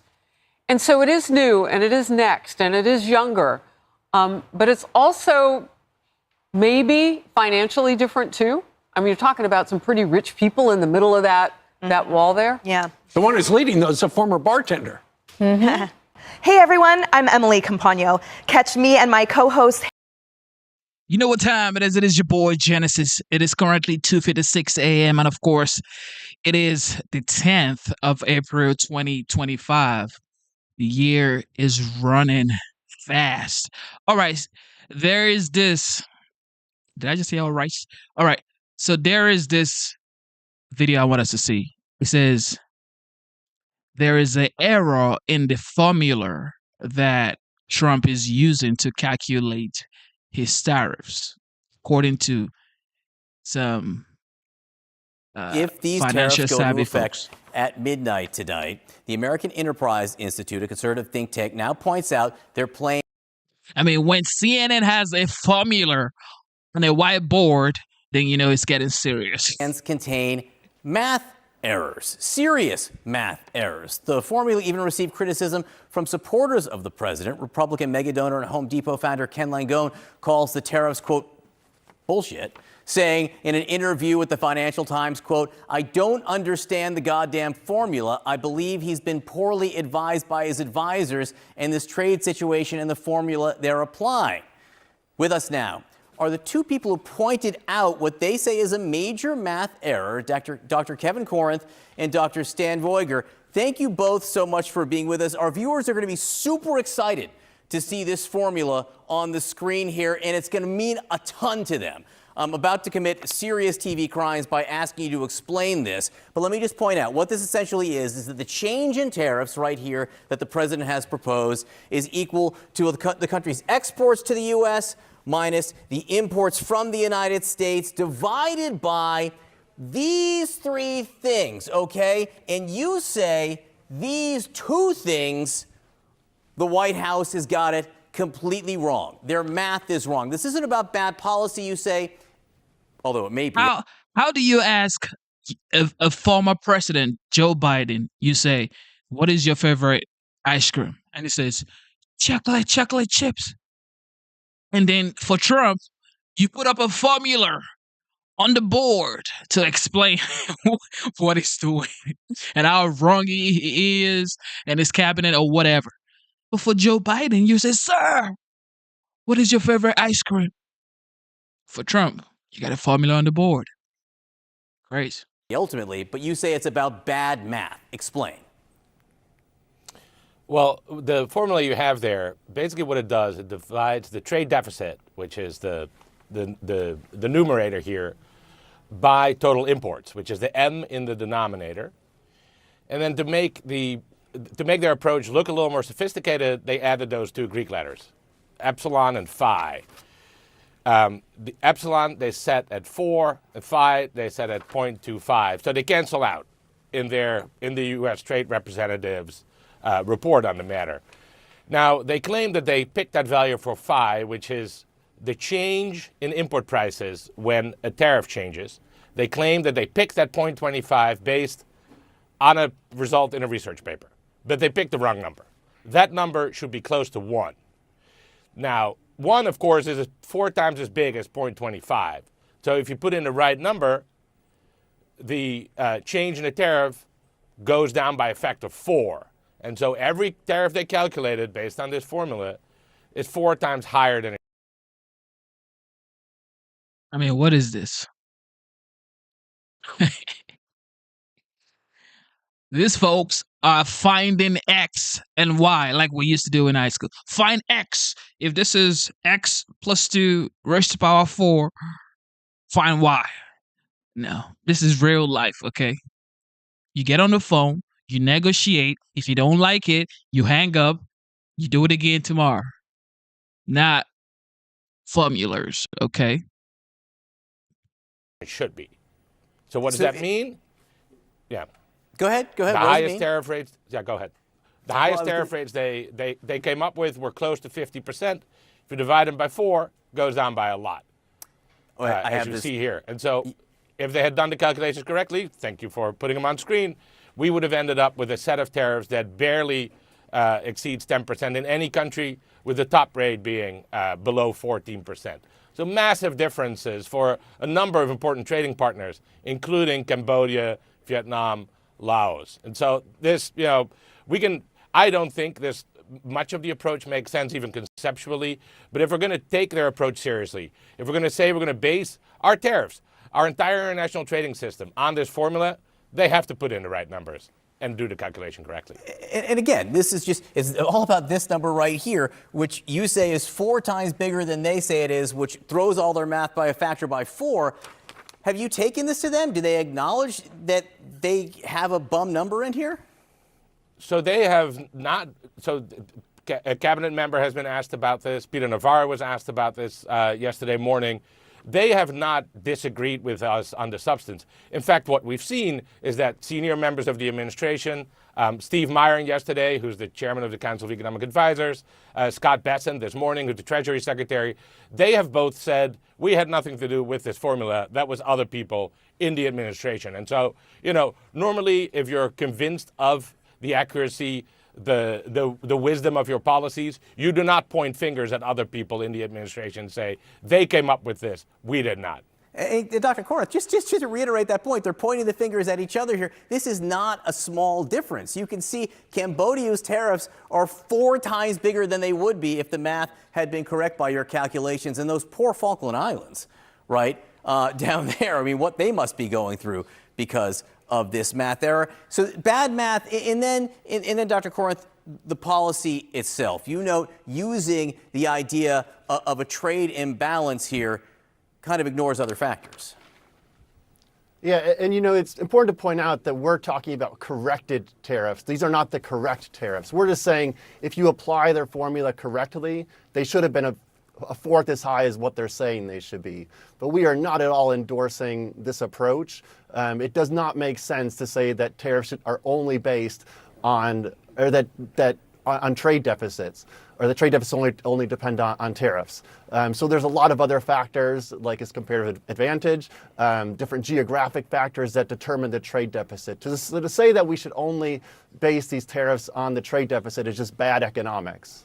And Dr. Korath, while we have you here on the subject of economics, and I know you guys aren't market watchers the way that some investment analysts might be, but the market futures are up today right now on the idea that all of a sudden the administration might be more willing to negotiate with certain countries than others. Does that make sense to you now that negotiations might be pushing the markets up? Yeah, I think it suggests that the tariffs are actually. I think it suggests that the tariffs are actually would be very damaging if there's if small changes in the rhetoric of the administration can push up markets this much. It suggests that the market reaction would be even larger if these tariffs were made permanent. I could say, Dr. Corinth, Dr. Voiger, this formula now will be seared in the brain of all of our viewers. I appreciate you explaining it so well. We're keeping a very close eye on the markets this morning as investors look for signs President Trump might be willing to negotiate over his tariffs and potentially de-escalate his trade war. Take a look at this. The Dow Jones Industrials now up almost 1,400 points. That's a huge gain, at least so far, but it's still early in the day. Joining us now, the former president of the Export-Import Bank of the United States, Fred Hochberg. Fred, thanks so much for joining us. What impact are these Trump tariffs going to have on the global economy if President Trump leaves them in place? Well, thanks for having me on the show. It ruins or wrecks the stability that the United States has been known for. In a very chaotic world, we've been a stable force, both through our currency, our rule of law, and the fact that we're the largest economy in the world. And that's all in jeopardy. I was going to say President Trump is apparently hoping his tariffs will force other countries to come to the table to renegotiate various trading agreements, largely on a one-by-one basis. What do you make of that approach? Well, it's very labor intensive, number one, and it's very personal, as opposed to, regardless of where a product is produced, having the same tariff. So if you get, for example, I actually have a bunch of bananas here. Bananas are a key import. We don't grow any here. So is the tariff going to be different depending on what country sends bananas to America? And by the way, it's the most popular fruit in America, and that cost is going to go up. Bananas, the most popular food in America? Is that what you're saying? I think it's like 26 pounds per capita. People have for breakfast. You didn't have your banana this morning, I think. Not yet, but I'll have some later. If it's a good, I love bananas.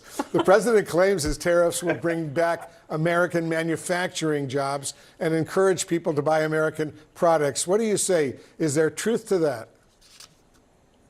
Well, here, if we're going to negotiate one by one the tariffs right now, starting a week later, how am I going to build a factory here that takes 4 or 5 years to build, when the tariffs may go up, may go down, may disappear? Mr. Trump is going to be out of office in 2029. The next president may not continue any of these tariffs. So that's not a very stable environment. If you're going to make a large investment, you need to look out 5, 10 years, and that's very hard to do, particularly after last week. Are there other ways, Fred, to encourage American manufacturing without sweeping tariffs? You know, we had a program under, I'm sorry to say, President Obama, called Select USA, where we encourage companies to build factories and to manufacture here. And we've been pretty successful. Nikki Haley was successful in South Carolina. We have a lot of foreign automakers. Where is Nikki Haley right now? And manufacturing their cars and trucks in the United States to serve our market. And in fact, if you want a BMW SUV, it's going to be exported from the U.S. to Germany. So we do a lot of manufacturing here, and we have to recognize that. And that's a good plus, and we've been pretty successful at it. But even if the car is made in the United States, a lot of the spare parts are being imported from overseas, right? Correct. And they're now subject to a duty which will raise the cost of those vehicles and raise the cost for average Americans. What does all this mean for American soft power around the world, Fred? And you've been doing this, studying this a long time. I'm very concerned about that. You know, one of our great soft power, one of our great exports has been entertainment, films, movie, higher education, college degrees. We're putting that in jeopardy. We are now deporting students that have a green card, may be married to an American citizen, because of something they may have said or protested. We want to encourage more students to come to America. It brings in a lot of revenue. And on top of which, we inculcate with them, we give them American values, American way of life. And that's very positive for us around the world to have basically all these students who graduated from American universities in some way as ambassadors back to their countries. And I think we're putting a lot of that in jeopardy as well, which is a form of our soft power. Good point indeed. Fred Hochberg, the former president of the Export-Import Bank of America. Appreciate your joining us. Thank you for tuning in to the live show. All right, let's see. Let's do one or two more. Let's see. Joining me now is Brent Nyman. He's an economist and former Treasury official in the Biden administration. His research was cited by the Trump White House, really to help them justify the reciprocal tariff rates. So they said, look at this research, look at this. This is where we get this crucial number that gets us to these stratospheric tariff rates. So, Brent, I really appreciate your taking the time here. I just want to start off with you because we've got the math, and I've spent a lot of today. I've got my, going through the math. Sorry, I'm just holding it up for people that we were going through. So you see these high tariff rates, and Trump sitting there. Trump is so effective that all these guys that are supposed to be like geniuses have the highest IQs. They're wondering, how is this possible? That's the thing. Like, you could be smart when it comes to your books, but in real life, if you've never made deals, if you don't have experience with trade, if you've never done businesses in large amount, you could never understand what he's doing. You could be smart in books, but like real life experiences, nothing beats that. Screen, and it's scrolling by country after country after country, and you see your works used to justify them. What did you think in that moment? Yeah, thanks, Aaron, for having me on the show. I was on Wednesday of last week, I was in a University of Chicago macroeconomics seminar, and my phone started blowing up with those pictures of the president in the Rose Garden with that screen with really big numbers and, many more countries listed than I thought. And so, with apologies to the speaker, I couldn't really focus. And then the next day, I woke up and there was a bunch of emails from journalists in my inbox, and a former colleague had posted that they released the methodology explaining what they had done to calculate these tariffs. And they had cited, not many papers, and one of them was a paper I wrote together with Alberto Cavallo, Gita Gopinath, and Jenny Tang. So I started digging in and looking at, how my work could have possibly informed this policy, which I really think is a terrible policy. So I ended up writing an op-ed on it, and I think it's been well received so far. All right, so you're shocked because you couldn't understand how you could be used in this way. I just want to ask you though, because there's how your work was used incorrectly, and then there's the premise of what they've done. The premise of what they have done basically is, as you've described it, do unto others as they do unto you. Right? That they, that the way they define reciprocal, the premise that they have approached this with. Do you support that, just on its base, forgetting the math that they use? Do you support their logic? Well, they build it as a reciprocal tariff. So, what I was expecting is that they would look at what other countries charge as tariffs to the United States, and if they're 2, 3, 4 percentage points higher, we might try to bridge that gap with a reciprocal tariff of our own. Maybe they would look also at non-tariff barriers, et cetera, but they did nothing of the sort. The main issue with these tariffs is that they defined them such that they would eliminate bilateral trade deficits between the United States and every trade partner that we have in the world, one by one, where we run deficits. And once you make that the goal of the policy, it's over. You're done. Whatever formula you come up with and whatever numbers you plug into that formula, you're not going to get a good trade policy. You're instead going to come up with something that can do real harm to Americans and I think to the whole world. Right, and that's the basic, just to say to people that there might be a country, I know, you and I were talking earlier about examples, say Sri Lanka, where Americans buy a lot of clothes, but Sri Lanka does not buy a lot of gas turbines, for example, right? That's not a trade imbalance that would need to be corrected, right? But they're approaching it as if it is. Right. I mean, I certainly expected, frankly, that, China would be on the list, maybe even Europe. But I was surprised to see, like you said, Sri Lanka, Jordan is on the list, Zambia is on the list. And the reason is just because, we happen to buy a lot of textiles and jewelry and coffee from those countries, and they don't buy that much, high-tech equipment or, gas turbines, like you said. And so, I think it's a mistaken philosophy to even try to calculate reciprocal tariffs the way that the way that they did. And then from then on, frankly, the more I looked into it, there was what I would characterize as a cascade of mistakes, making these tariffs even broader and even bigger. So let's talk about that cascade, because it comes down to the equation. They put this equation out that looks like it could have come from Einstein. This complicated equation, we'll throw it up. I mean, this is the sort of stuff you don't know you would see in econometrics or something like that. But it's a very fancy looking equation. It essentially boils down to, you're going to take the difference between the exports and imports of a country, right? And you're going to calculate your tariffs based off of that. That's the essential thing. And then just your bottom line on this formula, is it good or no? Yeah, so the formula is definitely not good. That was the point I was making, is even the derivation of the formula, no matter what they do with it, I think it is not good trade policy. But they went further. You do still have to plug some numbers into it. So let's do that. Okay, because I said, hold on, while you're talking here, I said I had my sheet, so I put it on a whiteboard. As you and I discussed, I might try to do, just to try to make sense of it, okay? So this is where we are, all right? We took Japan, because Trump's been talking a lot about Japan, Brent. You went through Japan. So he got a 46% tariff. That day when he stood up there, 46% came up. So I've got the numbers here, the difference between the exports and imports. I filled in all the numbers. There's one number here, though, I'm going to put in red. That is 0.25. That's your number. That's the number. Well, that's the number they say is your number, right? And when you take that number, that's the magic number, I put it in red, and you plug it into their equation, you get 46%. Well, close, but not quite. The number that I would put, based on my research, in for that value is 0.95. Okay. And that differs from the one that they used, like you said, which was 0.25. The difference is almost a factor of 4.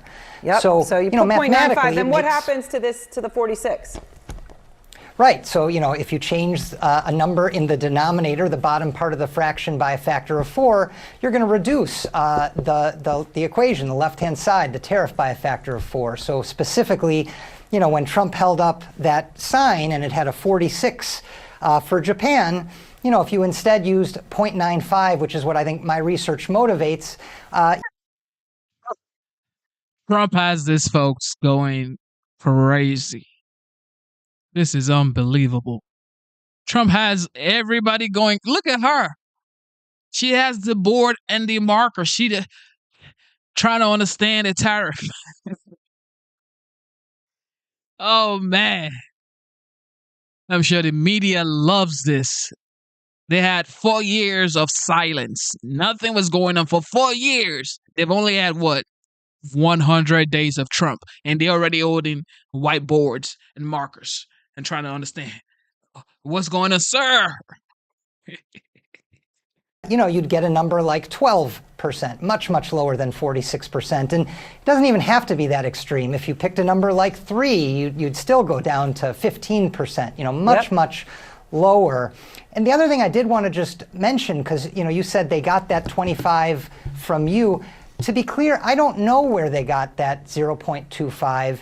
Right. And well, they say they got it from you. I should have been more accurate. Yeah, they're way too funny. funny. Well, not quite. I mean, it's this is an unbelievably she knows this is funny. policy. I mean, I listened to the guests in your interview just now. Markets are moving tremendously. I mean, this is a really, really consequential policy for the world, for the country, for everyone. And yet the whole methodology explaining how they did this is, a couple pages long, and I can't answer that question. I have colleagues saying, what is that 0.25 number? And, for instance, I don't even know. Well, yeah, but I mean, you talk about literally could have things like war and peace depending on it. I mean, you go from 46 to 12 and do Trump's math and take half, you'd be looking at 6% instead of 24. I mean, it is just absolutely stunning to think about that. And I think so important that you say all of that. A lot of it could come down to this one number, your number, that's just who knows where the heck it came from. I mean, it's stunning. Brent, I really appreciate your time and thank you very much. Please. Please. Please, yo. Them days are over. Nobody cares about you. Bunch of lies, no more. Okay? See, there ain't no telling. Oh my goodness, yo.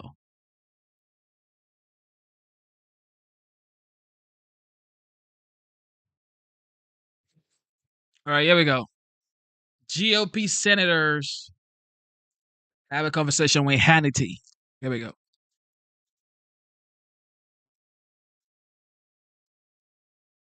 And welcome back. We're broadcasting live. We are in our nation's capital, and we still have all these great senators with us. I really do appreciate all y'all spending some time. This is an important time for the American people. This is that 4 times in 100 years, and then we're going to have to get the House to go along with it.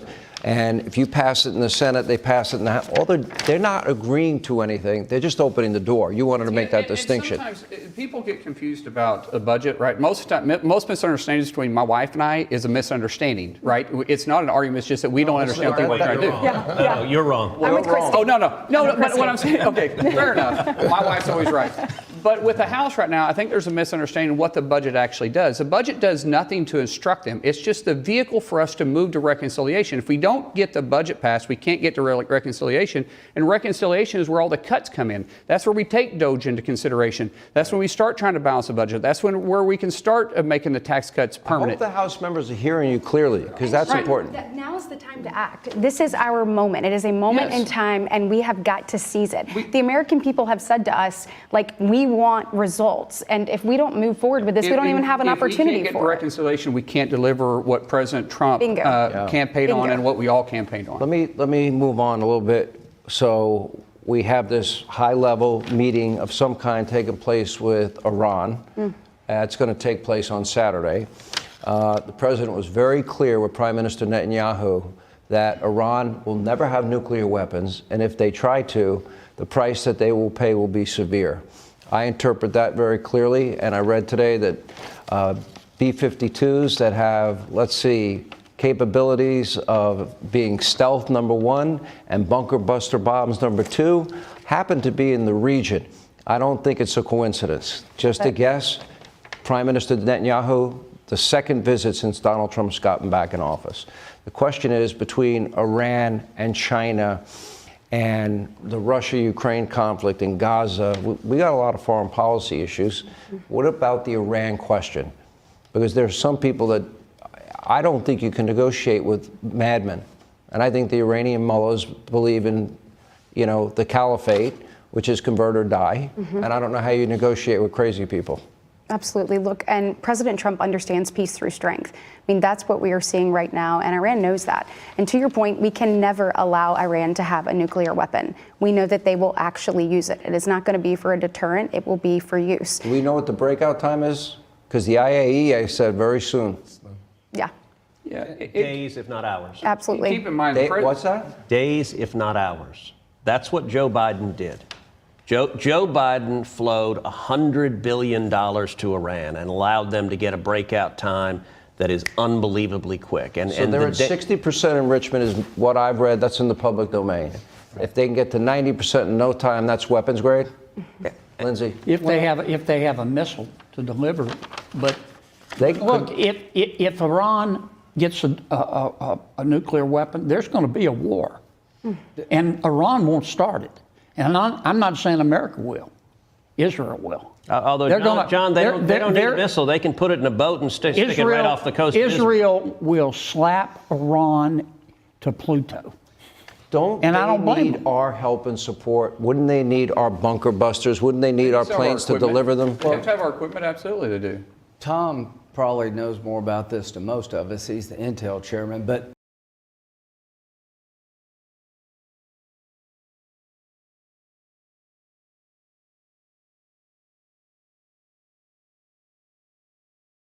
All right.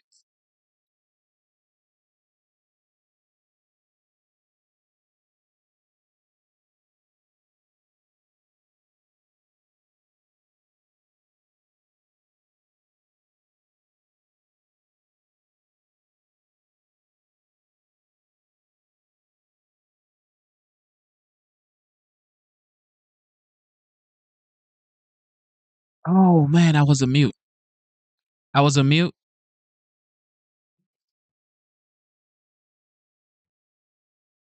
All right. Moving forward, I think we saw that earlier. All right. Pam Bundy and, of course, FBI Director Kash Patel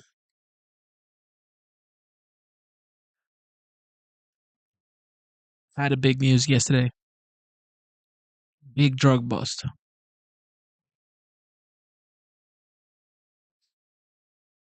OMASRODZEWICZ, Commanding Officer of U.S. Coast Guard Cutter James. We will begin with brief statements from these leaders, and then we'll have an opportunity. At the conclusion of information about the... I know that we... Cash, thank you, Director Patel, and I've got Acting U.S. Attorney Greg Kehoe, Middle District of Florida, behind me. Thank you all for being here today. Today's operation is an example of the unprecedented collaboration between the military and the Department of Justice components, working closely with the U.S. Coast Guard. And look at all these great men and women in the Coast Guard. Thank you so much for your dedication. This is a textbook example of the Justice Department supporting the fight against violent crime. These drugs are worth over $500 million. Almost 45,000 pounds of cocaine, pure cocaine, uncut, and 3,800 pounds of marijuana. Congratulations again to the Coast Guard. You have done incredible work, Admiral, and your team, Captain, in securing these drugs. This team, with all the agencies I just mentioned, used drones, aircraft, and ships to interdict the traffickers off the coast of Peru, Ecuador, and the Galapagos Islands. What they did saved countless American lives. Countless lives. This cocaine would have been distributed throughout our country and perhaps throughout our world. 11 separate prosecutions will take place as a result of this, and they will be prosecuted in the Middle District of Florida. These defendants will be held accountable for bringing this poison into our country. I always say if we can save one life,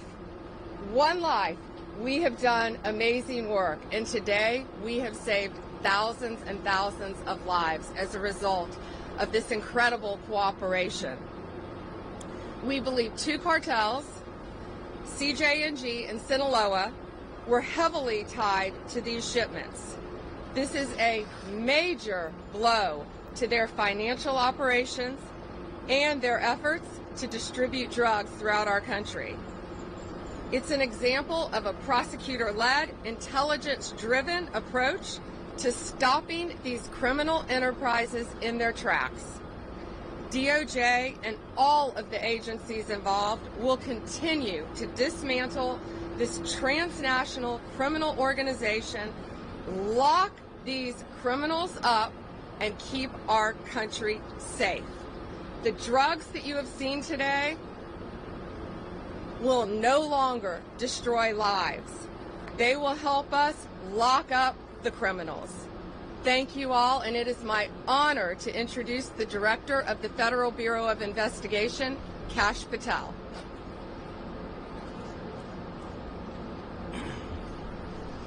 Thank you all for being here.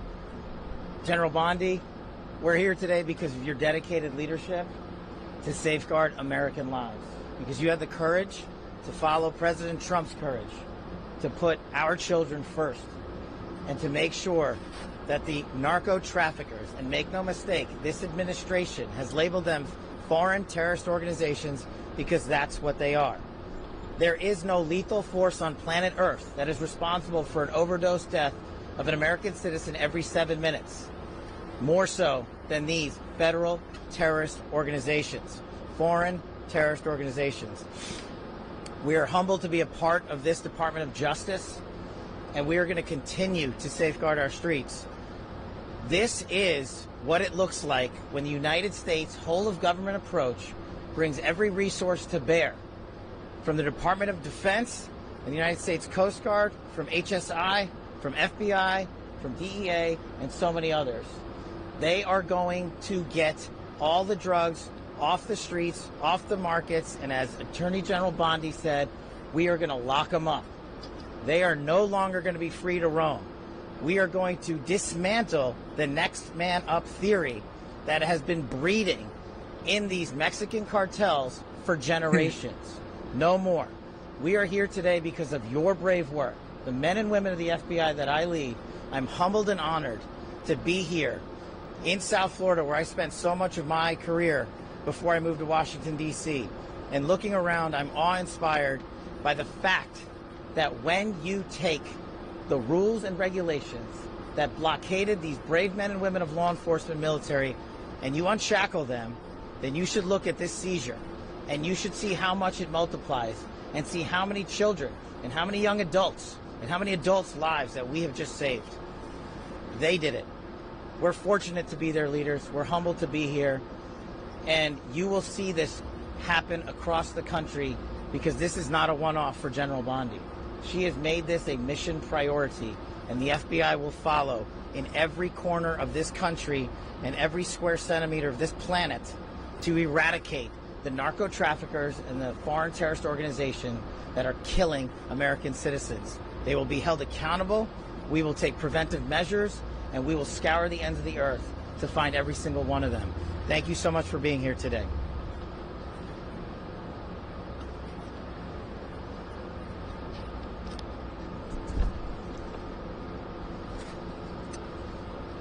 Good morning. We welcome the crew of the James back from a remarkable patrol where they seized $510 million of illegal drugs, that's cocaine and marijuana, that was interdicted at sea before it can reach the U.S. border. So what does that number actually mean?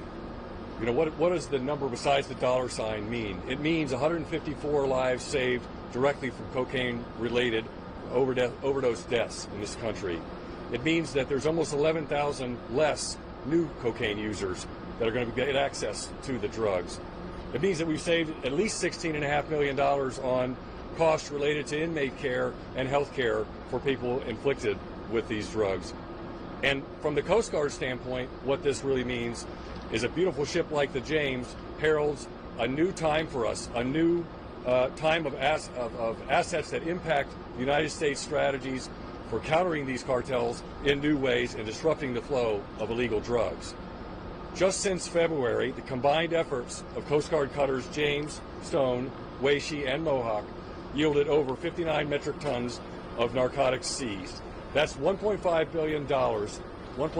billion of revenue to the cartels.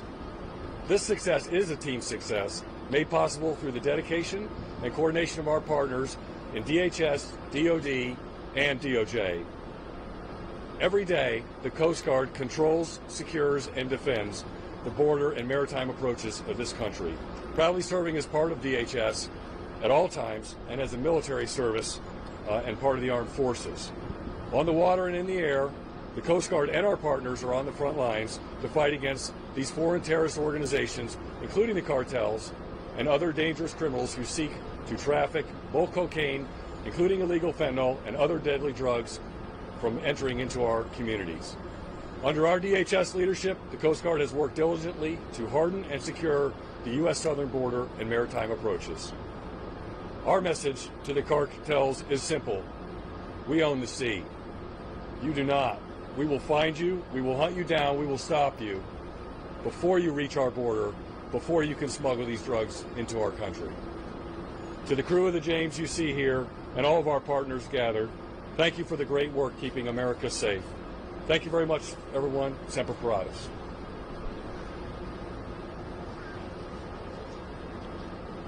Good morning, ladies and gentlemen. It's a privilege to be here today representing Admiral Alvin Halsey and U.S. Southern Command. And first, I just want to say thank you. Attorney General Bondi, Director Patel, Admiral Moore, Captain Rodzovich, my apologies, and to the crew of the James, the brave men and women of the crew of the James. It's a real privilege to stand with you today. You know, the most fundamental duty of a DoD organization like U.S. Southern Command is to defend the United States against threats and defend her people, defend her Constitution. But this is a threat that by law, policy, design, DoD can't get after alone. It takes a team, and it's a privilege to be part of this team. You've heard the facts of what these amazing men and women have done, what the organizations that these amazing leaders have accomplished. But I just want to say thanks. You know, there is it is amazing to watch in action the machine that is our government interagency getting after this problem set. I think it starts and ends with the Department of Justice. The intelligence that we get from the prosecutions, the intelligence we get from the FBI, intelligence we get from other sources, tips and cues us to do the DoD detection and monitoring mission, and then we get the actions on the objective from the brave men and women of the James and crews like them to grab those drugs and bring them back for further prosecution and investigation. And it's a virtuous cycle. It's an amazing thing to watch. At Joint Interagency Task Force South in U.S. Southern Command, it all comes together with the addition of 14 interagency partners and law enforcement and defense representatives from 21 partner nations. This is an incredible achievement, an incredible whole of government and partner nation accomplishment. So I'm just proud to be here today and to say thanks to the brave men and women defending our nation. Thank you.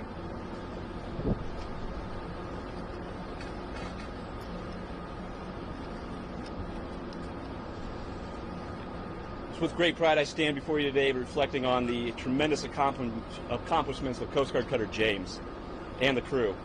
What you see today is a result of the crew executing an unprecedented pace at sea of interdictions. In only 56 days in theater, James interdicted 11 drug smuggling vessels, seizing over 22 metric tons of cocaine and marijuana, and apprehending 34 narco traffickers. In all my years working in this vital mission, I have never witnessed such substantial results in such a short amount of time. What is not on display, though, is the incredibly challenging work done by our crew that went into these interdictions. We patrolled an area the size of the continental United States, finding the narco-terrorists' tiny, drug-laden vessels across the vast waters of the eastern Pacific is equivalent to finding the proverbial needle in a haystack. But the crew of the James showed narco-terrorists that we will find them. We show them that they are no match for the professional competence, technical expertise, and operational prowess of the James crew. We sent a message loud and clear that we can and that we will continue to stop them bringing harm and devastation to our border. Or as my ops boss would like to say, you can run, but you can't hide. Alongside our permanent party crew members, it's important to mention those who deployed with us, our law enforcement detachment, pilots and air crew, intelligence professionals, and the operators of our unmanned aircraft systems. Together, we are James, a team of teams. This team of tirelessly dedicated professionals traded time with family and friends to carry out our vital mission, stopping the flow of illegal drugs, cutting off profits that fueled deadly fentanyl trade, and ultimately protecting American communities and families from unimaginable heartbreak. This crew represents the best of the best, and I'm incredibly proud to serve with all of the dedicated professionals that deployed on James this patrol. Thank you for your time.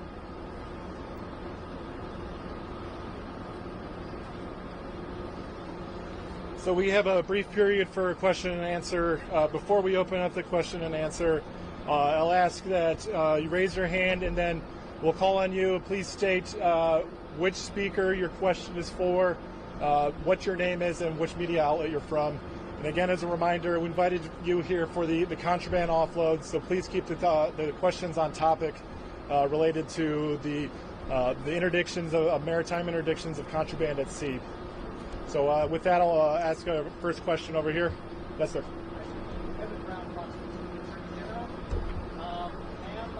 This is remarkable, but quite frankly, we see this very, very often, and we probably will in the future. How do we go from bucket drops in the bucket to buckets? They don't stop. Evan, this is not a drop in the bucket.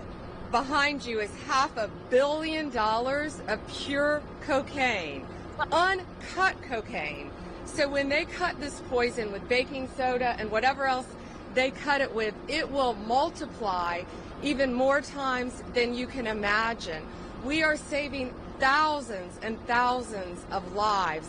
These brave men and women, you know, we often talk about the Coast Guard and General, we talk about all the time our great men and women in law enforcement and the military, but sometimes I feel like the Coast Guard is overlooked at how incredibly dangerous your jobs are. So thank you again for what you've done and the countless lives that you have all saved today. By 11 defendants are going to be locked up, and if this isn't sending a message loud and clear to Sinaloa and these other cartels, it better be, because they know that these men and women, all of these agencies working together, are coming after them. And if there is more, they will find them and they will arrest them and we will prosecute them.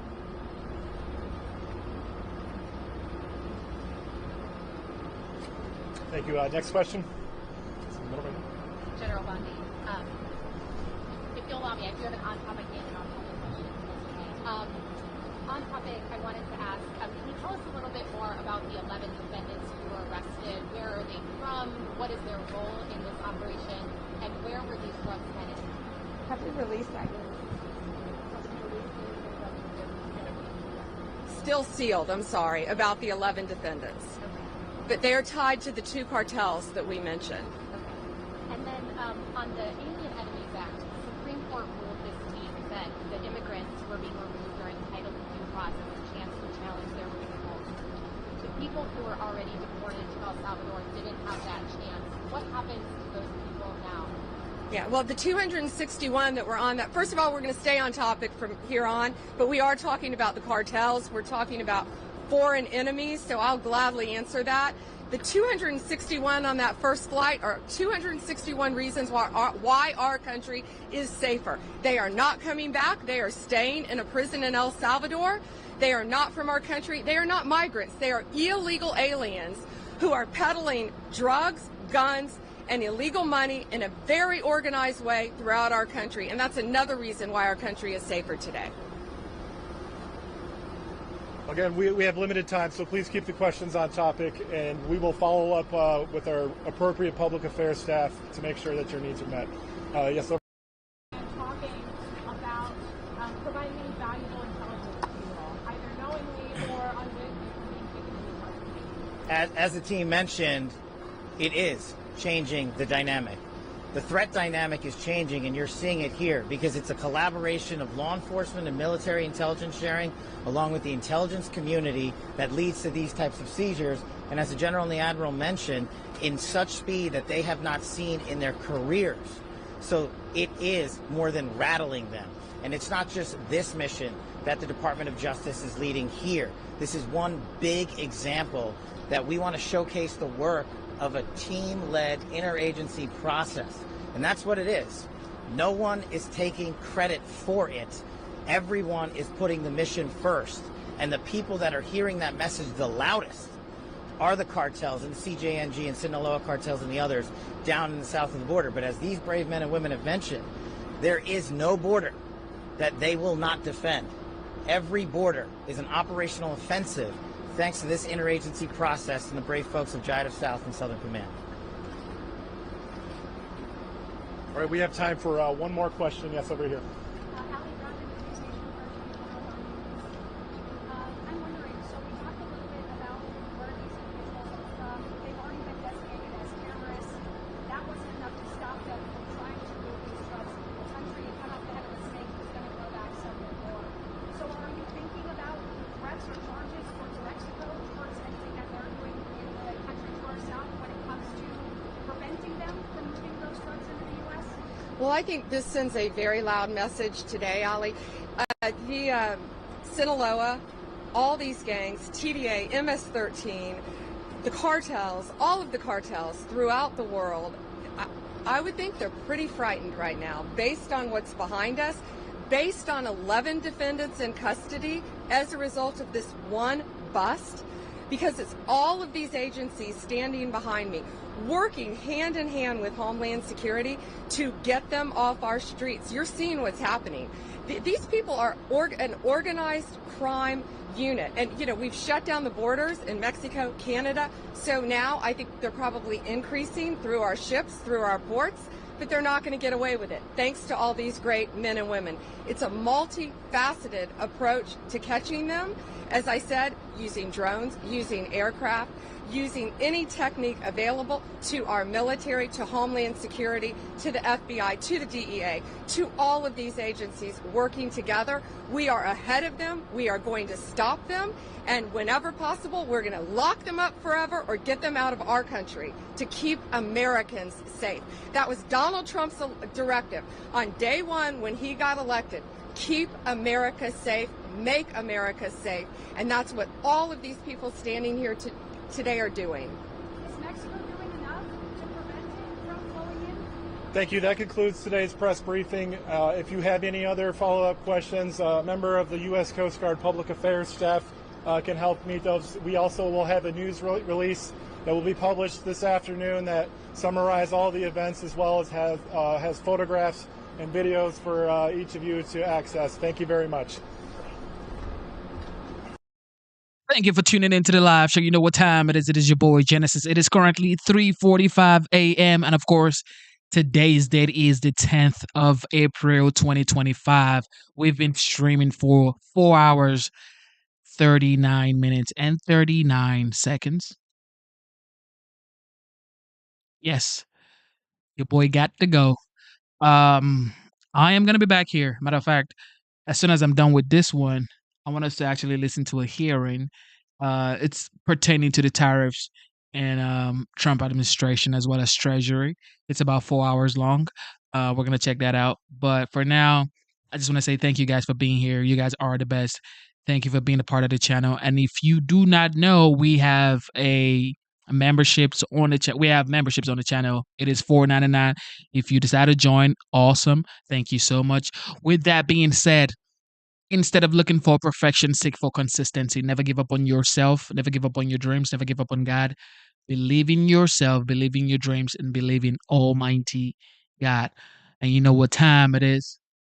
Boy Genesis is signing out. Shout out to the moderators this morning. The Mr. Busky. That's the OG. And C. Shelley for sure. Thank you guys so much. And everybody in the comment section, you guys are awesome. Thank you so much. All right, with that being said, shout out to Brett too. All right, with that being said, have a wonderful, wonderful night. And if you're still around in about 30, 45 minutes, then you might just catch another live show. God bless you guys. And I love you guys. God is great.